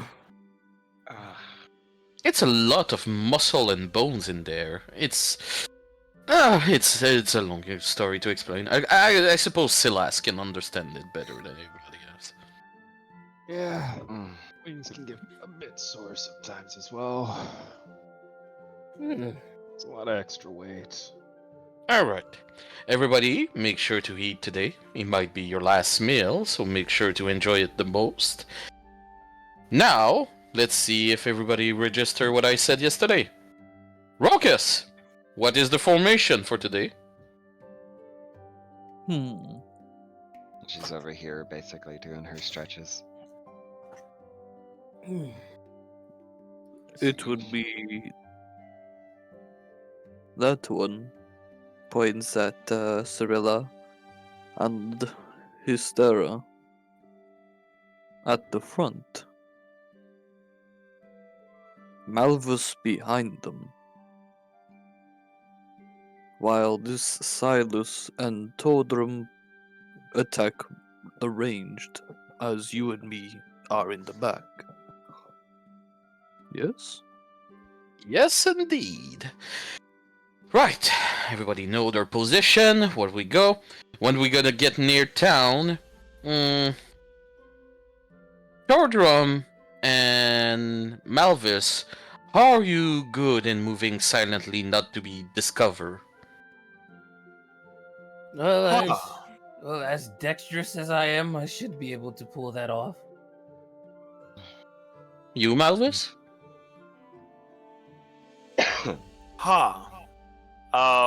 I don't think I am much used to, like, stealth in that. I mean, I can try. I'm not really that much of a heavy person myself. I could try and do that. I will rely on somebody who has confidence in it. Sorry, hon. Just, we got to make sure that we do not risk too much on this mission. Better than nothing. If you need someone sneaking around, I can also do such things. Understood. So far, we gotta rely on Tundrum. Less people is less risky for all of us. Understood? You're gonna see him doing. You're gonna see him doing some stretches, and you can see that he is, for someone his size, he is oddly flexible.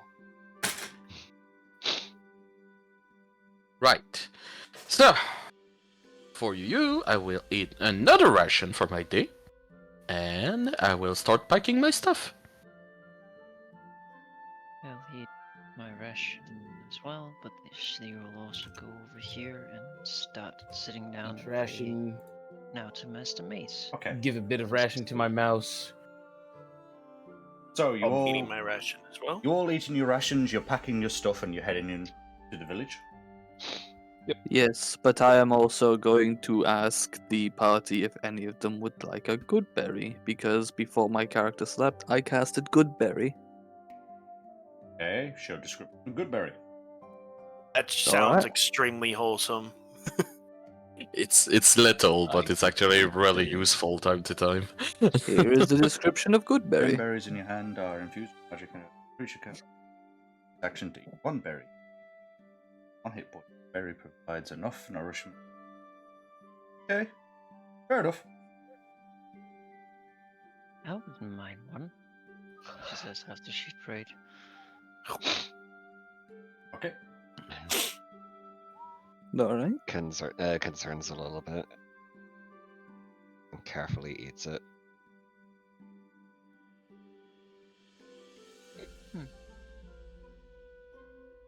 That's all, quite good, actually. all eat a good berry. You're all nourished. You're all getting your camp gear sorted out. You all do your prayers and your food is eaten. And you decide now is the best time to approach this village. So, are you all approaching the village now? I'm gonna make sure to remind everyone to leave the carriage like quite a little bit behind those still, just so that people won't get any bright ideas. So we're gonna get close, but not close enough to like see everything. Mhm. But enough for Tom Drum to sneak around to go see ahead of us. Okay, right. So as you all travel along, you'll get so far, and then you'll get close to the village, but you'll decide to get off of the carriage. You'll decide to walk a little bit, but then Tondrum will split off from the group to kind of stealth along and sneak around to see if they can scout out anything. And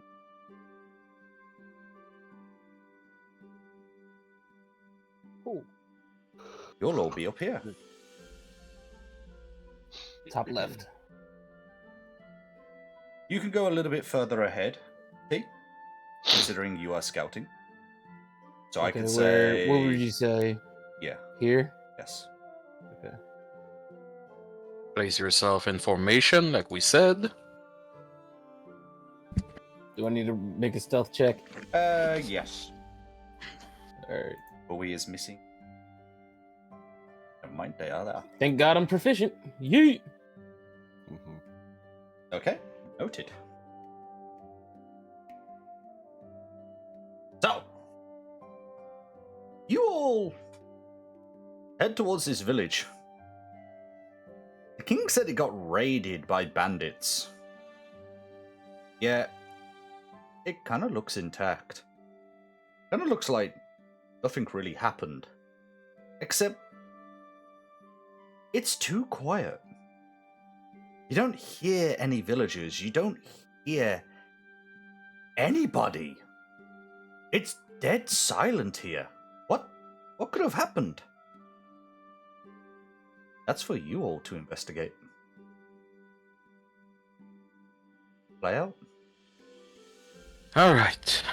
Tordrum, go further in the town. If you see anything, you can call upon us and we will rush out to help you. Everybody, stay close. Do not enter fully in town yet, please.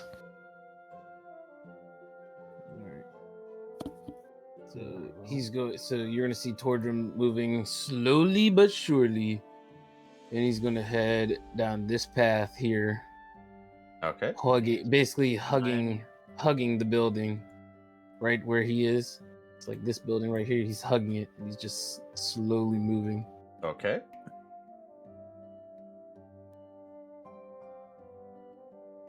Rokas, if you Do have I any spell see- to ready, please get ready. So, would I see anything out of the ordinary as I'm looking down, like this direction and over here? Nothing.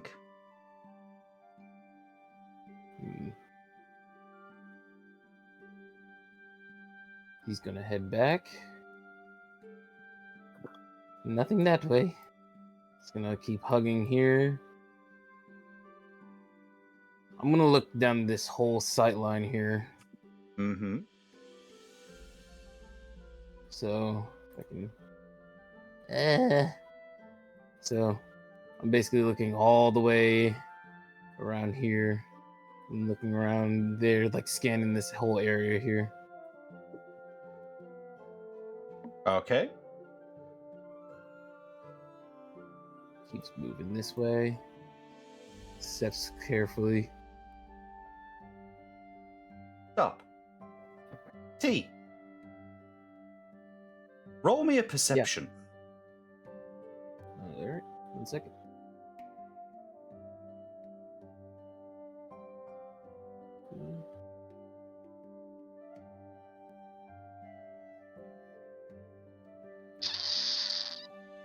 Uh-oh. The house is a house. So, as you come sneaking along here, you feel something is wrong.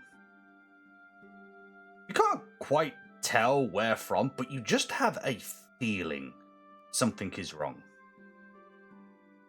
There is no sound anywhere.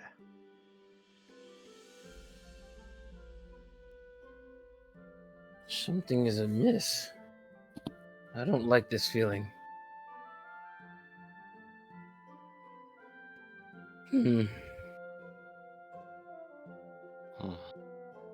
Something is definitely wrong, but it's way too quiet for my liking.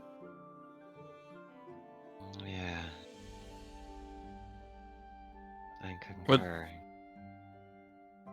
What is happening up front?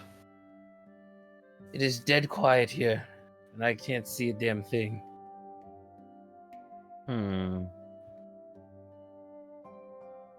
Keep trying to move carefully, but stay hidden. Is this a fence right here? Yes, that's a fence. Okay. Okay, then. I'm going to cut across this road here and like use the tree, the shading from like the light. I'm gonna use the shade trying to hide myself properly, and I'm just gonna move this way. Stop. Alright. I need you to roll me a dexterity saving throw. Oh shit. Okay. I'm confident on him. He's a monk. Okay, good. With a 23, you just barely saw it. But you were able to dodge a bear trap just by that tree. You kind of dart backwards and you're like, huh, a bear trap. But why would a bear trap be there?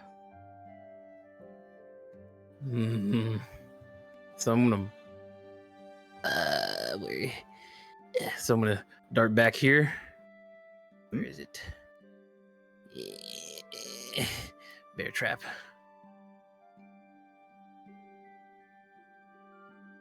Okay. Be very careful where you step. There's bear traps. I nearly stepped on one. Village? Yes, in this village. She's gonna gesture for the rest of the party to move forward a little bit. And basically just pass on the information of traps around. So basically you're gonna see Tordrum like come around the corner from where he is. Mm-hmm.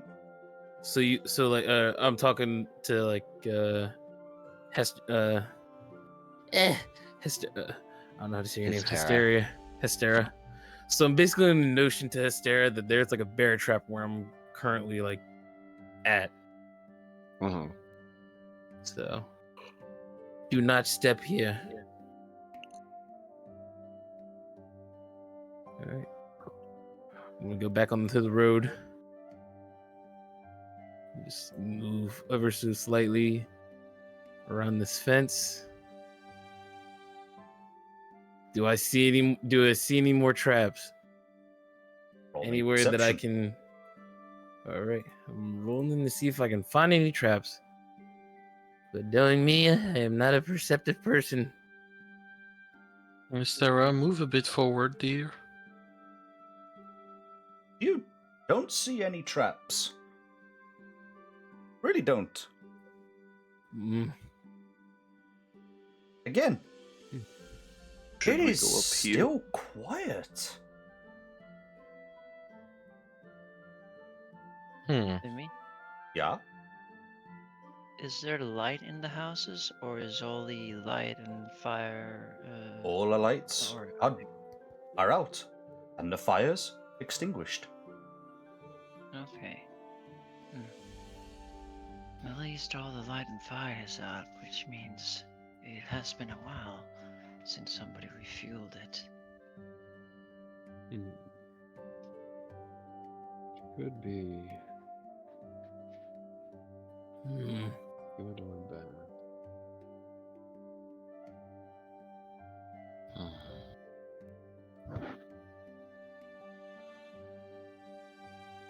You know what?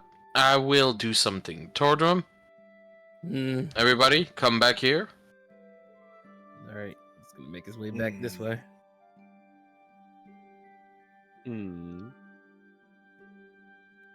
I will use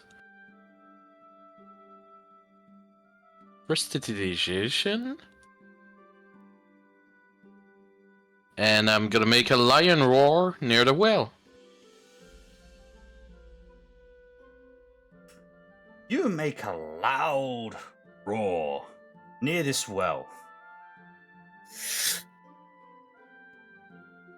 But all that happens is the echoing sound of that roar.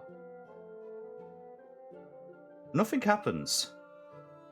Just the roar. However, because of the well, it kind of echoes a little bit down there and then stops.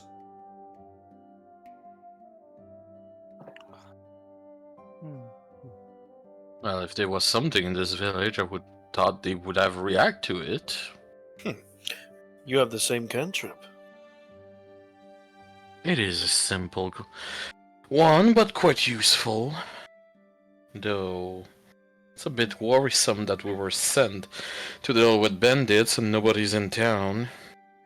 Hystera, Tordrum, and Cyrilla, please look in the tree houses in front. I would also like to check that well, if you don't mind. Of course. Just be careful. Houses first, well after. I'm gonna check the door to see if it's unlocked.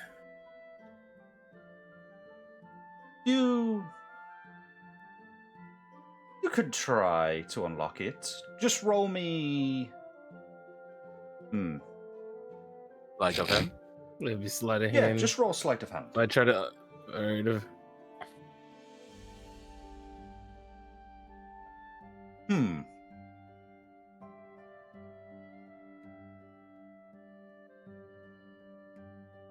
I need you, T. To roll me a dex save. Okay. Oh. Oh, fuck me. Oh, 19. Oh, okay. He's a monk after. As you open up this door, you open it, and suddenly, as if like sheer instinct kicks in, you dodge to the side as an axe comes swinging down from above the door, almost hitting you, but you sidestep that. That was not nice. Will Malthus see that in the short distance from there? You will all know about this. Alright. What the hell? No, this is too coincidental. You're gonna see a cheeky smile on fucking Tordrum's face. These bandits are very clever, but not clever enough for me. They're not just clever. They know we're here. They know some people would be coming here. The bear trap and that proves it. They could be anywhere around here at this point. Well, considering I didn't set off that bear trap, but this trap went off, there's a possibility they know we're here now. As you all speak, you're going to hear loud clapping. Just a few odd claps. And then, just approaching from a bush. Ah, you're not so dumb after all, are you? Well, We tried our best. We were hoping that maybe the traps would actually get you, but it seems you might have found out about it. So, are you the new recruits, or have you been sent here by someone? That is none of your concern, but I will give you one thing, and one thing only. Surrender now, or perish horribly. My friends up front are more than willing to get a fight with any of the miscreant you have. Please, please, please, please. We can settle this easily, but if it's a fight you actually want, well, I guess there's no point hiding anymore, boys. All of a sudden, you're going to hear loud cheers and screams from all around you as certain bandits start to make themselves known to you. This becomes the fun part. Now begins my favorite part. Turn of order. Oh, Okay, fuck. Spiral, for that... Yep, for that, Spiral, you need to click on your token. After that, you go on your character sheet and click initiative. You gotta pop in there. Dirty 20 on sure. initiative. Oh, click on my sheet and roll initiative. Okay. No. Click on your token first, What you mean? and after that, you click on initiative. Okay. So wait a minute. Where's the initiative thing again? I don't have to go on the sheet for it. No, you need to. You have to. So, you click on your token, you see where Malvis is with his AC Yes. and HP. After Yes. that, you go on your sheet, and initiative is right above your max health, and your right beside your armor class. That's what you click. Nat 20. So that's it. Look at that. Nat Yep. fucking 20, alright. Look at me and Mavis are kicking things off here. Let's go. What the fuck? Yo, Tarjum. Let's fucking do this shit. So good on initiative. Let's go. So, I got a plus 4 on my initiative because dexterity. I was just lucky. No dexterity. so let me figure out how to do this with the initiative roll for them. Apex, was it just click on them and then do a dice roll? Yeah, you dice roll all of them, like basically how you want to go. And after that, when you go on them, you right click and you can have add turn of order. Okay, so right click. Let me look your stream. I can tell you. Oh god, I got a commercial. Top, add turn. Wait. Top. There we go. So, There you go. add turn. Okay, I got it.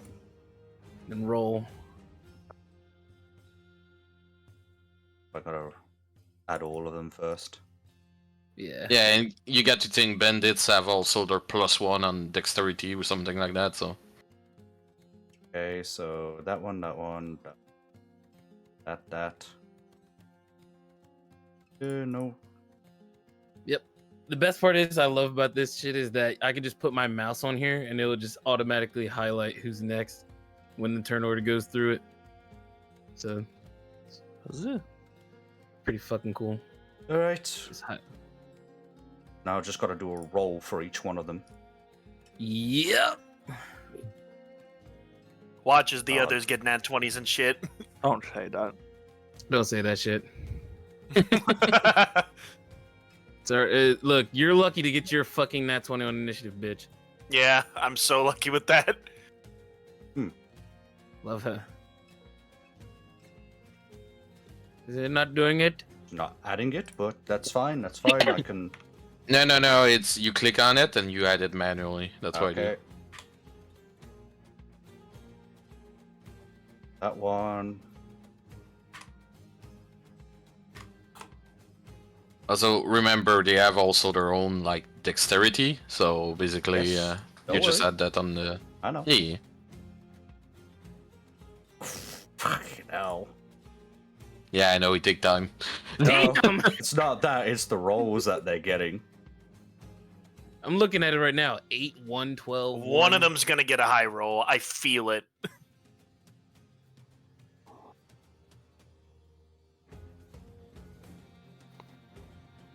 Shush.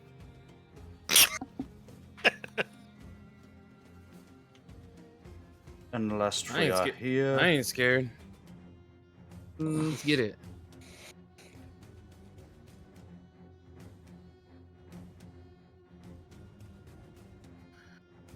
My favorite part of this campaign. Let's go. Knew it. All Look right. at that. Shut up, Sparrow.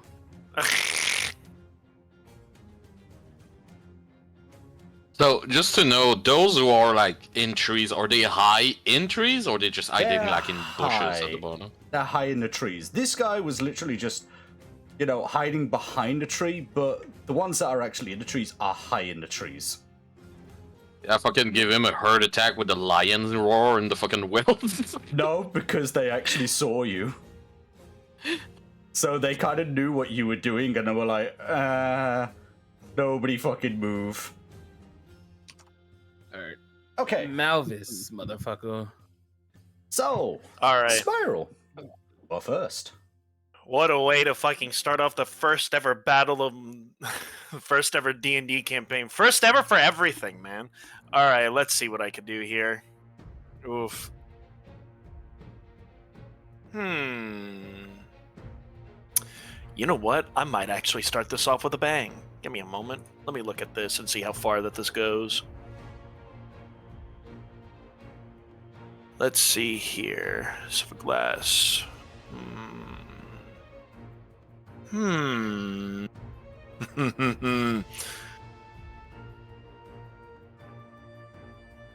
range of this bastard's 60 feet. Alright. Alright.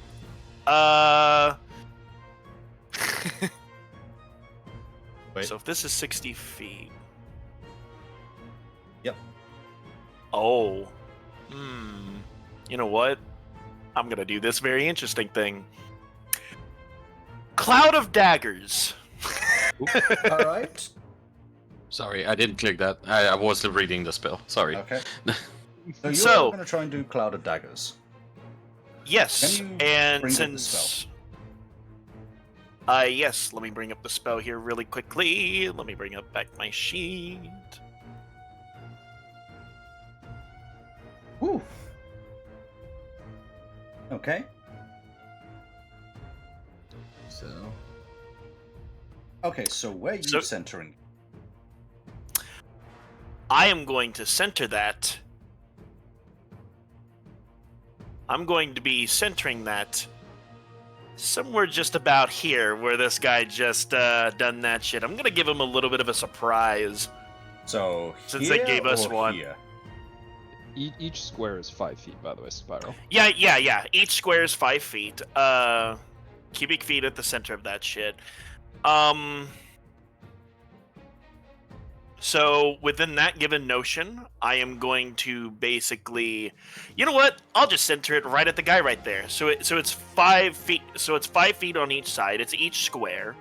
So there. So here, let me do you a solid. I'm going to do circle. So it'd be like that. So you say like right about here, like that. It's a cube. It's literally on the very center of this dude. He's put it on the guy. So Hold on. What Spiral's gone and done is trapped him. Because it's a cube within 5 feet. Like that. Yeah. And I'm going to see if I can hit that one other guy along with this motherfucker right there. So Because just this guy. he seems to one. You gotta remember, it's within 5 feet of that cube from the center. You centered it on him. Oh, wait a minute. No, it's on the corners. Oh, well. All right. Oh, well. I'm going to give him a little bit of a surprise since he's done that shit too. I'll start it off with a bang, put the cloud of daggers right on top of him. Okay. That's what I'm doing. I want to know how this shit works too anyways, but yeah, I am doing that. Okay, you fill the air of daggers centered a creature takes one. when it enters the spell's area for the first time on its turn or starts its turn. Okay. So as you use the spell Cloud of Daggers, suddenly you can see this guy gets surprised as daggers surround him. He's quite uncertain on what just happened, although he kind of looks at you all with a smirk on his face. Although this guy right behind him kind of shakes a little bit worried now because, well, he's in range of those daggers, and those daggers have literally just spawned on top of him. So on the start of next turn, he might die, who knows? Anyway, is that everything you can do? Well, you get to roll the damage for it. Yeah, I'm wanting to see if I can roll the It's at damage. the start. It's at the start of his turn. Yeah, Well, at the it's start when it enters the spell's area for the first time. Oh, No, it's it's there. it's a creature take 44 slash damage when the enters center of the spell's area for the first time on a turn. Yep. Oh, on a turn? Okay. On a turn or starts a turn there. So you have to Okay, wait yeah. until it's that guy's turn. Okay. Yeah, And sure. his turn if he decides But to yeah, as I summon the cloud of daggers, I'm just going over here like, so you may be the one that's eating them. So you love surprising people, so I'll give you one. Just that shit. That's basically what he does. So yeah, that's just about it right there. Okay. So if that's your turn, Tordrum. So, since you said they do a little bit of battle cry, I would have heard one of them in this fucking house. Uh-huh. I'm going into this house, and I'm gonna kick him in the fucking face. Okay. Roll to hit. Yeet. Yep, you hit. Damn, full. Damn. Right in his fucking. I'm kicking him right in his fucking face, and. You know what? Fuck it. Just because, I'm gonna use a key point, and I'm gonna do flurry of blows. Oh my god. Oh, okay. Go ahead. 1 second. I'm gonna.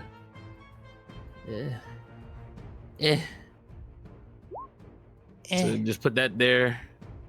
So that means I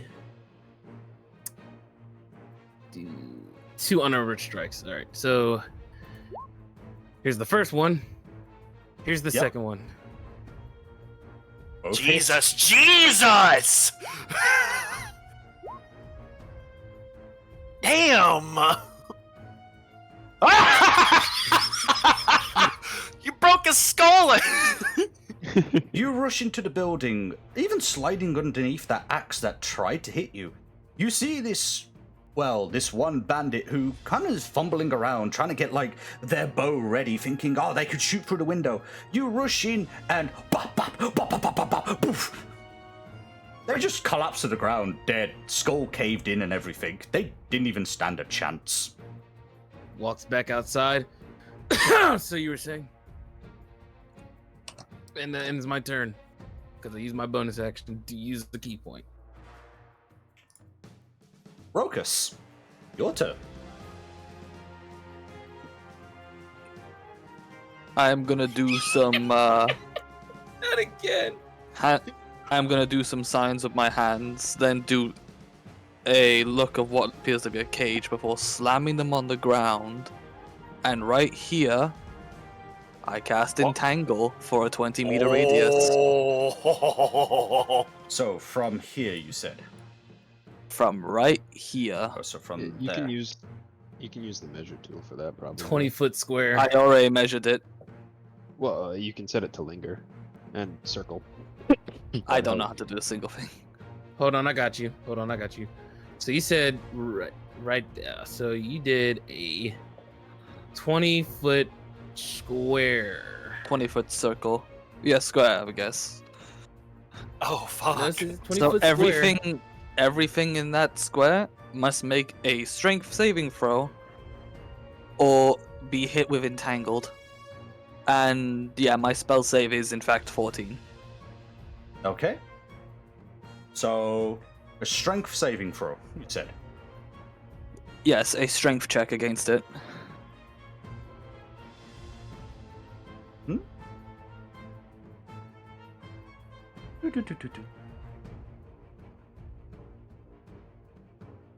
So, for this guy...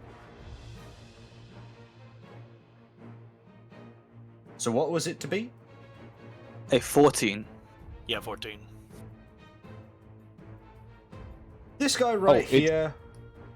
By the way, it would only be it would be 10-foot radius because it's a 20-foot square.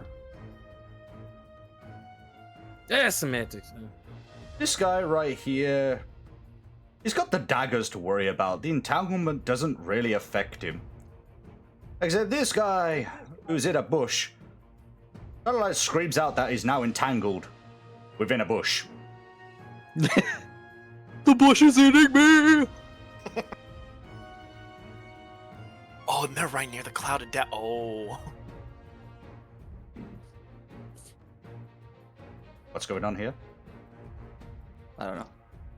He's basically just saying He's who's planning getting forward. entangled. It's a 20-foot square, not a 40-foot square. Okay, so what you're So- basically so saying that- is only this guy would get entangled then. And this guy. This guy's up in the tree.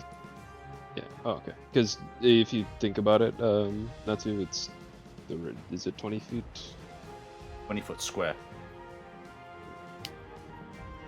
I said 20-foot square. That's Yeah, T that's square marked as is 20. T It's square marked is as 20. 40, but That says 20. it's the radius though. Radius is the full line, and hold on. You're spinning away Diameter's from 20-foot one end to squares. The other radius is from center to one side. Yep. It's 40-foot diameter. It's 20-foot radius. Okay. Never mind. I'm done. Okay. Yeah, I'm about to say I had the right square. Like I'm not. And that's I'm an not going to- engineer who'd fight us on Right. mathematics. No, I'm joking. It says all it says is 20-foot square from a starting point. Okay. Hold on. So let me reset my shit again. So it's like right here. Yes. So this guy's entangled. Mm-hmm. This guy's in a tree, but the daggers are all around, so he's kind of like, I don't want to jump from this tree. Mama! This guy's in a tree, and he's looking down at the stuff, and he's like, I don't want to deal with that. This guy, however, just shrugs it off like, I've got the fucking daggers to worry about. Yeah. What about this one? They're technically in it. In the tree. Most of these are in the tree, apart from this guy and that guy. Very well. Oh well, I still technically just stopped their movement. Okay. I need to check something as well.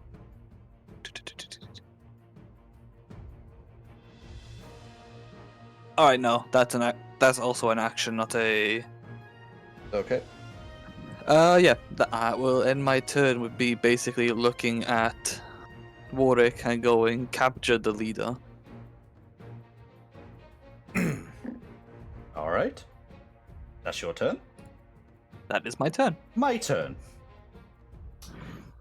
Time for a crossbow. Right at you, Apex.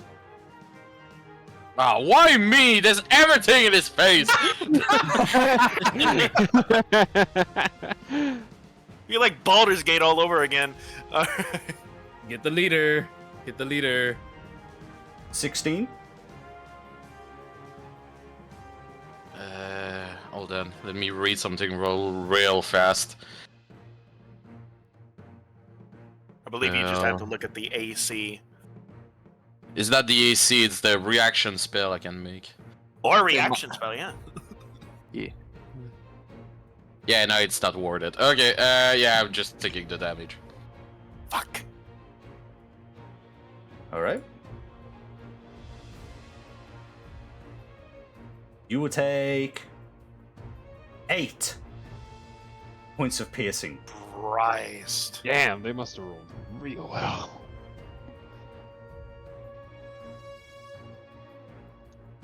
Then, Alright. what you're going to see is this one kind of scurry down from the tree and immediately go into this building.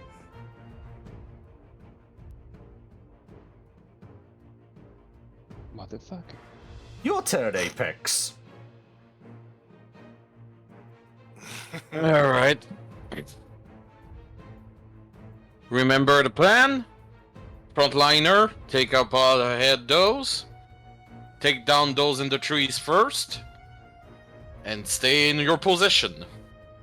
Alright, I'm gonna cast Thaumaturgy and shut down every windows in this town in same time.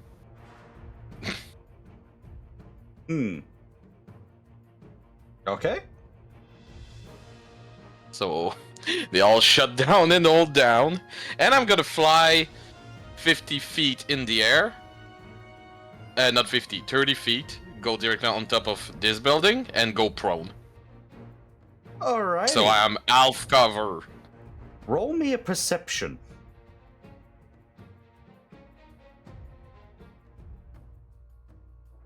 Okay. Hold on. Wrong page. 4. Perception.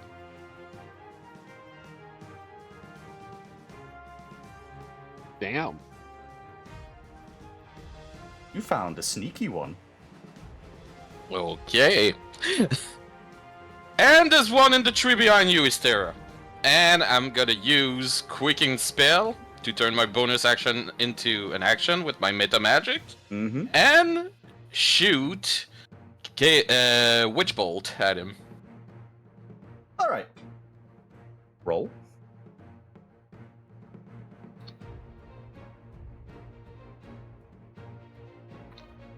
Nice. 17 hits. Yeah, it's gonna be a Do damage? level. Wait. Is it a level 1? Yeah, it's a level 1. Damn, Max. 12. Damn, where are these rolls when you? Oh, that fucking cat! You just fucking Okay, murked I think I kind of know what kind of damage that they do now. Fucking hell! So, the moment that you decide to close all the windows and the doors, and a couple of the bandits are like, what the fuck? Wait, they could do that? You didn't tell us they could do Harry Potter bullshit. What the fuck is this, Cap? You fly up onto that roof, and you could see this man just hiding. What you see, though, is just the ass crack of him as he's trying to look down at Hysteria, thinking, I could get the drop on this one. If I drop on top of her, I could stab her in the neck. And you decide, lightning bolt or a witch bolt. And the moment it makes contact with them, Hysteria, you're suddenly just going to see this body just land right behind you. Fried. Oh my god. Can I take a quick panic action of stabbing the dead body? 'Cause it just scares me. Panic action. No. Damn it. No. He is very much dead. Stabbing him will do nothing but cause him more pain in the afterlife. That literally just said, I got scared. Can I shank him at the back of Tesco?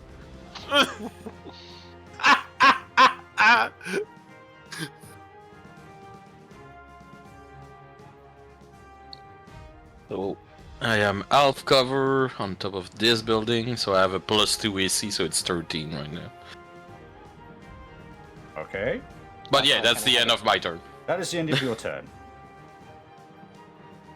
This guy, who's been in the tree the whole time, looks down, sees that, well, the entanglement is there, very much confused, and decides... Wait, that's the one that got entangled. No, this is the one that got entangled. No, wait, no, Oh, I that thought is, this was the that bush. is the one that got entangled. Okay, my bad. Yeah. So, as he looks Well- down, thinking to himself, well, shit. I can't move. I can't do shit. So... Did he succeed at his strength save? He can make another one on his turn. Oh, let me, before I move, I cast 2 spell. Let me. Oh, that was close. Okay. Okay. He is going to do Yeah, wild a magic. strength. Try and break out. With a 5, no. He's kind of just stuck there. Damn, Rokus, you did well. So he's just gonna sit there stumbling around trying to break out from this entanglement, but he's not gonna be able to do much because he's kind of like fucking vines. I'm stuck in this tree. Who left the beehive here?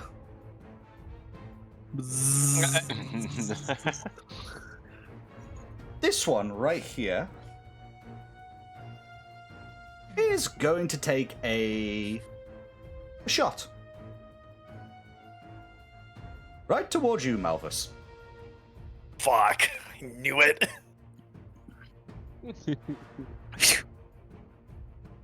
With a dirty Alright. 20. Is that Oh, fuck. Oh god, it's a dirty Hold on a minute. So it's the AC that I gotta focus on with that, right? Yes. Yes. Okay, yeah, no, my AC is a 13. Oh fuck. Ouch. Yeah. I wanna. Well, actually, I don't know if I can have the action to try and dodge that shit. Unless it's a reaction, there's no way to dodge it. How can I tell if I do have a reaction? It would tell you in any of your things if it's a reaction, basically your spell and everything. Yeah. Oh, so my spells would like try and have something like that? Yeah, but I All your don't features or think. traits. Yeah, I don't think you have something for that. Yeah, you definitely don't have anything reaction-wise. I don't have anything. No, I'm gonna have to take it because at this point, with common sense, I don't see them. You take 8 Oh. damage. Oh, that's half health. Yeah, that's half my health gone right there. All right. Oh. So I believe I go to my current hit points and I just type in like 8. Yep. You can just type -8, and it's gonna auto subtract for you. Yeah, you click your token. You click on the red. Nope. Oh. Oh. Well, There you go. there you go. There you go. Can There we go. Ah, fuck. Can I have a reaction? Four. Do you have any that would work? Fighting style interception. Bring it up. You can see it's a target within 5 feet of you with an attack. Oh, unfortunately, Sadly. you're not. Oh, and It's not. You're not right. fighting. Yeah. So you'd be able to help me, but not Spiral. So- not Spiral. Damn it. You hear rustling from the trees as suddenly a bolt comes flying and hits the great Malthus right in the shoulder. Will his bard days be over? Or will he surpass? Styria. Your turn.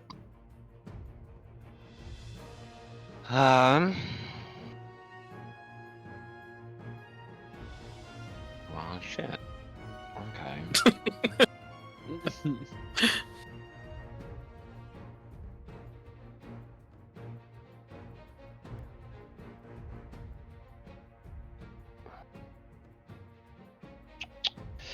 I am going to.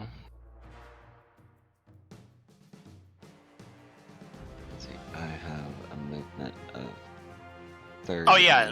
Oh yeah, and as I would have gotten shot, I would have just screamed right on out. Silas, Hysteria! There's one on the left, inside the house! Okay. And in response to that, Hysteria is gonna bolt towards that one. Towards which one? This one? This one. Oh, in the house. In the house.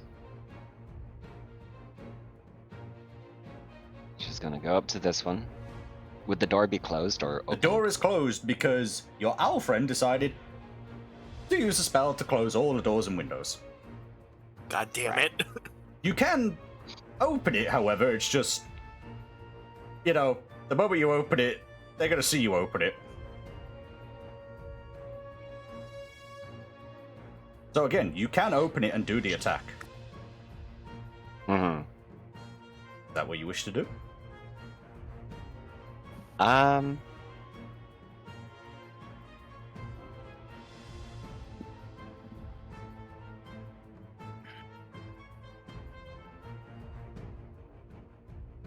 Yeah. Okay. She's gonna open and then take a swing. Okay. And roll for an attack. I roll. So I just press the attack with the plus on it. It's your weapon. Where you go and attack, where's your weapon in it? You just click the name of the weapon himself. Yes, it's either your scimitar or your longsword, whichever one you're using on that. I'm using my scimitar. And you press scimitar. Ooh. Ooh. With a roll of a 13. Hit. Roll for damage. 8. Woo. So you charge in. You kick open the door. And you see this thing, this person, kind of like a little bit taken back that you've just kicked open the door, and you do a quick slash with your scimitar. But as you slash, you can see that they're still alive.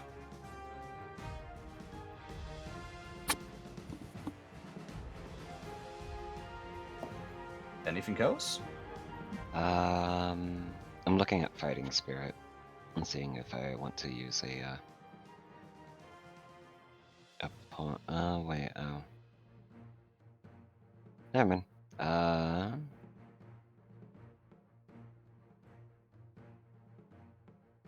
Do.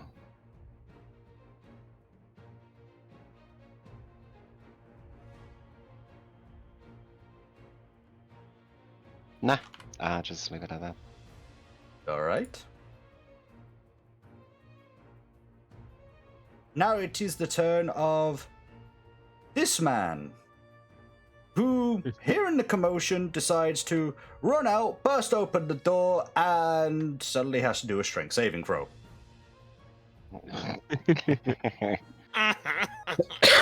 Suddenly. And with a nat 1, falls face first into the entanglement. as all the sticks and vines just start wrapping around him like a pool of snakes. Yep.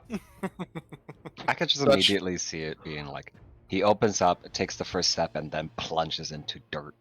Yes. Pulling the sugar high ends. Poor him. I wish he could have seen where he go, but you know, I'm a bitch. So anyway. Alright. Now it is the leader's turn. The main man himself. So damage first. Well, hold up. All right. Because Blades is technically affecting that guy. He's in the dead center of it. Yeah, he's in the dead center. He needs to try and get out. That's the thing. He has to take damage. He just takes straight damage. Does he though? Yeah, he does. Does he have to get out? It'll depend on what the DM would probably say. So let's see. So, the bandit captain looks at you all and is immediately going to grab a dagger. And he is going to throw it. He's going to throw it directly at you, Silas. How dare he? Hold on a minute. Hold on. I need to see something real quick now. Catching missile. No, no, deflect no, missile. no. It's I gotta see. Did he grab a dagger from his own person, or did he do No, it from it the won't fucking work. cloud? It's his own person. Okay. I'm about to say it's his own person, but yeah, deflect missiles won't work because I have to be the one getting hit, not somebody else. Okay.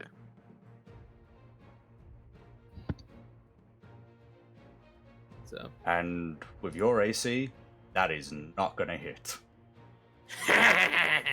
Damn it! He I throws the wanted dagger. it to hit. He throws the dagger in hopes it would actually hit you, but instead, he kind of throws it, it misses, and it lands directly in the head of, well, this dead corpse. And all you hear is, ooh, sorry, Bobby. Bobby! Sparrow. Yeah? Right. No, I don't want to be. He's at the dead center. The Yeah, other no, guy, hold though, on, that is hold on. outside of that shit was probably going to do it. Spiral. Yeah? Now you can roll the damage, as it is this guy's turn. Alright, so I believe for this one I have to roll... fuck, I need to look back on it. 4d4. 4d4. 4d4s. Got it. Damn, there's an echo in here. 4d4. 9. There you go. 9 points of damage. So, as he starts, all of a sudden, it's just daggers slicing into him. He's kind of just there, like, taking these hits. But he's kind of like, also gonna do something really dumb. Because he doesn't want to sit there anymore and just be attacked by daggers, he's gonna move from one branch to the other. And he's gonna go here. Kind of now getting in out of range of those daggers. And then decides he's gonna take a range attack. So, Apex. Yes. I'm prone, so it's 13 right now. Okay. 14. I'm gonna use my reaction with shield to bump myself to 17. Okay then. So it's a miss. So I get this is, 2 more spell. Okay. and that would be the end of his turn. This individual runs from over here and pulls out another crossbow. Now shooting at you, Cordrum. Alright. Dodge it, my boy. Dodge it. Come on. I might actually catch it, knowing monks. 15. 15, that's a hit, but of course, me being me. Okay. 1 second, I gotta throw it out. There we go. Deflect missile. Since I'm being hit with a ranged attack, when it happens, the damage I take is reduced by 1d10 and plus my dex modifier. So you can go ahead and roll the damage for me real quick. Okay. The damage would... It would be 9. Okay, so then I roll 1d10 plus my dex modifier, which is a 4. Plus your monk level. Plus my monk level, Which which is a is 3. Oh my god. So I roll. That's a 12, so that's reduced to 0. You catch the bastard. So if I reduce it, I catch the missile if it's small enough, and I hold it in one hand. And if I do so, have at least one hand free. If I catch the missile, this way I can spend 1 key point to throw it back. Okay. Yep. Paladin of throwing it back? I am not going to expend a key point. I'm not going to do that. I'm just going to catch it, and I'm just going to drop it to the ground. All right then. Wagging your finger. no. So you do that, and you could see this individual is now a little bit surprised that you just caught it.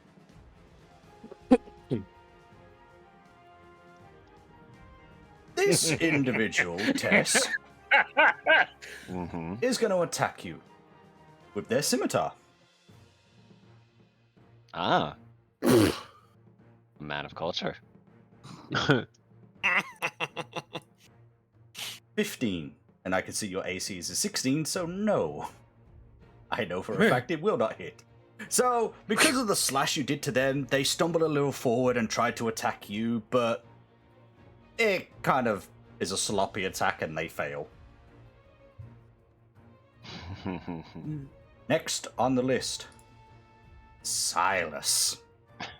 Hi. Oh God. Can I leave a remark? Hi, how are you? Hold up. What was that, Tess? Can I leave a remark? Yeah, sure. I point across my neck. Try again. They flip you the Alright, Silas, it is your turn. Alrighty, it is indeed my turn. Oh. Indeed. Indeed. Who? So let's see. Who? Bueno. Okay. Give me 1 second. I am going to Oh, what the cast fuck? Shatter. Oh shit! I'm gonna cast it, so it's a 10-foot sphere. Okay. Oh, wait, how? So it can There you hit the go. people in the trees, I believe. Oh yeah, but say Nazi, just put your thing there. And give me 1 second, real quick.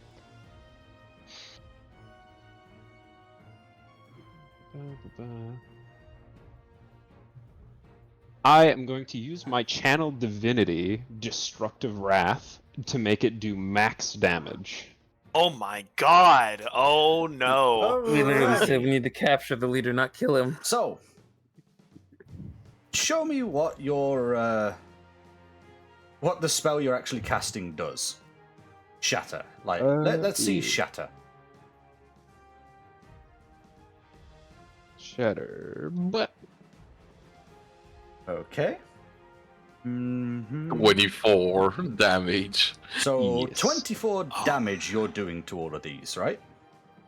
they can make a con saving throw, and they take half that on a successful save. It's just things like a bit of that well and a bit of that house is going to have disadvantage on that So, save. I'm going to tell you this right now. Only one of them is going to have to do a con. Because regardless, this one would die, and this one would die. Because even with halving the damage, it's still a 12.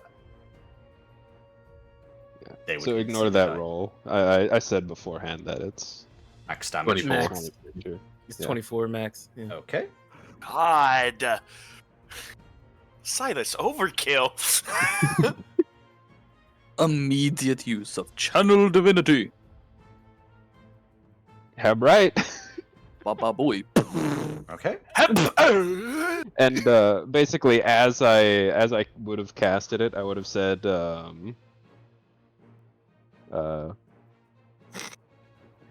Tempest, I sacrificed them to you. Tempest claps his hand and just like, goo. You're in the dark side. Okay. What was the con save for the main man? 15. I'm talking what to Lemmy because I don't think they rolled for his ass. Hmm. Oh. Da-da-da-da-da-da-dum.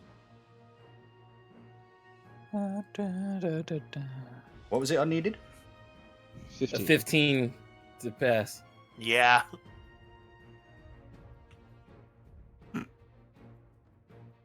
With a nat 20. Ah, Oh, man. this bitch! So half of that Yeah. damage. So I took the tool. I literally already 12. minus the 24. So hold up. So I gotta add 12. So that would be.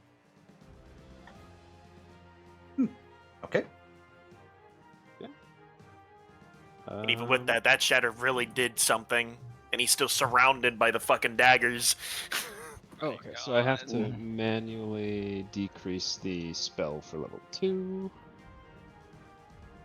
Okay. And then I'm going to cast Healing Word on Hurich. Not on me. Why me? Use the bar to spip your machine behind you. Oh, you know, fair. Yeah, I forgot. I didn't see. I didn't see. About to say, I'm right behind you. As he fucking just. Motherfucker got an arrow in his shoulder and half health. You gonna say, So- I'm gonna heal the wit. You're gonna cast that, right? I'm gonna cast, Healing Word as a bonus action on Malvis. Okay. Can you bring up Healing Word? Yes. This is my first time using a spellcaster, so I'm a So little... this is a normal spell, right? Yes. Yeah. Level 1 spell. Counter spell. Damn, get counterspell. Oh no! He got counterspell. I'm pissed. There is a hidden Good. specialist Welcome to me somewhere. when we had to fight the Kraken. There is a hidden specialist amongst them.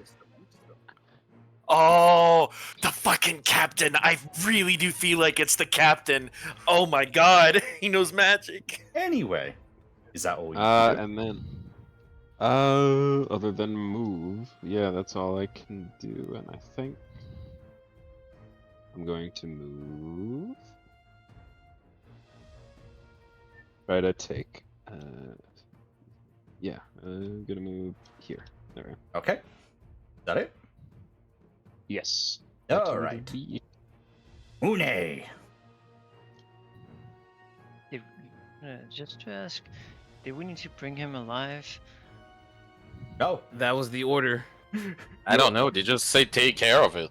Your order was to clear the bandits, take care of the bandits, and get rid of them. You don't need to capture them alive. But didn't they say? But they didn't. They said we need to find out who the leader is or who's leading them. And take care of it. Yeah, take care of it. Yeah. This is your decision. Either kill him or capture. All right. Not the leader, so. Not the leader. Alright, Mooney. I calm. I'm gonna do.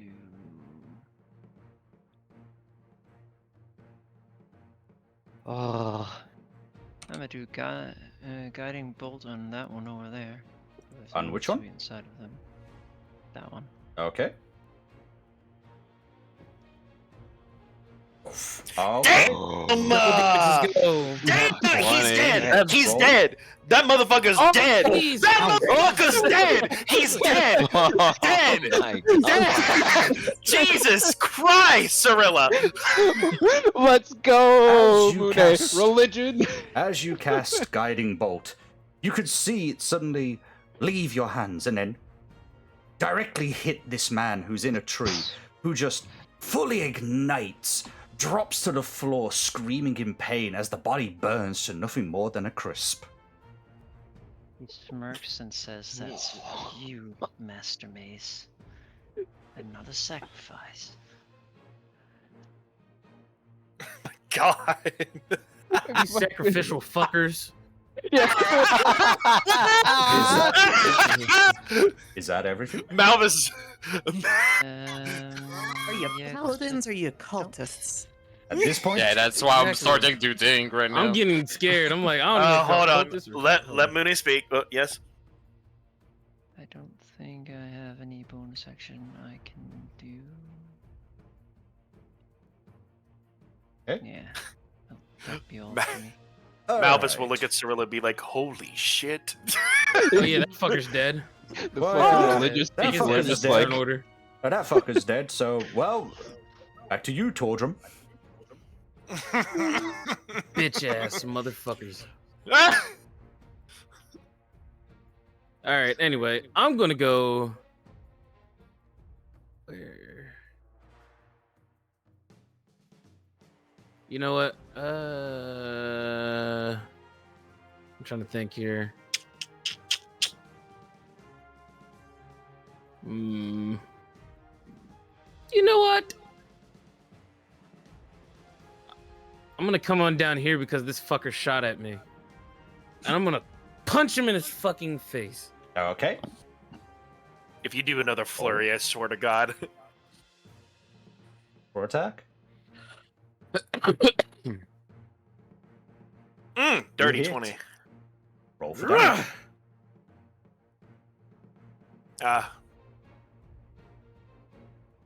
Hey. How's it going, bud? Flurry of blows. Let's go. Oh no! Oh shit! An 11 and Wait, No, would you do advantage. the? I'm about to say, would you do the flank roll? I'm gonna ask that real quick. They both hit. He's flanked. All right, he's flanked. Let's go. He's flank. You're welcome. dead, dead, Die. dead, dead. Another broken skull. Dead, dead. So with this fucker, I'm literally just going to punch him in his chest to bend him over, and then just fucking karate chop him in the back of his head. So a woman was just punched in the chest, bent over, and then karate chopped in the back. There are some paparazzi in the distance who is really looking for this new scoop and is seeing Tordrum just do this to a woman, even though she's a bandit, and is now going to be posting this in the local news. So 1 second. Because I know I moved down here. I still have 15 movement left because I'm a speedy boy, so I'm gonna move right to this door. Okay. After I clock that fucker. Okay. So Clock I'm gonna that be right fucker. here. All right. And that's gonna be the end of my turn. Okay then. The Malthus. monks are fucking scary. All right. Okay. So let me just move right on up here. So Hystera is gonna find Malthus with an angry fucking look on his face from that shot, considering that from that given shot of where it came from, he knows where that is. He's going to lightly bring them behind him. He's gonna look at this one who's like, "You were the one that shot me, weren't you?" Middle finger. And with that, I cast. Where is it? This. Ha! Oh, so you're using your dragon breath. Well, goodbye. Yeah. It was nice knowing you. Isn't it like lightning as well? Yes. No, it's a gold dragon. It's No, I'm a fire. gold dragon. I'm fire. Oh, okay. Fire resistant too as well. On the wooden house. All right. See, saving throw equal. They said to clear out the village. They didn't say anything about destroying it. Yeah. Okay. Do you know what the DC save is? The DC save. Hold on a minute. Is 8 plus his constitution modifier Plus and your- his proficiency. So it's Christ. 10 plus your con modifier. 8 plus 1. Okay. And his proficiency. Yeah, that's why I say 10, because the proficiency of everybody so- should be 2 right okay. now. So what's your yeah. con? What's your? I'm pretty sure. my It's my constitution right now. My constitution modifier is 0. okay, so it's literally Okay. just 10. 10. Yeah. All Needs right. to be the So he needs to be a Okay. 10 on his dexterity. And even with that, might burn the fucking thing down on top of him. So, all right. So you're rolling for that then, I guess. Yeah. You got an All right. 18. Whew. So, half as much damage on a successful. Yes, Takes half so the d. roll 2d6. 2d6. Ooh. 5. Half of 5. I'm going to allow it to go up, so...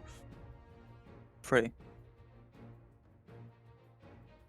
Dead. Oh, wow. I was so close to killing it. Still kill. You know what was really funny though, Tess? It's 1 point over to kill it, wasn't it? It was at it was- 2 HP. Nope, exactly 3 HP. Exactly 3 HP. Oh, okay. So yeah, I'm just gonna let out. It's just fucking burning them to a crisp. Gonna look right on back. Is like, shot me with an arrow. I didn't fucking like that shit. No one has ever shot me with a fucking arrow before. And then just. All right. They should be shitting their pants right about now. And then after that, just walks running over to Rokas, knowing that they said that they were a healer, just standing right by them. So essentially, as you fire the lightning breath at this one individual, fire breath. Well, fire breath. Fire breath. They kind of get toasted. They fall down screaming in pain, but they go down like the Terminator. Instead of the thumb going at you, it's now a middle finger, just burned away. It's like the very big from Dark Alliance. With I'm about to say it's like the dude. It's like the dude in fucking Hellsing Ultimate. Yes. Turns to ashes and literally with the middle finger. Is that your burns. turn? I don't believe that. I believe that it is. I don't know if I have like any like bonus action type shit. I would say look it up later then. I would say Bardic Inspiration is a bonus action, I think. Is it? Possibly. I mean, it is in Baldur's Gate, but I don't know if we're gonna use that. Oh, Bardic Inspiration is that. So Yeah, hold just on. post it in chat so we can see it. You can use Your bonus action to choose. Oh, there's yep. Yeah. You can use a bonus So with action. this one. Yeah, so you can use it on me, on Hystera. Oh yeah. Because that one actually like enhances their attack, right? Or their ability, I think. Or their ability. Yes. You know what? Hold on. Considering with that. You know what? Hold on. How far is it? 60 feet of you. Okay, so. Okay. All right. So here's what I'm gonna do to make sure that motherfucker in that house is dead. I'm gonna give Tordrum Bardic Inspiration. Alrighty.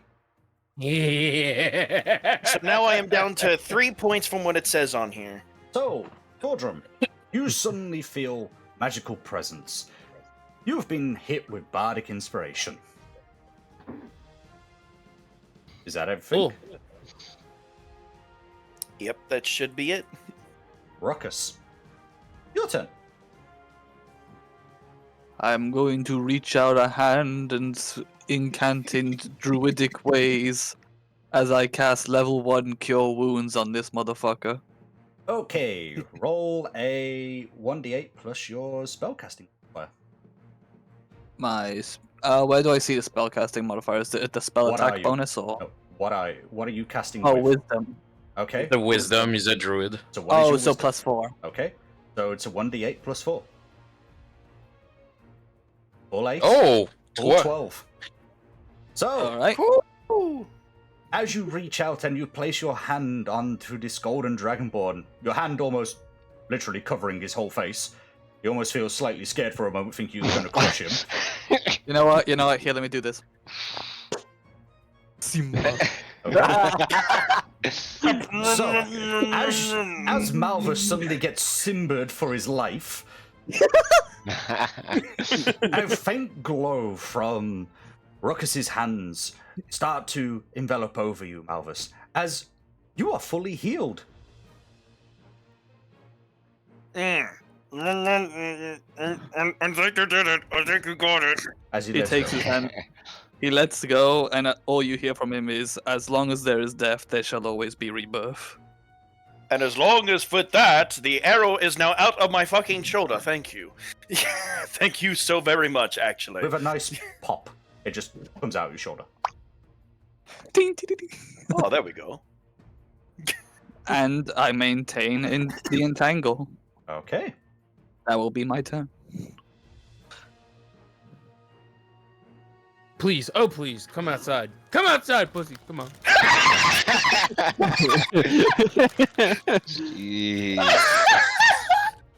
I'm itching. I'm sorry. And so, she kicks open the door.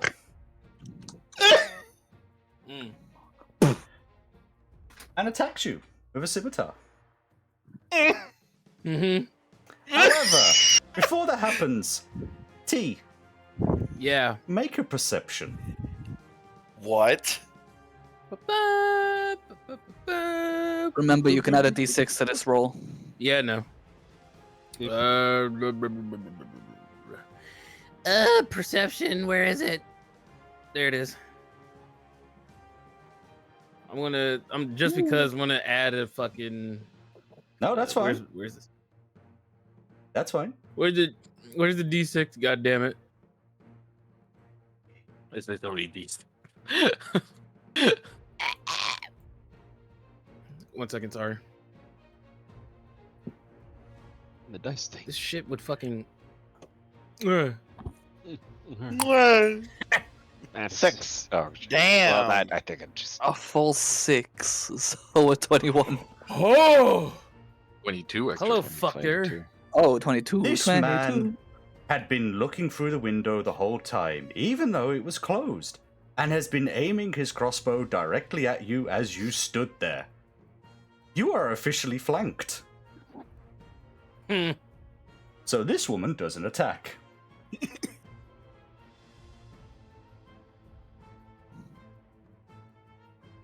Well, it doesn't matter with the advantage considering 2 fucking 15s. Damn! Oh, they hit. Yeah, Well, they both hit. Yeah, either one hits. So, the damage is going Both to on be... the same roll, so it's just 1. Damage is going to be...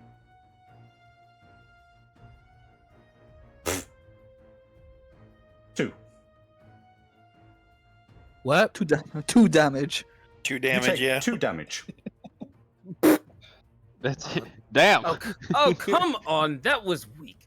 You can see as she tries to attack you, thinking that she's got the upper hand because her friend is there, she's kind of shaking. You can see she ain't ready for combat, almost like she's a new recruit. You know what? Can I do something? What? Okay, now listen here, little missy. Middle finger. You have a chance to leave and walk away. And that is going to be her turnover. Owling! Worcestershire sauce. Your turn. All right, I'm gonna get up. Stop being prone. Mm-hmm. Stilas, go support Tom Drum. Cyrilla, focus on the main captain. Hystera, support Cyrilla. And where's the motherfucker who shot me? And I had to use my shield again. I'm assuming it's that motherfucker. Yes, it's Yeah, that motherfucker in the yeah. tree. Oh god, they're gonna murder them. So, since they entangle and I'm range, do I have He's in the advantage tree. on him? He's in the This tree. one is He's in not... the tree. Oh, he's in the tree? Okay. Yes. So you would attack, but it's not with advantage. It would just be a flat roll. Okay, so I will cast Witch This Bolt one's level entangled. 2. Oh. Oh. Taking it a step further, eh? I Christ. I think that don't think that Okay. matters. I think they're dead. They're dead. They're dead. They're dead. They're dead. They're dead. You hit this man, and in Sparrow's a loud dying. thud as he drops to the ground, and the vines and the branches cover him. He's officially dead. Alright, I'm gonna go land on top of this roof. And I'm going prone again. Okay.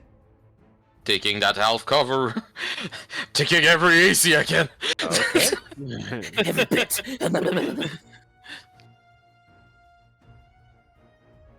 And that's it for me. Oh, he's dead. Yeah, so much for that 17 motherfucker. He's dead. Hysteria, your They're turn. dead.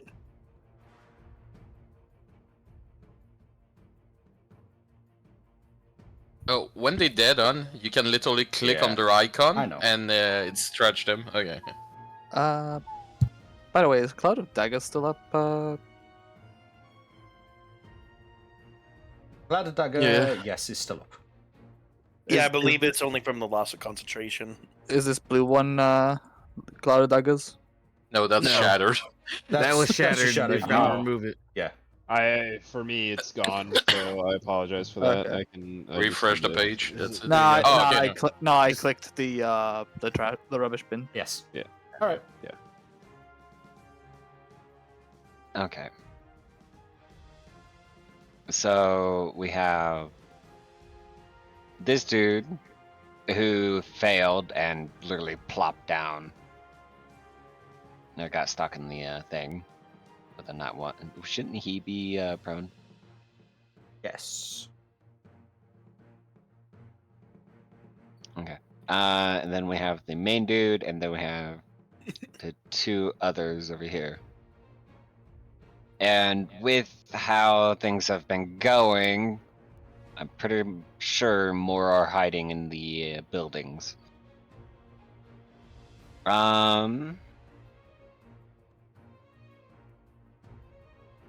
Do.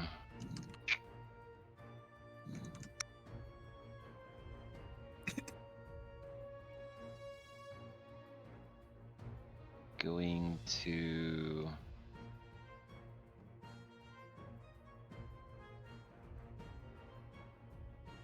Because as much as I'm trying to give him the prone symbol, Natsuki's big box is suddenly just like, Do you want me to temporarily get rid of it?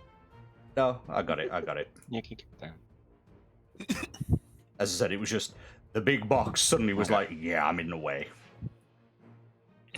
When I say he's mine, he's mine. Okay, so I'm gonna move here. Yes. Does switching weapons count as a action? Because I'm gonna pull out my crossbow and shoot the guy that's prone. So, for that, let me, if you allow me to explain how it works. It's called a free action. Basically, you can change for your crossbow, but you're dropping your sword on the floor. Because you're not pulling away your sword, you're just dropping it. So after that, if you want to grab your sword, it's a bonus action to grab the sword on the floor. To stow it. Okay. Okay. Alright. Then yeah, she's going to drop her sword, pull out her crossbow, and shoot him. Shooting him. Which, yes. All right. Do an attack roll with Bam. advantage. 16 hits. 10 piercing. Oh, that kills him. I believe that kills him. Oh. I think. No? Shit. He's still alive, bitch. Barely. Can I use action surge to fire another one at him? Action surge. Bring that up.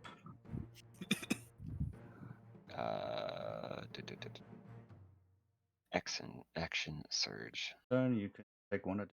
Yep. Yes, you can. Yep, because that's a free action as Action well. surge, yeah. So go ahead. Action surge to fire once more. Okay. With advantage, yes. Hit. Roll. Oh, yeah, that is a. Damn. That's definitely death. Yep, there we go. I got it! Basically. Okay. And I still have a bonus action, but honestly, I don't see a reason to use anything for my bonus action, so No, you don't have a bonus action. You used your You- bonus action to cast action surge. Oh, okay.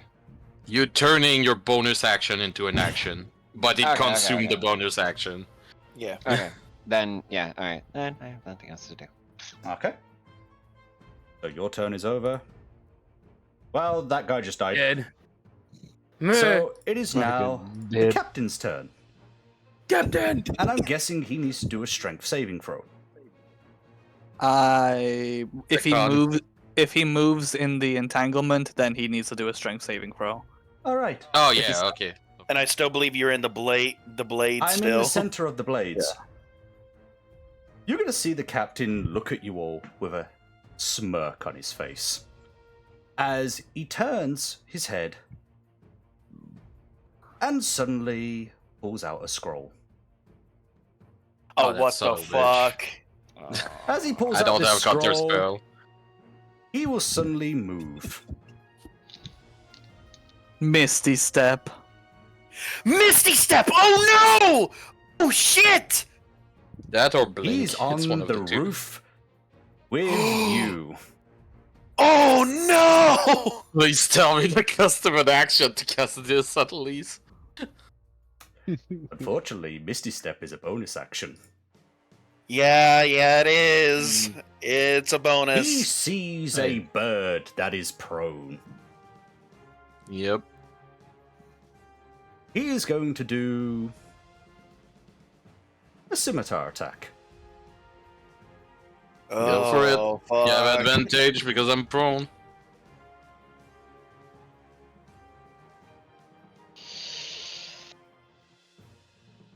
There's an 18 hit. It's gonna be 18 definitely hits. Yeah, 18 definitely hit.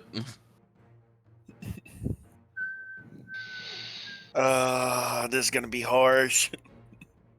4 damage. Oh! Four damage. Wow! Yeah. we were like, whoa. The reason for it? You got a nat 1 on that damage. Wow! Lucky bird. Damn. So you're going to see Oh my he God. looks at all of you after casting that and just laughs as he proceeds to attack the bird. That is his turn. Well, that woman's dead. Hi, I did that. That woman is dead. Hi, I killed the woman. Silas, it is your turn. I bent her over too. As you've killed this Hi. person, you suddenly hear laughter. And then, poof. The captain disappeared. And is no longer where you all thought he was. Okay. But would we have heard? Yes, Would I have heard? you would have heard the screams of the bird being attacked. Not the only one who has wings. So bonus action, Celestial Revelation, Okay.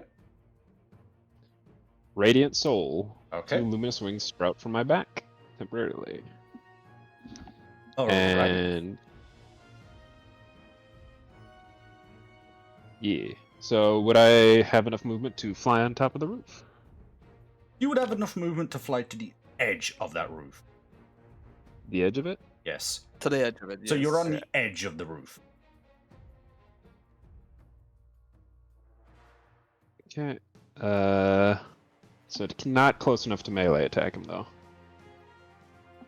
You're 5 feet. You You're can 5 attack foot. him. Yes, you can attack. Oh, okay. Get his ankles. Get that motherfucker. Get that motherfucker. Or you can hail me, you know, like the dying bird. I'm working on it.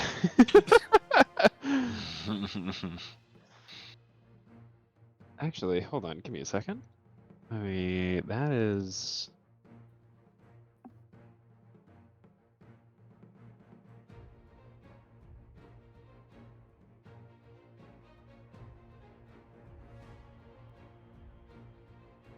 Oh, nope, that will not work. Okay, never mind.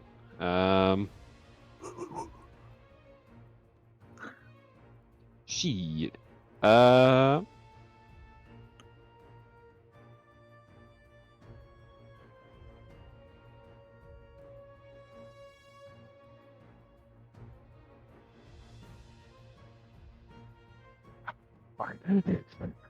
Okay. Yep. Apex. I am going Yeah. to use Cure Wounds on Apex. Okay. So. How much do you heal them for? Wait. What I did? Oh, there it is. At level 1. 9 hit points then. 220. Yes. There you go. That's gonna help me for my next turn. Oh yeah, Mr. Krabs. Is that everything? Oh yeah. Yeah, because I used used everything. Bonus action, action, and movement. Alrighty. Celia. I'm gonna go over here. This woman is now surrounded. Oh God! I just realized. Well, Oh fuck! two of us are at the roof. Two on the roof. They're recruit. You're almost by a couch too, so it's almost casting couch. I'm gonna use. Let me see. I always forget how to put it on here. Yeah, okay, so that was one spell slot, so I'm using my weapon and using Divine Smite. If it hits, that is. Oh.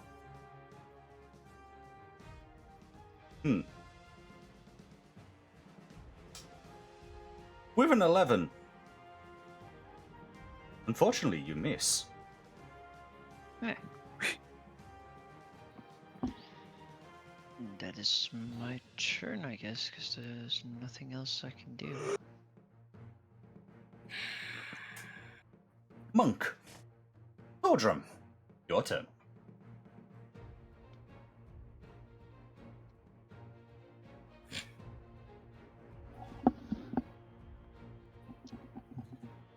D-Money? Alrighty. I'm gonna look at her with the most fucking, like, the most disappointed look on my face, right? Yes. Turn towards this fucker. Yes. I'm gonna crack him through the window. Oh. What the fuck you say to me? With since I got Bardic Inspiration. Yeah, you do. 6 to that. So you're adding the 6 onto it. Yes. Okay. 5, so it goes from You hit. 10 to 15.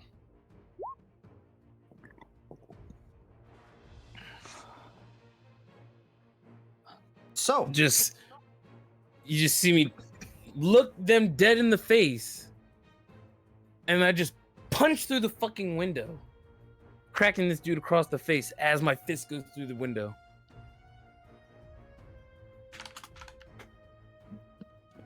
All right. So, you punch him. He suddenly has glass in his face, and then suddenly, because of the glass, he's gonna look at you with cuts across his face now, with a sort of "go fuck yourself" look. Now, I'm gonna look to her again. This is your last chance to leave. Is that your turn? Yes. Intimidation roll. Malvus, your turn. All right, I already have a plan going on. Considering of where he went, if the blades, or if the cloud of blades or daggers is still up, I'm gonna cancel that if I can. Or is that like an action? You can dispel it, I think, for free. Yeah, it costs nothing to dispel. Yes, it costs your nothing own to spell. dispel. So, All right, good. All right, good. I'm going to dispel that as I see the captain running around, teleporting around and up with Misty Step. Mm-hmm. Malvus is going to be a little bit vigilant with this. And I am going to cast on the captain while he's holding those scimitars. Yes. Give me a moment. Oh, I know what he's doing. You Yeah, I bastard. feel I know. Heat metal. I'm calling it. Yeah. So let me just Yep, heat metal. Fucking shit. within range of 60 feet. I should be able to have like 20, 25 feet within that. Oh, shit. And it's like level 2 or something like that, actually. Hold on a minute. Let me see. I think it's because heat metal is a level 2 spell. Yeah, it Okay. is. So, you're going to cast this spell. I need you to roll. I need you to roll 2d8. 2d8. Mm-hmm. This will be the fire damage. Damn.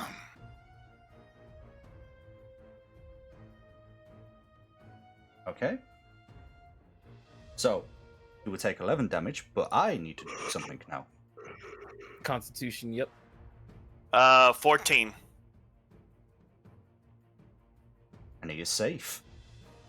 Alright, Damn it. So he holds onto the He- weapon, but takes 11 damage. All right, and just to just to clarify, Silas is on the same level of the captain as he is, right? Yes. Silas and Warish are on the same level, the roof. Bonus action: Bardic Inspiration on Silas. As you would. Alright. That's By the way, that's what's mine gone. By the way, what is Malvis's proficiency? It's 2. All right, then that's the only other time you can use it, I think. Is that your turn? Bard. A what? That should be my turn. Yeah, that's just about it. And he'll basically just yell at Silas, "Get that fucker off that ceiling!" Rokus, your turn. I am going to strut over here. Mm-hmm. And I don't mind if I take a disadvantage or not to aim at this. And I am going to use the cantrip as I pull my hand back and whip it forward with Thorn Whip. Oh shit! Wait, I need to hit it in here. Okay. Oh wow! Shit. Hit. Roll damage. I hit. Roll damage, All right. yeah. 6 piercing damage, and he is pulled towards me 10 feet. Okay. So, as he's pulled towards you 10 feet, he comes launching off of the roof and lands there. Should have just gave it to you. Opportunity attack. Well, he's just landed. Technically, Well, I mean, you- yes. Silas can do an opportunity attack. Silas? Sure, why not?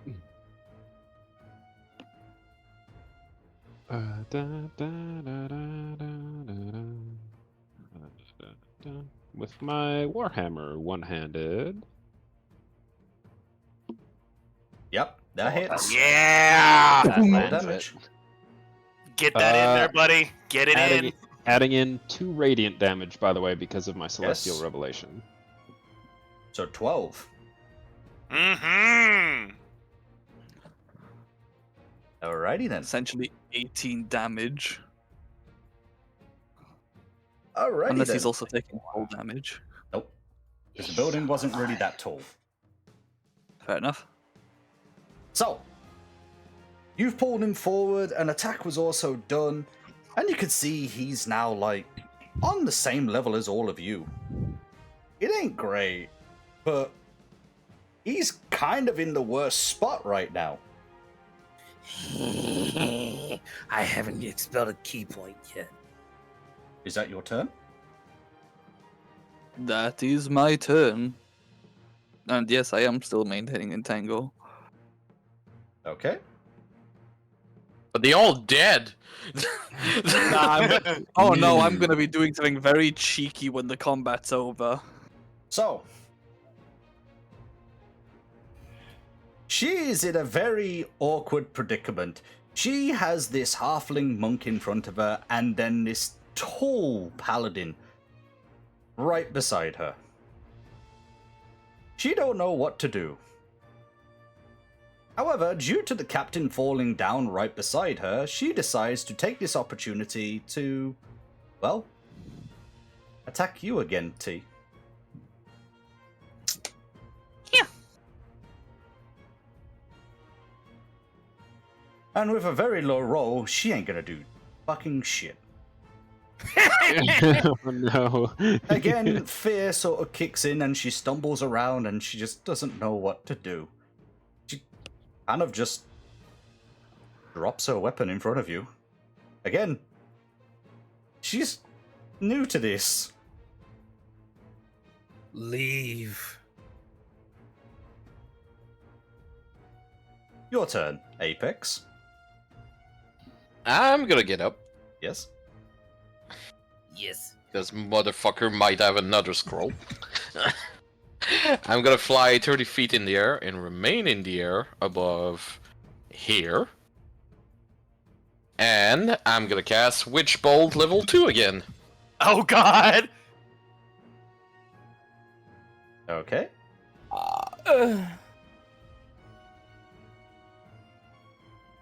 So...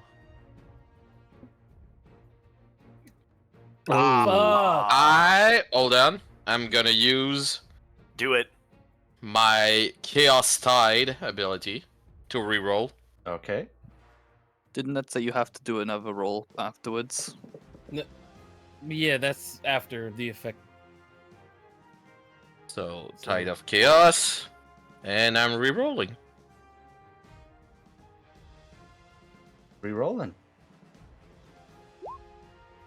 Roll me a d20. Much better. Wild magic effects about to go off, guys. Nope. Nope. You still have your wild magic sheet, Apex? Yes, but it shouldn't be a wild magic roll. It's only when on the net. Any spell I cast, I roll a d20, basically. And after that, if I have a 1 on that d20, it's when the wild magic go. Okay. That's fair. You can roll the damage. So this is level 2. So 19. Who are you attacking? The Captain Bandit. Okay. If he's still alive, if you have a lightning symbol, you can do it, and there's a crackling energy going between him and me, because I don't need to roll attacks anymore on him. Yep, you just have to recast it again and deal the damage. It's auto damage constantly now. Yep. Until Alright then. until he's dealt with. Yeah, if you can, yeah. And I'm at 30 feet in the air. Good luck. Is that your turn? Yep. Hysteria, your turn. You've just watched this owl fly up and then cast Witch Bolt and cause some heavy damage to this guy who was even pulled off from the roof. What are you gonna do?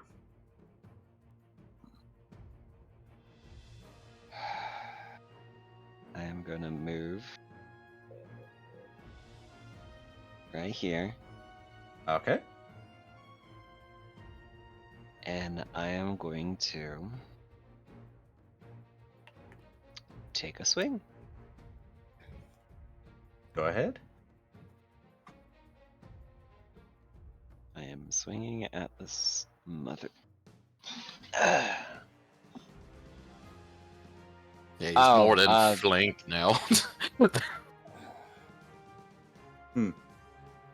Before I move, can I take a bonus action to pick up my scimitar? Yeah, sure. Okay. And then moving over to him, using the same scimitar to swing at him. Okay.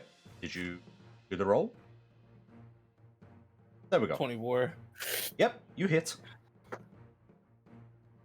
Damage that motherfucker. Oh. Damage that motherfucker.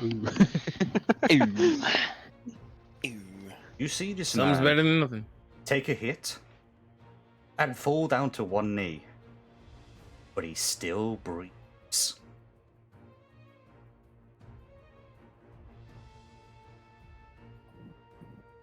Is that everything? I used everything.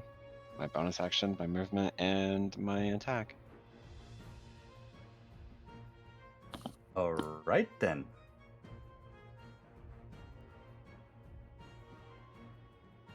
So, as this guy laughs, you could hear him laughing away, looking around, and says, "Fuck it." And he is going to cast Thunderclap. Oh, fuck me. So, each creature within 5 feet, which also does include the random civilian or the random bandit, I'm going to need you to make a con saving throw.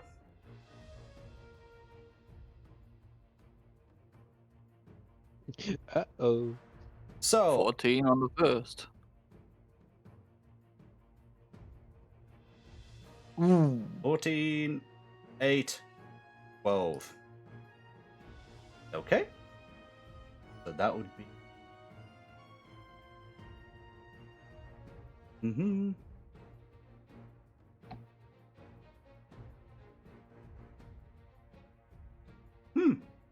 Okay. So, 2 of you get pushed. That is going to be our wonderful monk, Cilia. You're going to get pushed just 5 feet. You, however, T, you're going to go crashing through. You're going to go crashing through and land on top of this guy. Well, thankfully for my fucking... Alright, so... So, you two are also going to take... Where is... 5 damage. Alright, I'll put that there.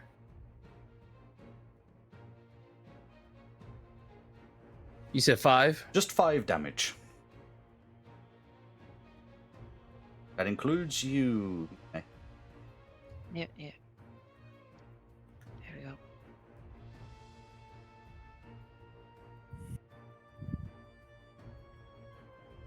After doing Thunderclap, he proceeds to stand up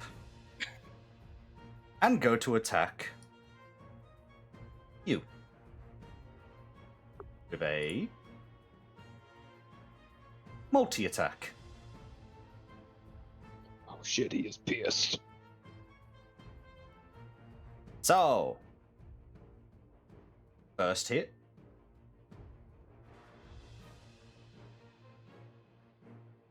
$14 isn't gonna hit. 4 is not gonna hit. And on that one, he just drops his dagger. Oh no! The amount Damn, Are you sure he's pissed? We fucked him up so badly, this man whiffed 3 times and drops his weapon. With the amount of blood loss and everything else, he's just stumbling around. He still has a smile on his face, though. Silas, your turn. Alrighty.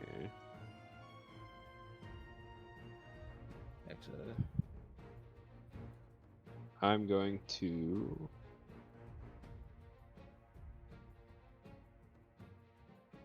fly and drop down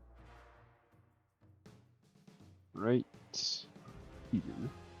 Okay. Yep. Basically land on the ground, and then I'm gonna reach my hand out and try and touch him with inflict wounds. All right then. Roll. Wait, He's flanked. Is yeah. Okay. Roll for Fuck. damage. Roll for damage. Okay. Level 1. Christ! Oh my Christ! If that doesn't kill him, I do not know what will. There you go! Okay. Fucking hell! Holy shit! Since this is killing him, as I would have done this, like I would have put my hand on him and been like, Tempest, take this sacrifice. Fucking cultist. Yeah, I'm sorry. Anyway, as you kill him and you hear the Almighty screams, he falls to the ground and he just drops dead. As he drops dead, this one right here sees this and in pure horror gives up, dropping her weapons and surrendering. This man recognizes the screams of their leader. And T, as you lay on top of him, even he drops his weapons, giving up. He don't want to die, if his leader's already dead. And as that happens, you see this random guy who had been asleep the whole fucking time come out, bursting through, and trip up on all the vines. But he sees everything that just happened, seeing that the captain is dead, and even though he's laying prone, puts his hands up and just gives up. Congratulations. You have cleared out the bandits. Yeah. So, as you clear out the bandits, you can decide what to do. You have a couple of them that have surrendered and will give up, giving all of their belongings to, even any gold that they might have taken, they give it to you. You'll all earn 20 gold from all of them. Each one or in total? In total. Or 7, that's gonna be hard to. Like, oh, okay, so yeah, that'll be hard to split up. Hmm. Do that though. You know what?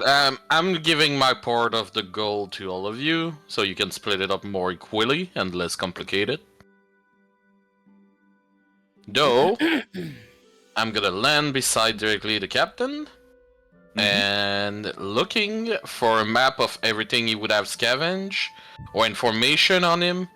Any piece of paper who can tell me if he has, like, you know, a hidden treasure somewhere, or what was his plan, or something like that. Roll. Just information in general. Roll investigation. Did I choose proficiency in investigation? No, I didn't. Okay.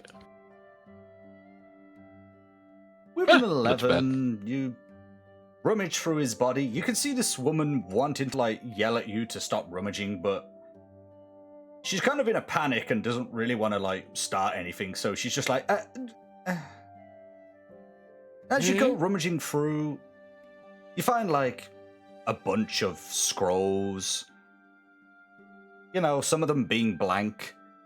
And you find one that could have been very useful to him. It was a second Misty Step that he had. But when it comes down to any information, he doesn't have it on him. Okay. You. I'm gonna point at this. I'm gonna point at the rookie. You. Huh? Is there any kind of information that you've been withholding? Are you trying to intimidate her, or? No, I'm talking to him. I'm not trying to intimidate. How many blank scroll I get? You get 3 blank scrolls and 1 Misty Step scroll. Okay. So you can see she kind of looks at you. It's like, I don't know much. He would mainly keep everything secretive, just so that if any of us betrayed him, we didn't know where it was.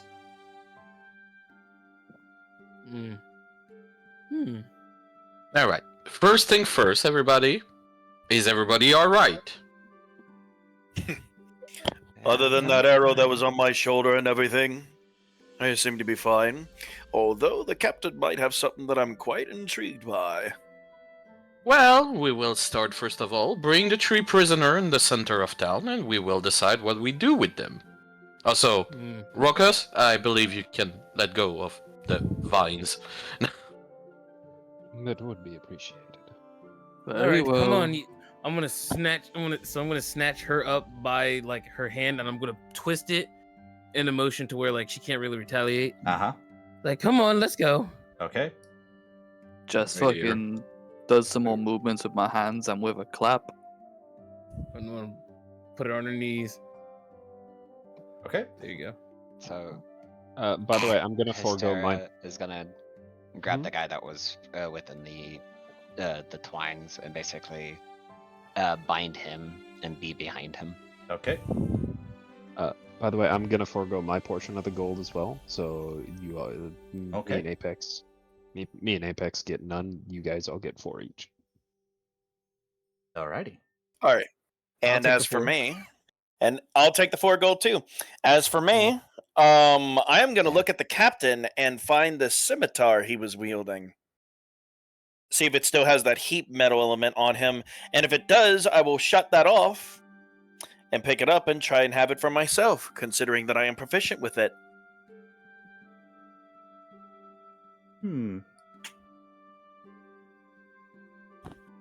Alright. You find it. You pick it up, but as you look at it, you've seen better looking scimitars. You can see this scimitar really wasn't looked after. It was almost as if it was intentionally damaged and chipped with the amount of battles he had had. But it almost seemed like he did it for a reason. What the fuck? How would... This motherfucker did not know how to treat their own damn swords. Gonna look at Cirilla. See if you're still on the ground. Are you still on the ground? Yeah, she'll get up. Malvis will actually try and help you up. You alright? Yeah, I'll be fine. Yeah, no, he had Thunderclap. If I would have used Thunderwave, it would have been a different story for the bastard. And yet, this scimitar has seen way better fucking days. He is going to actually... He's considering that there might be a forge around somewhere in the city here and there or not. So, I will keep the damaged scimitar until I could find a place onto where it could be reforged a little bit. Okay. So, just in case, how do I try and add that in? So, where it says information or compendium, right next to journal. Compendium. Alright.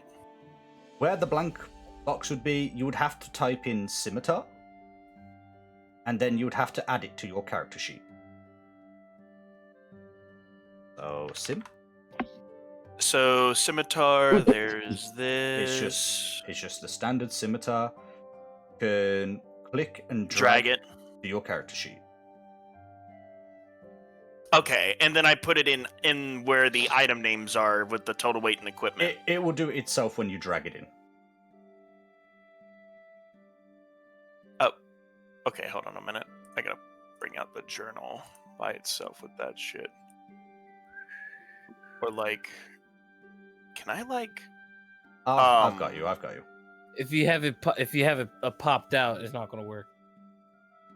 There you Oh, go. really? I've added it for you. Oh, really? Okay, let me see this. Okay, yeah, no. I'll say that it is damaged for now, that he's holding on to it, and until it gets repaired, it's gonna be said as such. Alright. Well, I've added it to And then your I'll add character the sheet logo. anyway.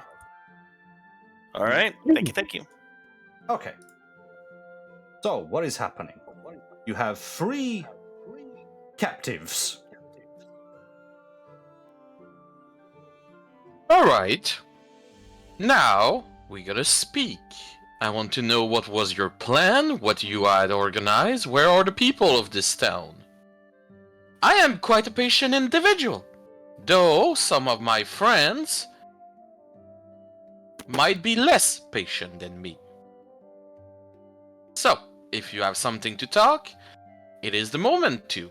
Also, Spiral, did you walk in that trap? I just saw you. It was deactivated. Okay. It would have been disarmed at this point. Just whoopsie. I still have it marked on the fucking thing. And So keep in as you mind. say, Hold on. go ahead. And keep in mind that by law, I can kill you, sell you to slavery, or decide anything who can happen to you. But remember, like I said, my friends are less patient than me. Now you can go, Toby. Sorry. As you say that that we were less patient, the one I'm standing behind, they can surely feel the sharp point of my scimitar at the back of their neck. Is it on side or? I'm holding it. Basically the point Okay. of the scimitar. So the point is at the back of the neck. Yes. Alrighty. So you could I wish see. to say something to them if it's alright. Go ahead. I'm gonna be the good cop, I guess, and use persuasion and say you'd be much better off just telling the truth. So, you threaten them, and you persuade them to tell the truth, and you even tell them their rights. You can see this one sort of just looking at the other two, kind of shrugging his shoulders and basically saying, well, I mean, kinda gotta tell them now. I don't exactly want to go back to slavery. This one's kind of just like, well, I mean, yeah. Although, if you're kind of wondering where the villages are, there wasn't many. Literally, we got here and nobody was here. It was almost like it got deserted, left alone. There wasn't even food. God knows what happened to them. Deserted. Deserted. This woman, who's a recruit, stays silent for the moment.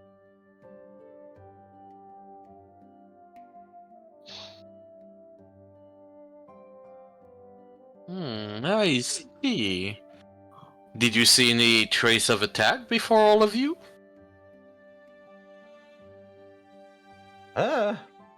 Not really. It kind of just looks like they up and left. Although, there's no trail marks of them leaving via carriage or anything.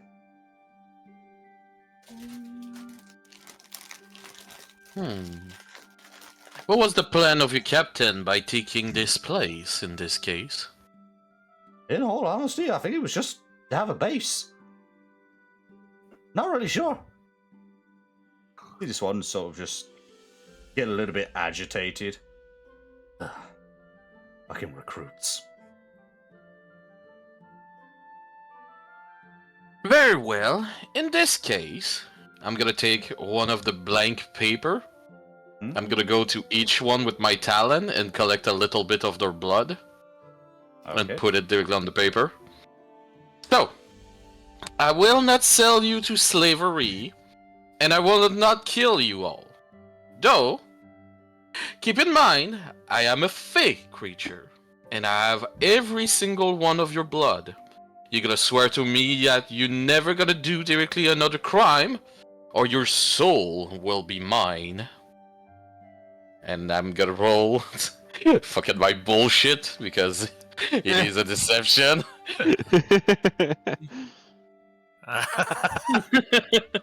Okay.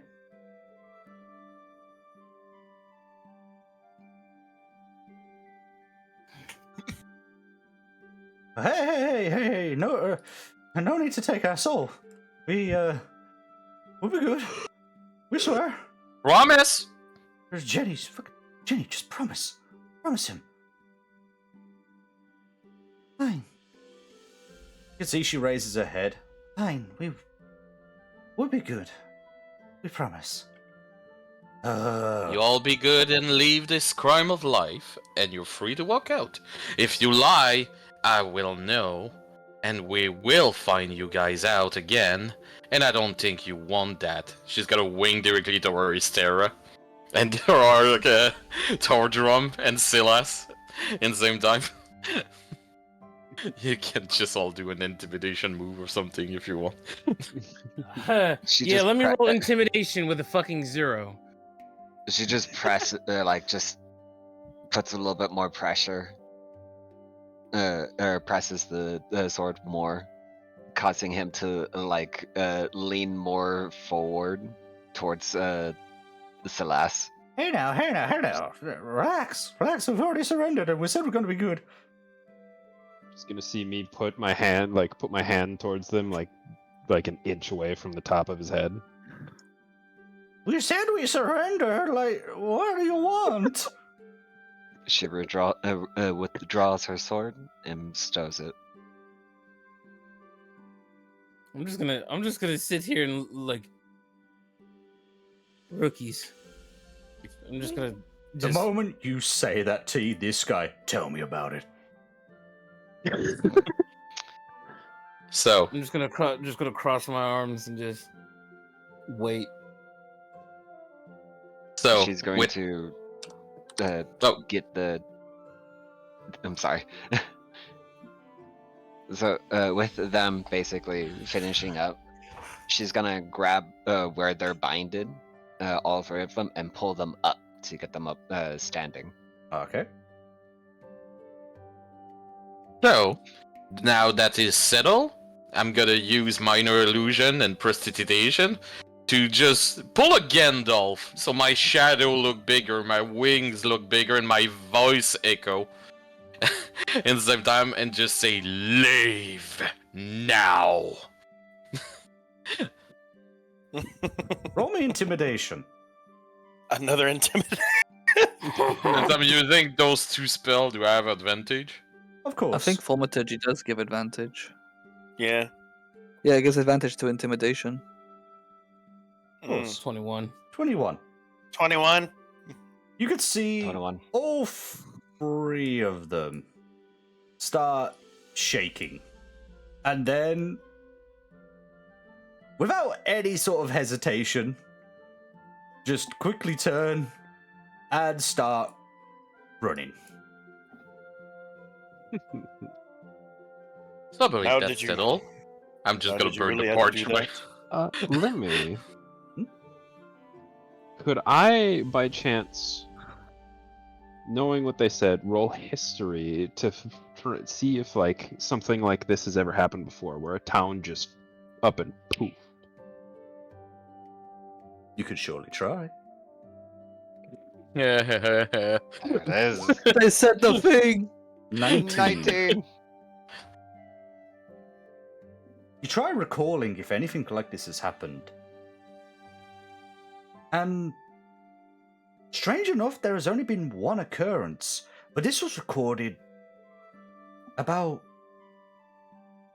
700 years ago, when there was a certain village that was booming with life, and then one day just nothing was there.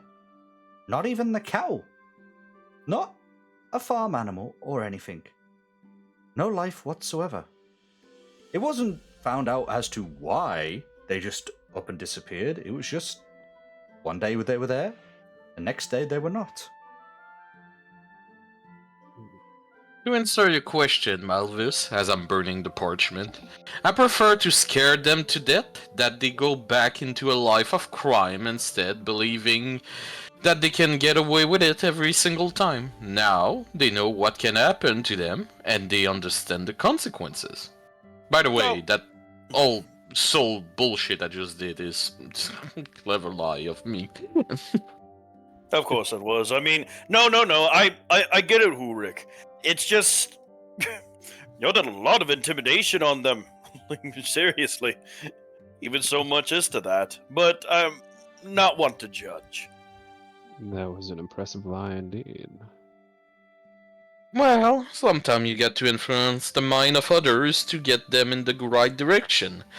Though, we still need to bring a proof that the captain is dead, so... Actually, this might be it. He brings out the broken scimitar. Or the slightly broken and very much used up one. Did he have a dagger too? She's gonna take the robe that is drenched in his blood and roll it up. Okay. Well, if you wanted proof, I'd shake his head, but so be it. By the way, I was thinking back to my studies at the temple and stuff like that, and I've only heard of this ever happening once before, about 700 years ago, where a town just vanished, and just out of thin air. Everything was gone. The people, the cattle. It's like what happened Actually, here. can I take his hat too? Get away. Okay, continue. Sorry. So, happened once before. They never found out why, though. Just that it happened.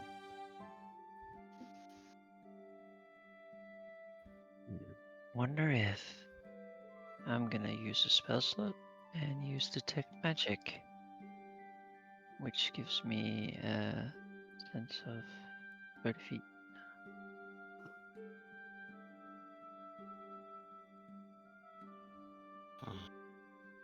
I'm going to go around and just check for things. Go ahead. As that What happens, the bandits say is true.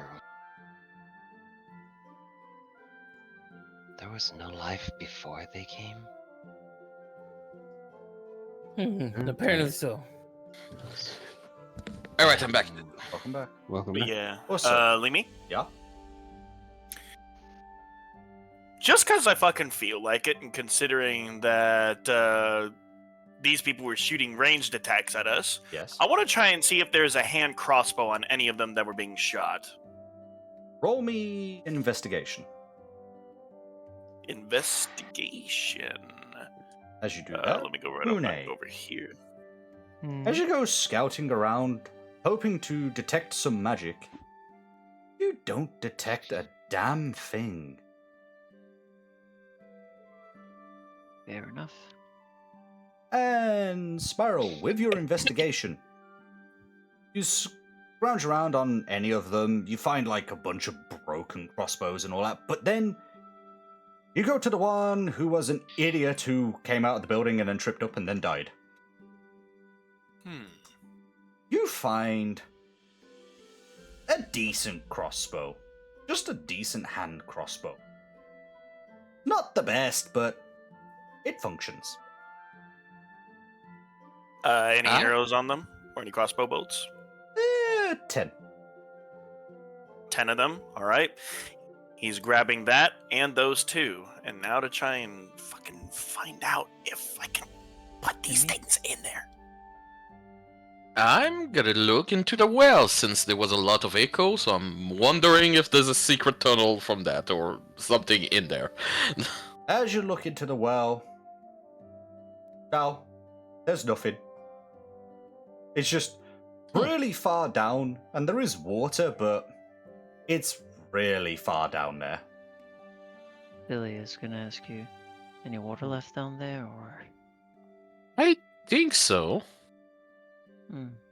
I can fly down there if need to be, but I think it's a regular well.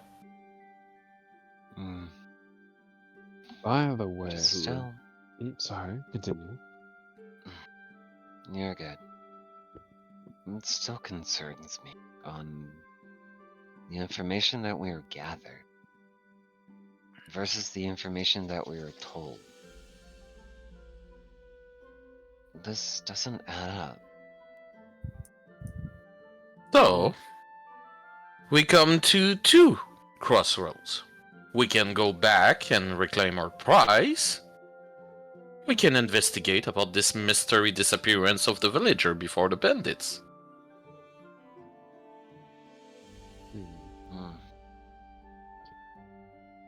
Well, regardless, we're a days away. It's not like we had a time limit neither, so I guess we can pass at least a night and day to investigate. Well, for the time being, if we can just clear out the bodies, we could probably just use the houses. Indeed. Everybody, let's pile up all the dead corpses. Let's scavenge what we can from them. And let's burn those corpses so at least the village can be used and no disease came from it. It's a good idea. Sounds like good. Understood. There's one other thing that's troubling me, though.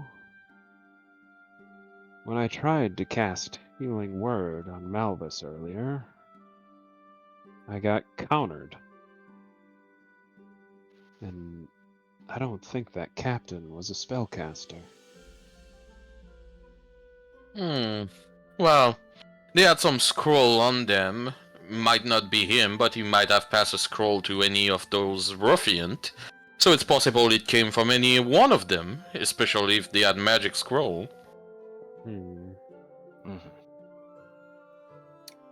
gonna roll an investigation on this body. Okay.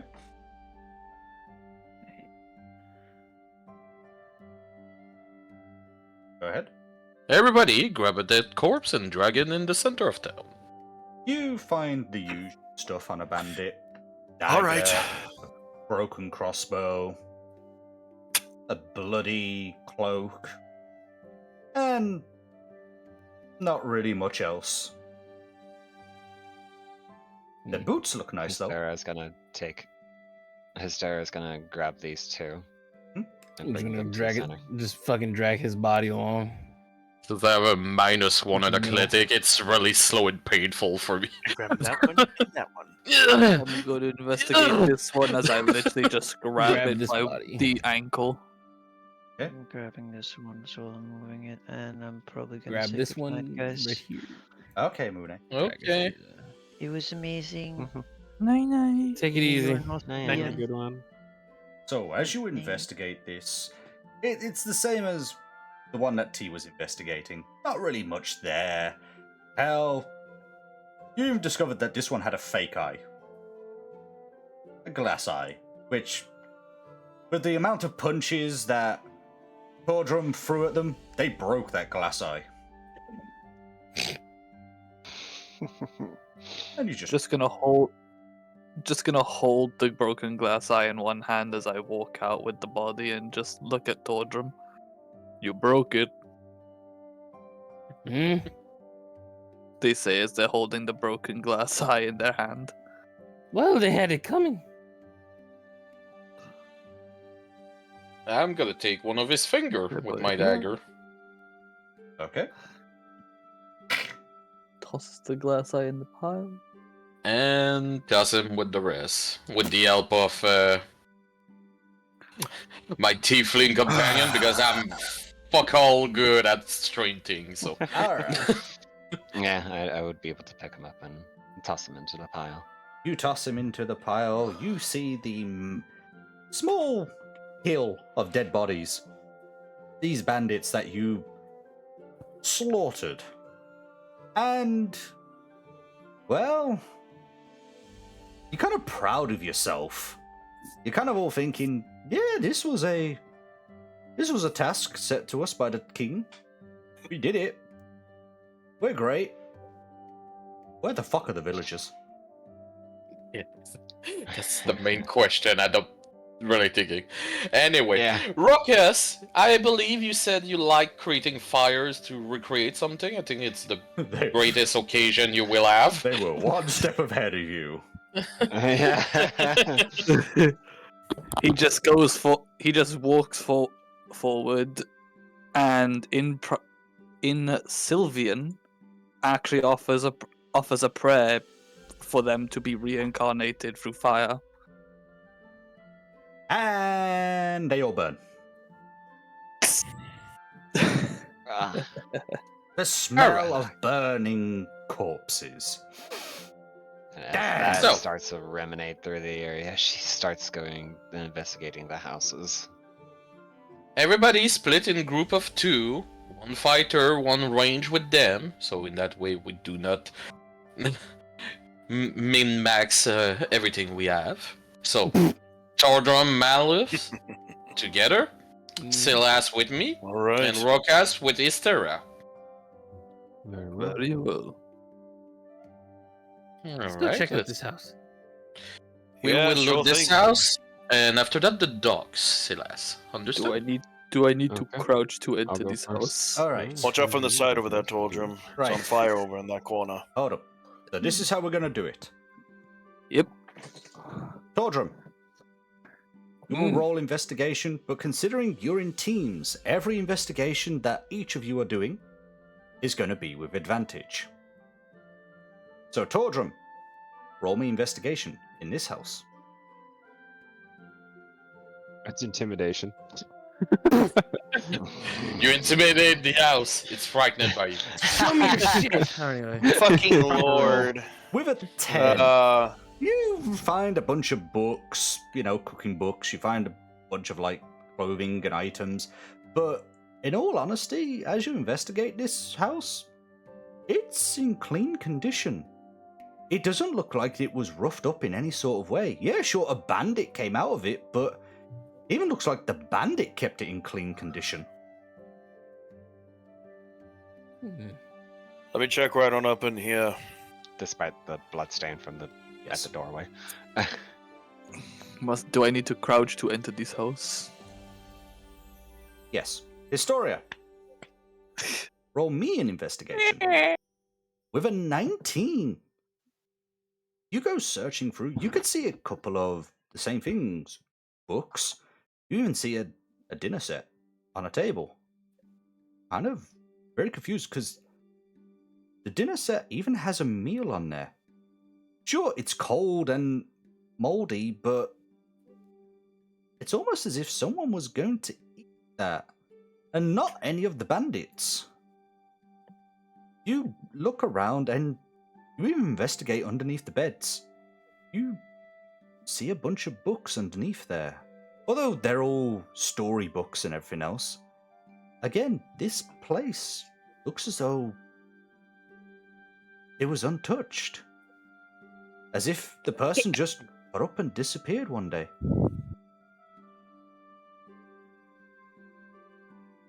Woolrich. Investigation.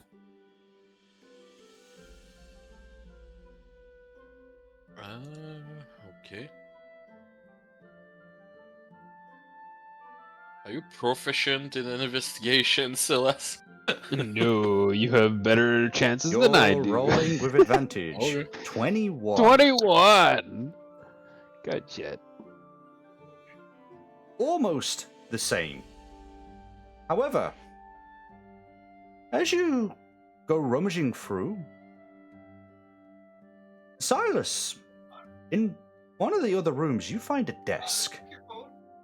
And kind of go scurrying through, rummaging. You even open up one of the drawers. And strange enough, there's a note.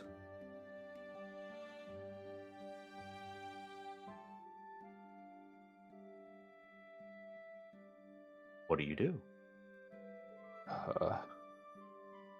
I read the note. Okay. As you read the note, it's in a handwriting you can understand, but it's strange. What it says is kind of alarming to you. They're here. They're here. We don't know where they came from. They don't just appear via magic. They're just here. We don't know where they came from. But it seems that everyone just accepts them for what they are, for who they are. They keep offering a better place, keep offering a better way of life. Can't accept it. I won't accept it. I must keep my daughter safe. I will try and meet up with a few of the others and escape this place. Hopefully nothing happens. Hopefully we don't get captured.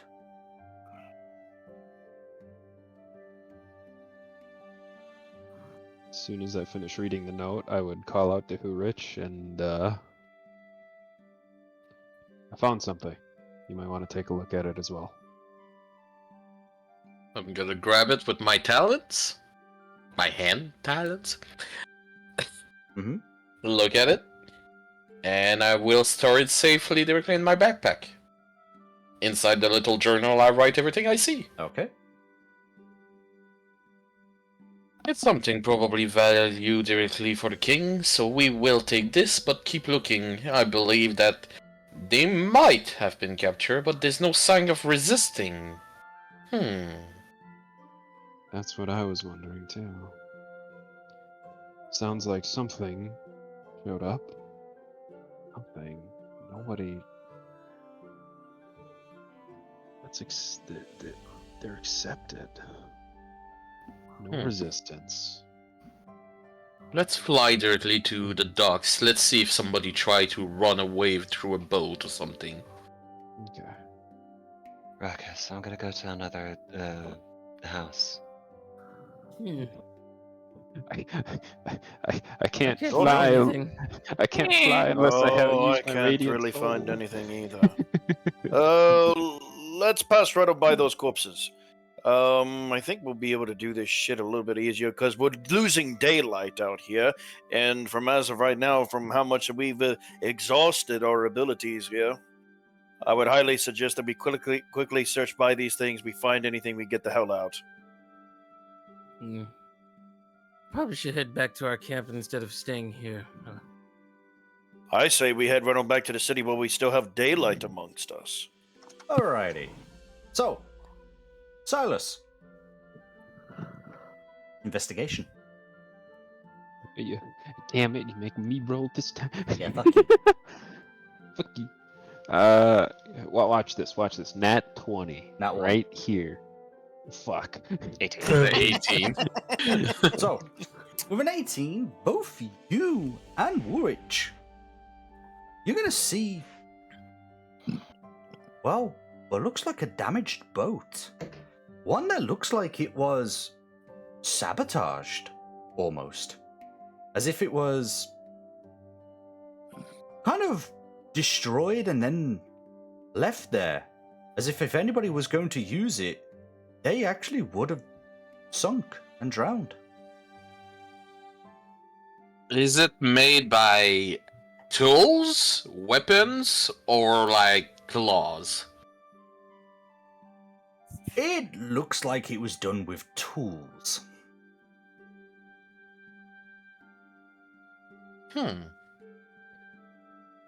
This supports the theory that they were captured by something if whatever captured them didn't want them escaping.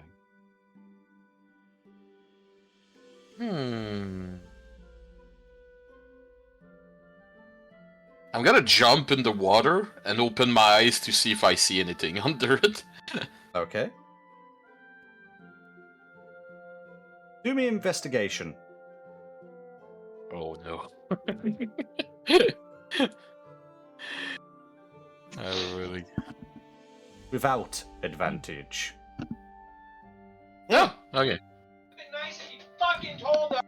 Okay. I'm sorry. Anyway. So, you jump into the water and you put your head underneath, opening your eyes to try and see if you can see anything. You kind of at close range see what looks like it's meant to be footsteps, but it kind of Wait, under the water footsteps? yes, Okay. kind of see what looks like footsteps under the water, imprints within the sand. It's a little bit confusing that it's still there, but as it starts to go off, it kind of just disappears. I'm gonna come out and fly on the deck. Well, they are footsteps underwater. What? Footsteps under the water. I'm gonna look in my little backpack and write it in my journal.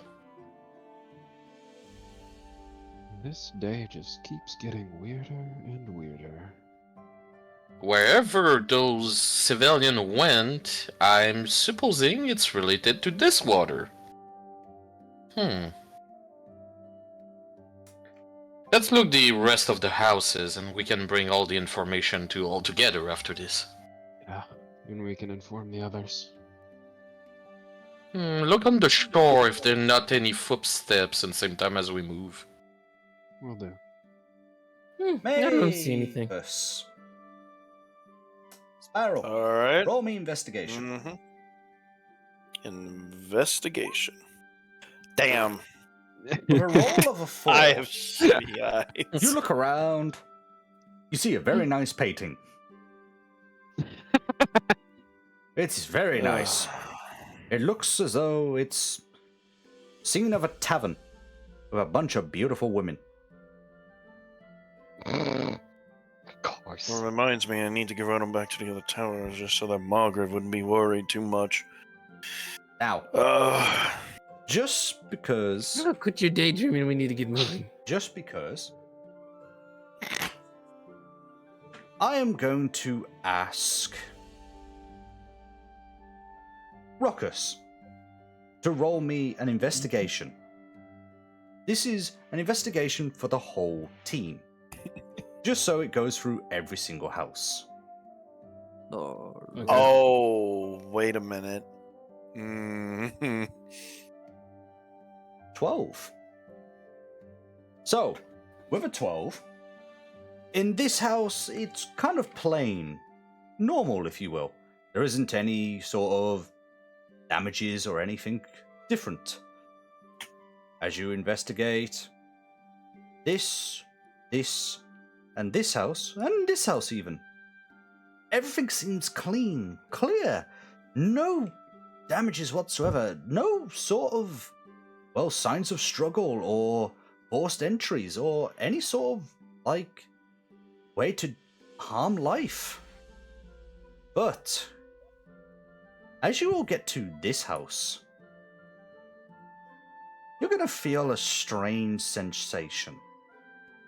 Those that cast magic, I need you to roll me Arcana. Oh boy. Understood. Birds go blay. Where? There it is. I understand the nature of this, for it is That'll nature. be you two, Spiral. Oh, all right. You're technically a magic caster. Arcana. Yeah, I got you. So, Ruckus and Malvus, you would sense this. The others would not. But you two would sense dark magic. Extremely dark magic, potent within this building and this building alone. Gonna put my hand right on in front of Hysteria and just go. Be wary. Foul magic is at play. Oh, you don't say.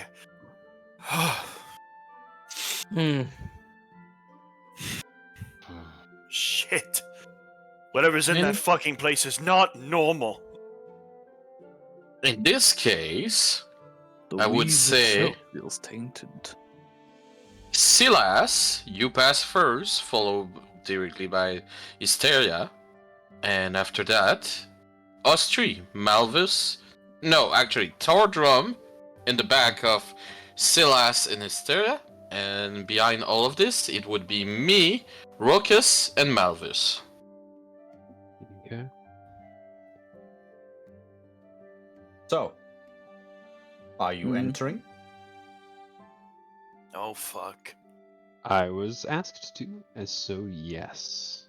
Hold on. Let me look Okay. something real quick before you do so. I'm just looking a spell real quick.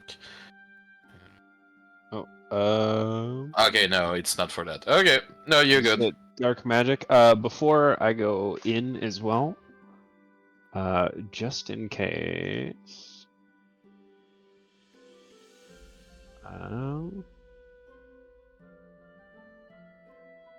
Yeah, I'm gonna cast guidance on myself, All right.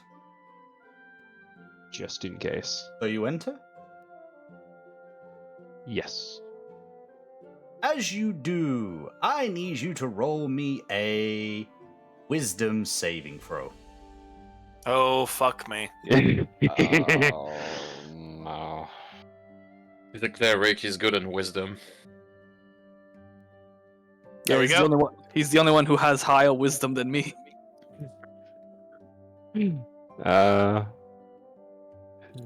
Pass. You enter.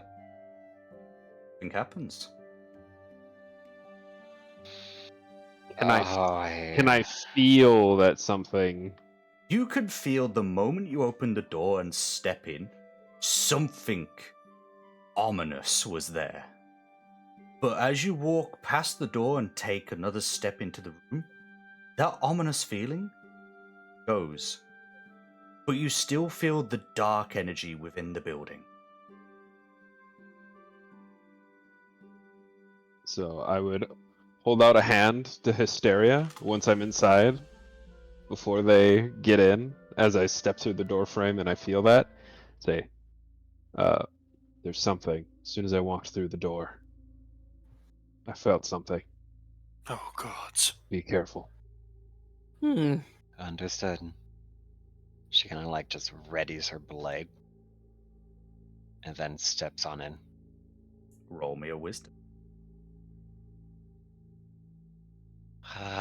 Saving throw? Yes. -2. Oh boy. Oh, fuck you! Wow! Holy shit! With a nat 20, as you walk in, you feel this ominous presence. But it feels you, well, it does nothing. As you walk right on in, right beside Silas. Did you feel it too when you entered? Most definitely. Worse than my uncle's chills. I don't know. In this case, I believe that everybody who tried to pass through this door will have this strange effect. Yeah, and I don't want to see what happens if it decides to take hold. Rokas, Malvis, both of you help me. Let's try to understand how to deactivate this spell. It is very dark with a nature in it on its own. It's no guarantee, but we can try. So it's gonna be a group effort, Lemmy, for Arcana to disable this. Go ahead. With a group effort, that would be with advantage. So we're all rolling, or it's just one roll? Just one. It would be Apex. It would be Apex. Okay.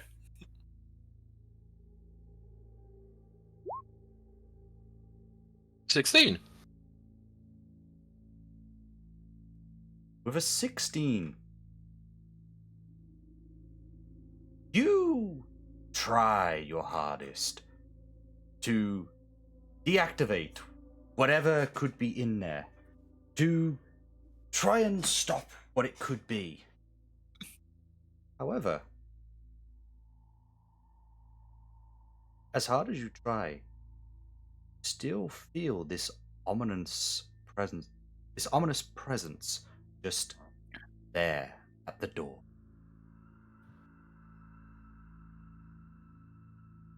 However, Silas, Hysteria, as you stand in there, as these three have tried to use Arcana to deactivate, you two are going to be extremely cold all of a sudden. It's as if the temperature in the room.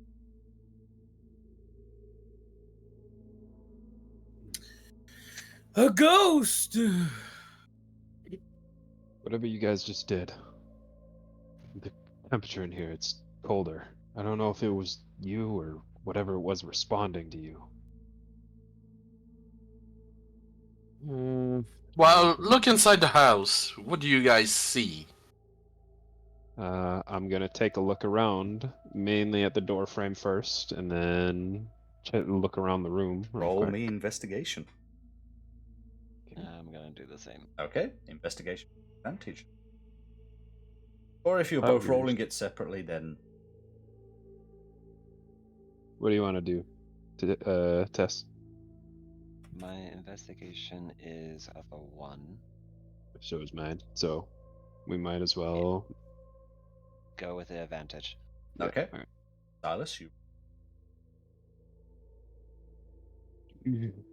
with a 12. You look around the room and there's nothing. It's just cold. But as you look at the door frame and at the door, you are shocked. You see what looks like a very strange lantern above the door itself, but not emitting a sort of normal glow.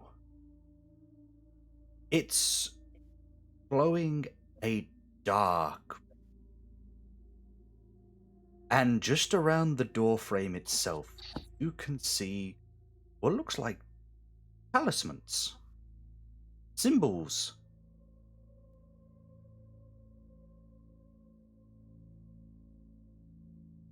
She's going to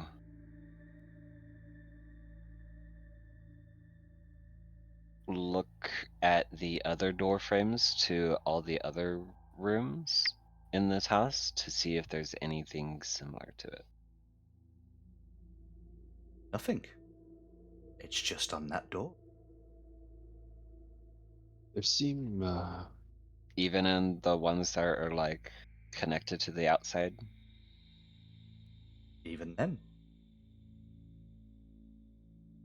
there seems to be a door. And there's a lantern. Well, of course there's a door. There seems to be a door, Silas. I am amazed. Wow. Alright. Brilliant observation, my companion. This door is a door. Door. There seems to be a lantern above this door, and with talismans running around the outside of it. I think that might have been the cause of that feeling. Do you think it might be... I don't know if I should touch the lantern to try and get it off. Grab it with one of your weapon to drop it down. And everybody, spread out outside. Nobody near him. But I want to identify a little bit more this lantern. Yep. So everyone take a step back. Right. So is the lantern like hooked on, or is it like... It's hooked on. Hooked on? Okay. So I'm gonna take my warhammer and like unhook it and try and hook it around my warhammer and like drop it and like put it on the floor. You do. And it's just there.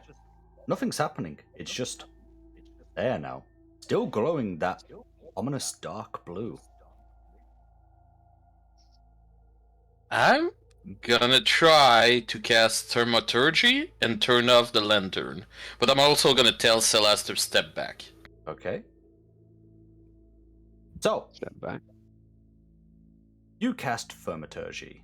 Try and turn it off. As you do, see it turns off for a second, and then flickers. Turns off and then back to the dark blue. It keeps repeating this, and then it remains. No matter what you try to do with that spell, it just keeps turning back on. Any ideas? We could I'm not destroy it. sure. I'm curious on. I don't think I should touch it, but I'm still curious on what would happen if I did. Well, you If said there don't was mind Talis. me, I'm gonna Yes, search sister? the remainder of the house. Before you do, can you both destroy the talisman around the door, first of all? Yes. She's gonna take her long sword out and try to basically chisel at the doorframe to cut the talismans. The lettering of the talismans. Okay. You get rid of the talismans along the door frame. Dragon, Yes. as you and Historia are chiseling away at the talismans, cutting them off, suddenly you start hearing a voice whispering to you. Just keep going. Chisel away at the talisman. Let me escape. Free.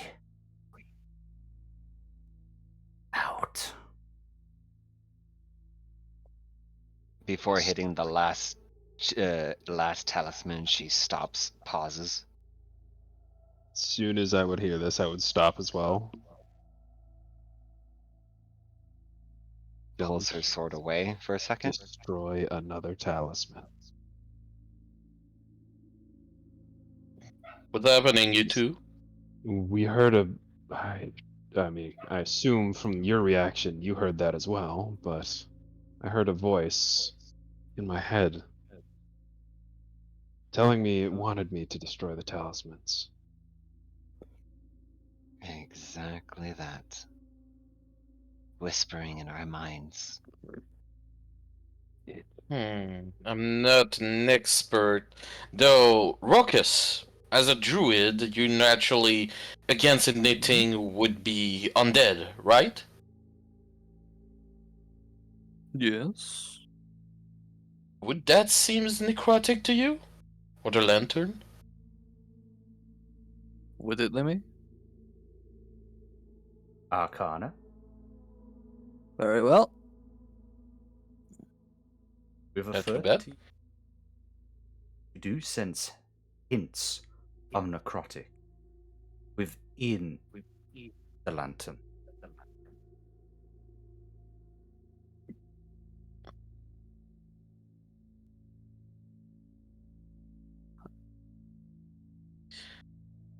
As soon as he any further. as soon as he picks that up,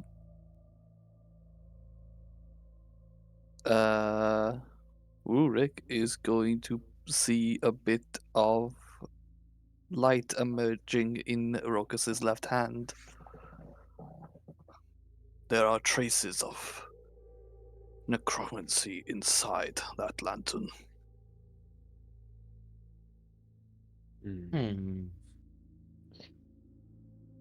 I wonder if the talismans were part of some ritual or something. Storia. I don't. Silas. Again. Would you stop? Hey.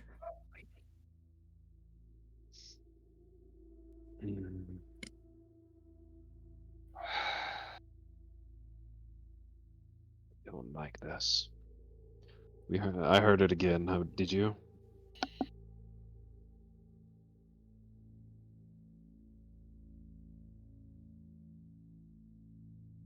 I think Hysteria. What do Sorry, you think family. about this, Mavis?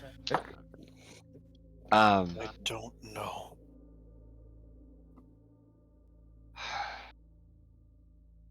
Okay. This might be a strange request.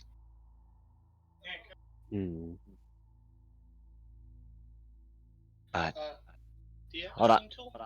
Could you let me be for a second? Close my door. Voices are getting stronger anyway. She just goes like, This may be a strange request. And she kind of uses insight on the voices to see if it's true in nature. Like it's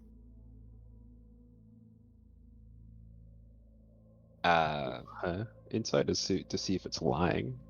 To see if it's lying. I mean, how do I? What would I use to be able to guess its intentions? True intentions. Yeah. You want me to insert that one then? Yeah, you answer that. So, you would need the creature to make a stable phrase, because it's clear that it want to be free right now, so that just be rolling an insight to see if he want to be free, who is pretty fucking clear it want to. Yeah. So, you have to communicate with it to try to make it something a little bit better to roll that insight. So, okay. What she'll do is she'll go like this. She previously she stowed her sword away. She's gonna pull her sword back out, place it right on the last the sigil, Yes. talisman, and basically say, "What will you do?" And referring to the whispers.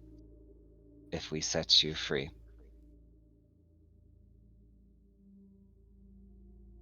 Doesn't respond for a moment, but then you hear the whispers all around you. Both you and Silas will hear.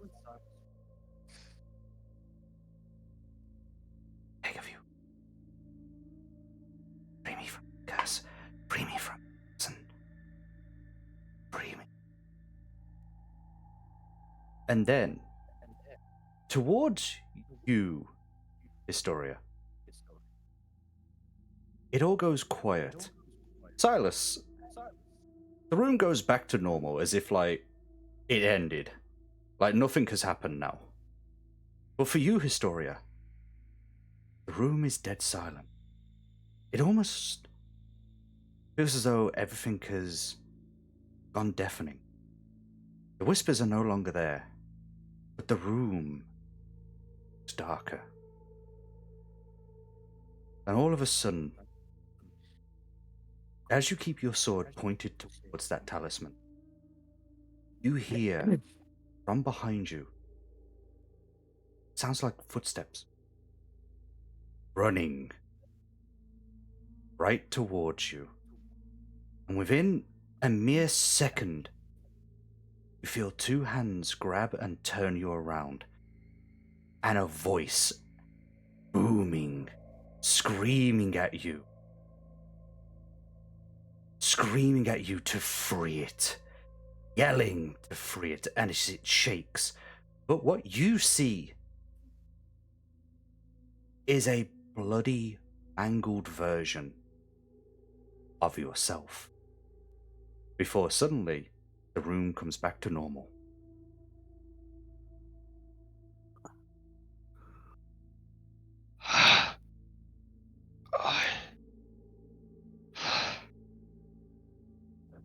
You doing all right?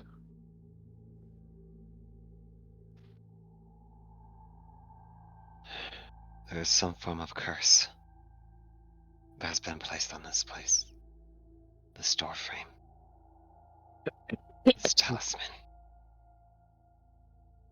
Whatever is bound to this thing, it's been here a while. I just saw a version of myself. Bloodied. Beaten. Scrapped.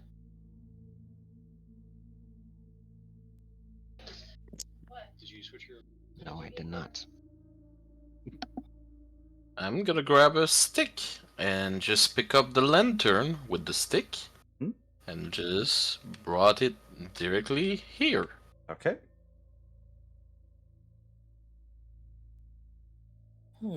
As They're taking a bit. as you bring it to their apex, Silas, Hysteria. The room feels lighter.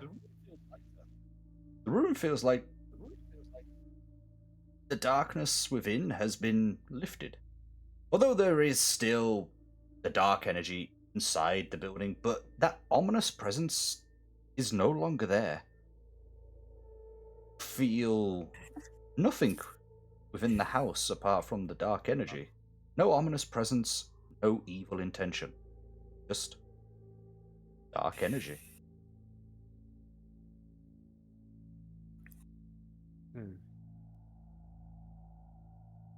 You gonna be able to handle staying in here, Hysteria? Malvius, Tordrum, can you keep an eye on I this can stay lantern? in the room. But keep your distance too. All right. As long as we get out of here as quick as we possibly can, we still need the light of day to get right on back to the city if we can. Alright, you two. You can keep on looking your research. And we'll pass on the vote. Do we destroy the lantern or we keep it? I would like to know what it is before destroying it, but I don't know. Well, I'm not keeping a necrotic artifact on me during a travel back, so... It is an affront to nature. You know my stand. I can hold on to it if need be. No. We didn't even test if touching it do anything. And with the voices and the vision she just got, I don't want you to paranoid and go crazy overnight every single time you're holding this thing. I meant more of just keep it near me. I can keep an eye on it. We can put it Look in the room, first of all, please. Yeah. Okay. I'm gonna... Hysteria, I'm going to, start checking out the rest of the house. You can either come with me, or go back. Oh, gods, what is in this thing? I mean, I know it's necrotic energy at this point, but this is something completely mysterious and out of my ordinary eye. I'm gonna start checking out the rest of the house. Orderum, Malvis, a little bit closer. I will do an experiment on it. All right. I'm gonna grab a bucket of water.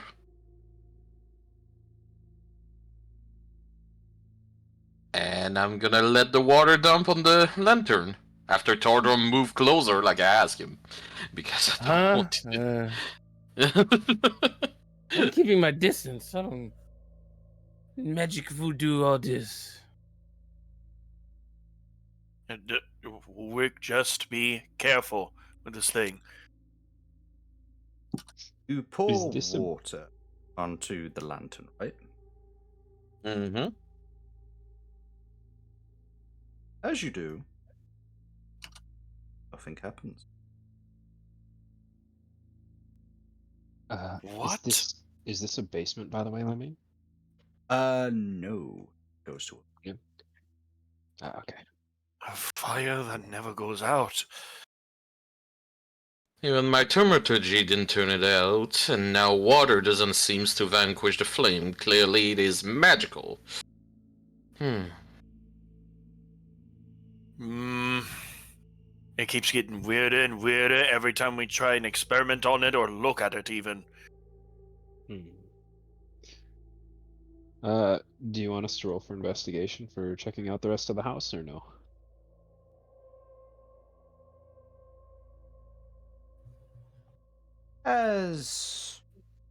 You know what? I want you to roll for investigation. Just roll for the investigation. Okay.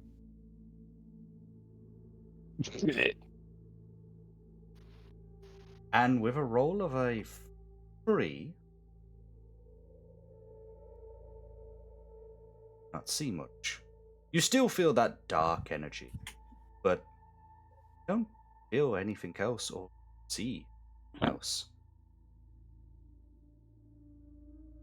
But you'll all have to wait until the next session to find out if there's anything else there. Oh. Yeah. God damn it.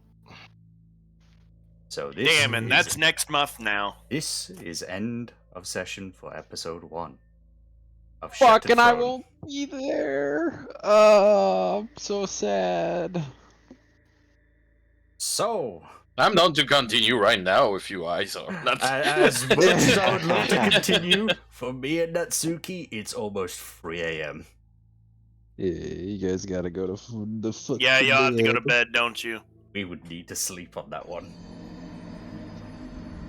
I don't want to miss next month's, but I'm going to. Fuck, I'm gonna have to wait 2 months. How long are you going for? We've I'm gonna almost... be. Lemmy nearly hit the 7.5 hour mark.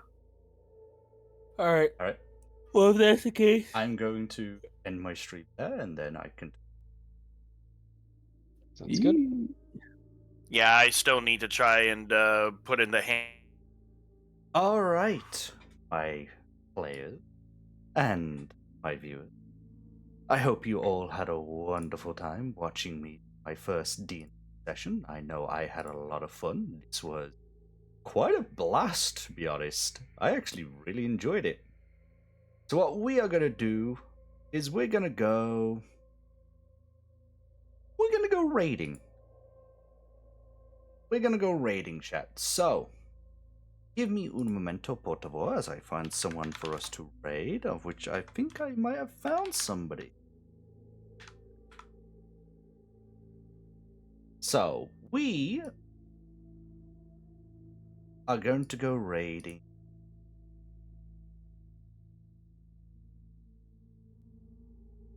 Akane. We're going to go raid Akane, who is currently doing an RP in VR chat. So, as always, I thank you all for joining me. I thank you all for being here. You've been an amazing audience. I love you all so very much. I'll be back on Monday when I play some Lies of P. You all take care now. You all enjoy yourselves. And remember, stay amazing. Love you all. Bye.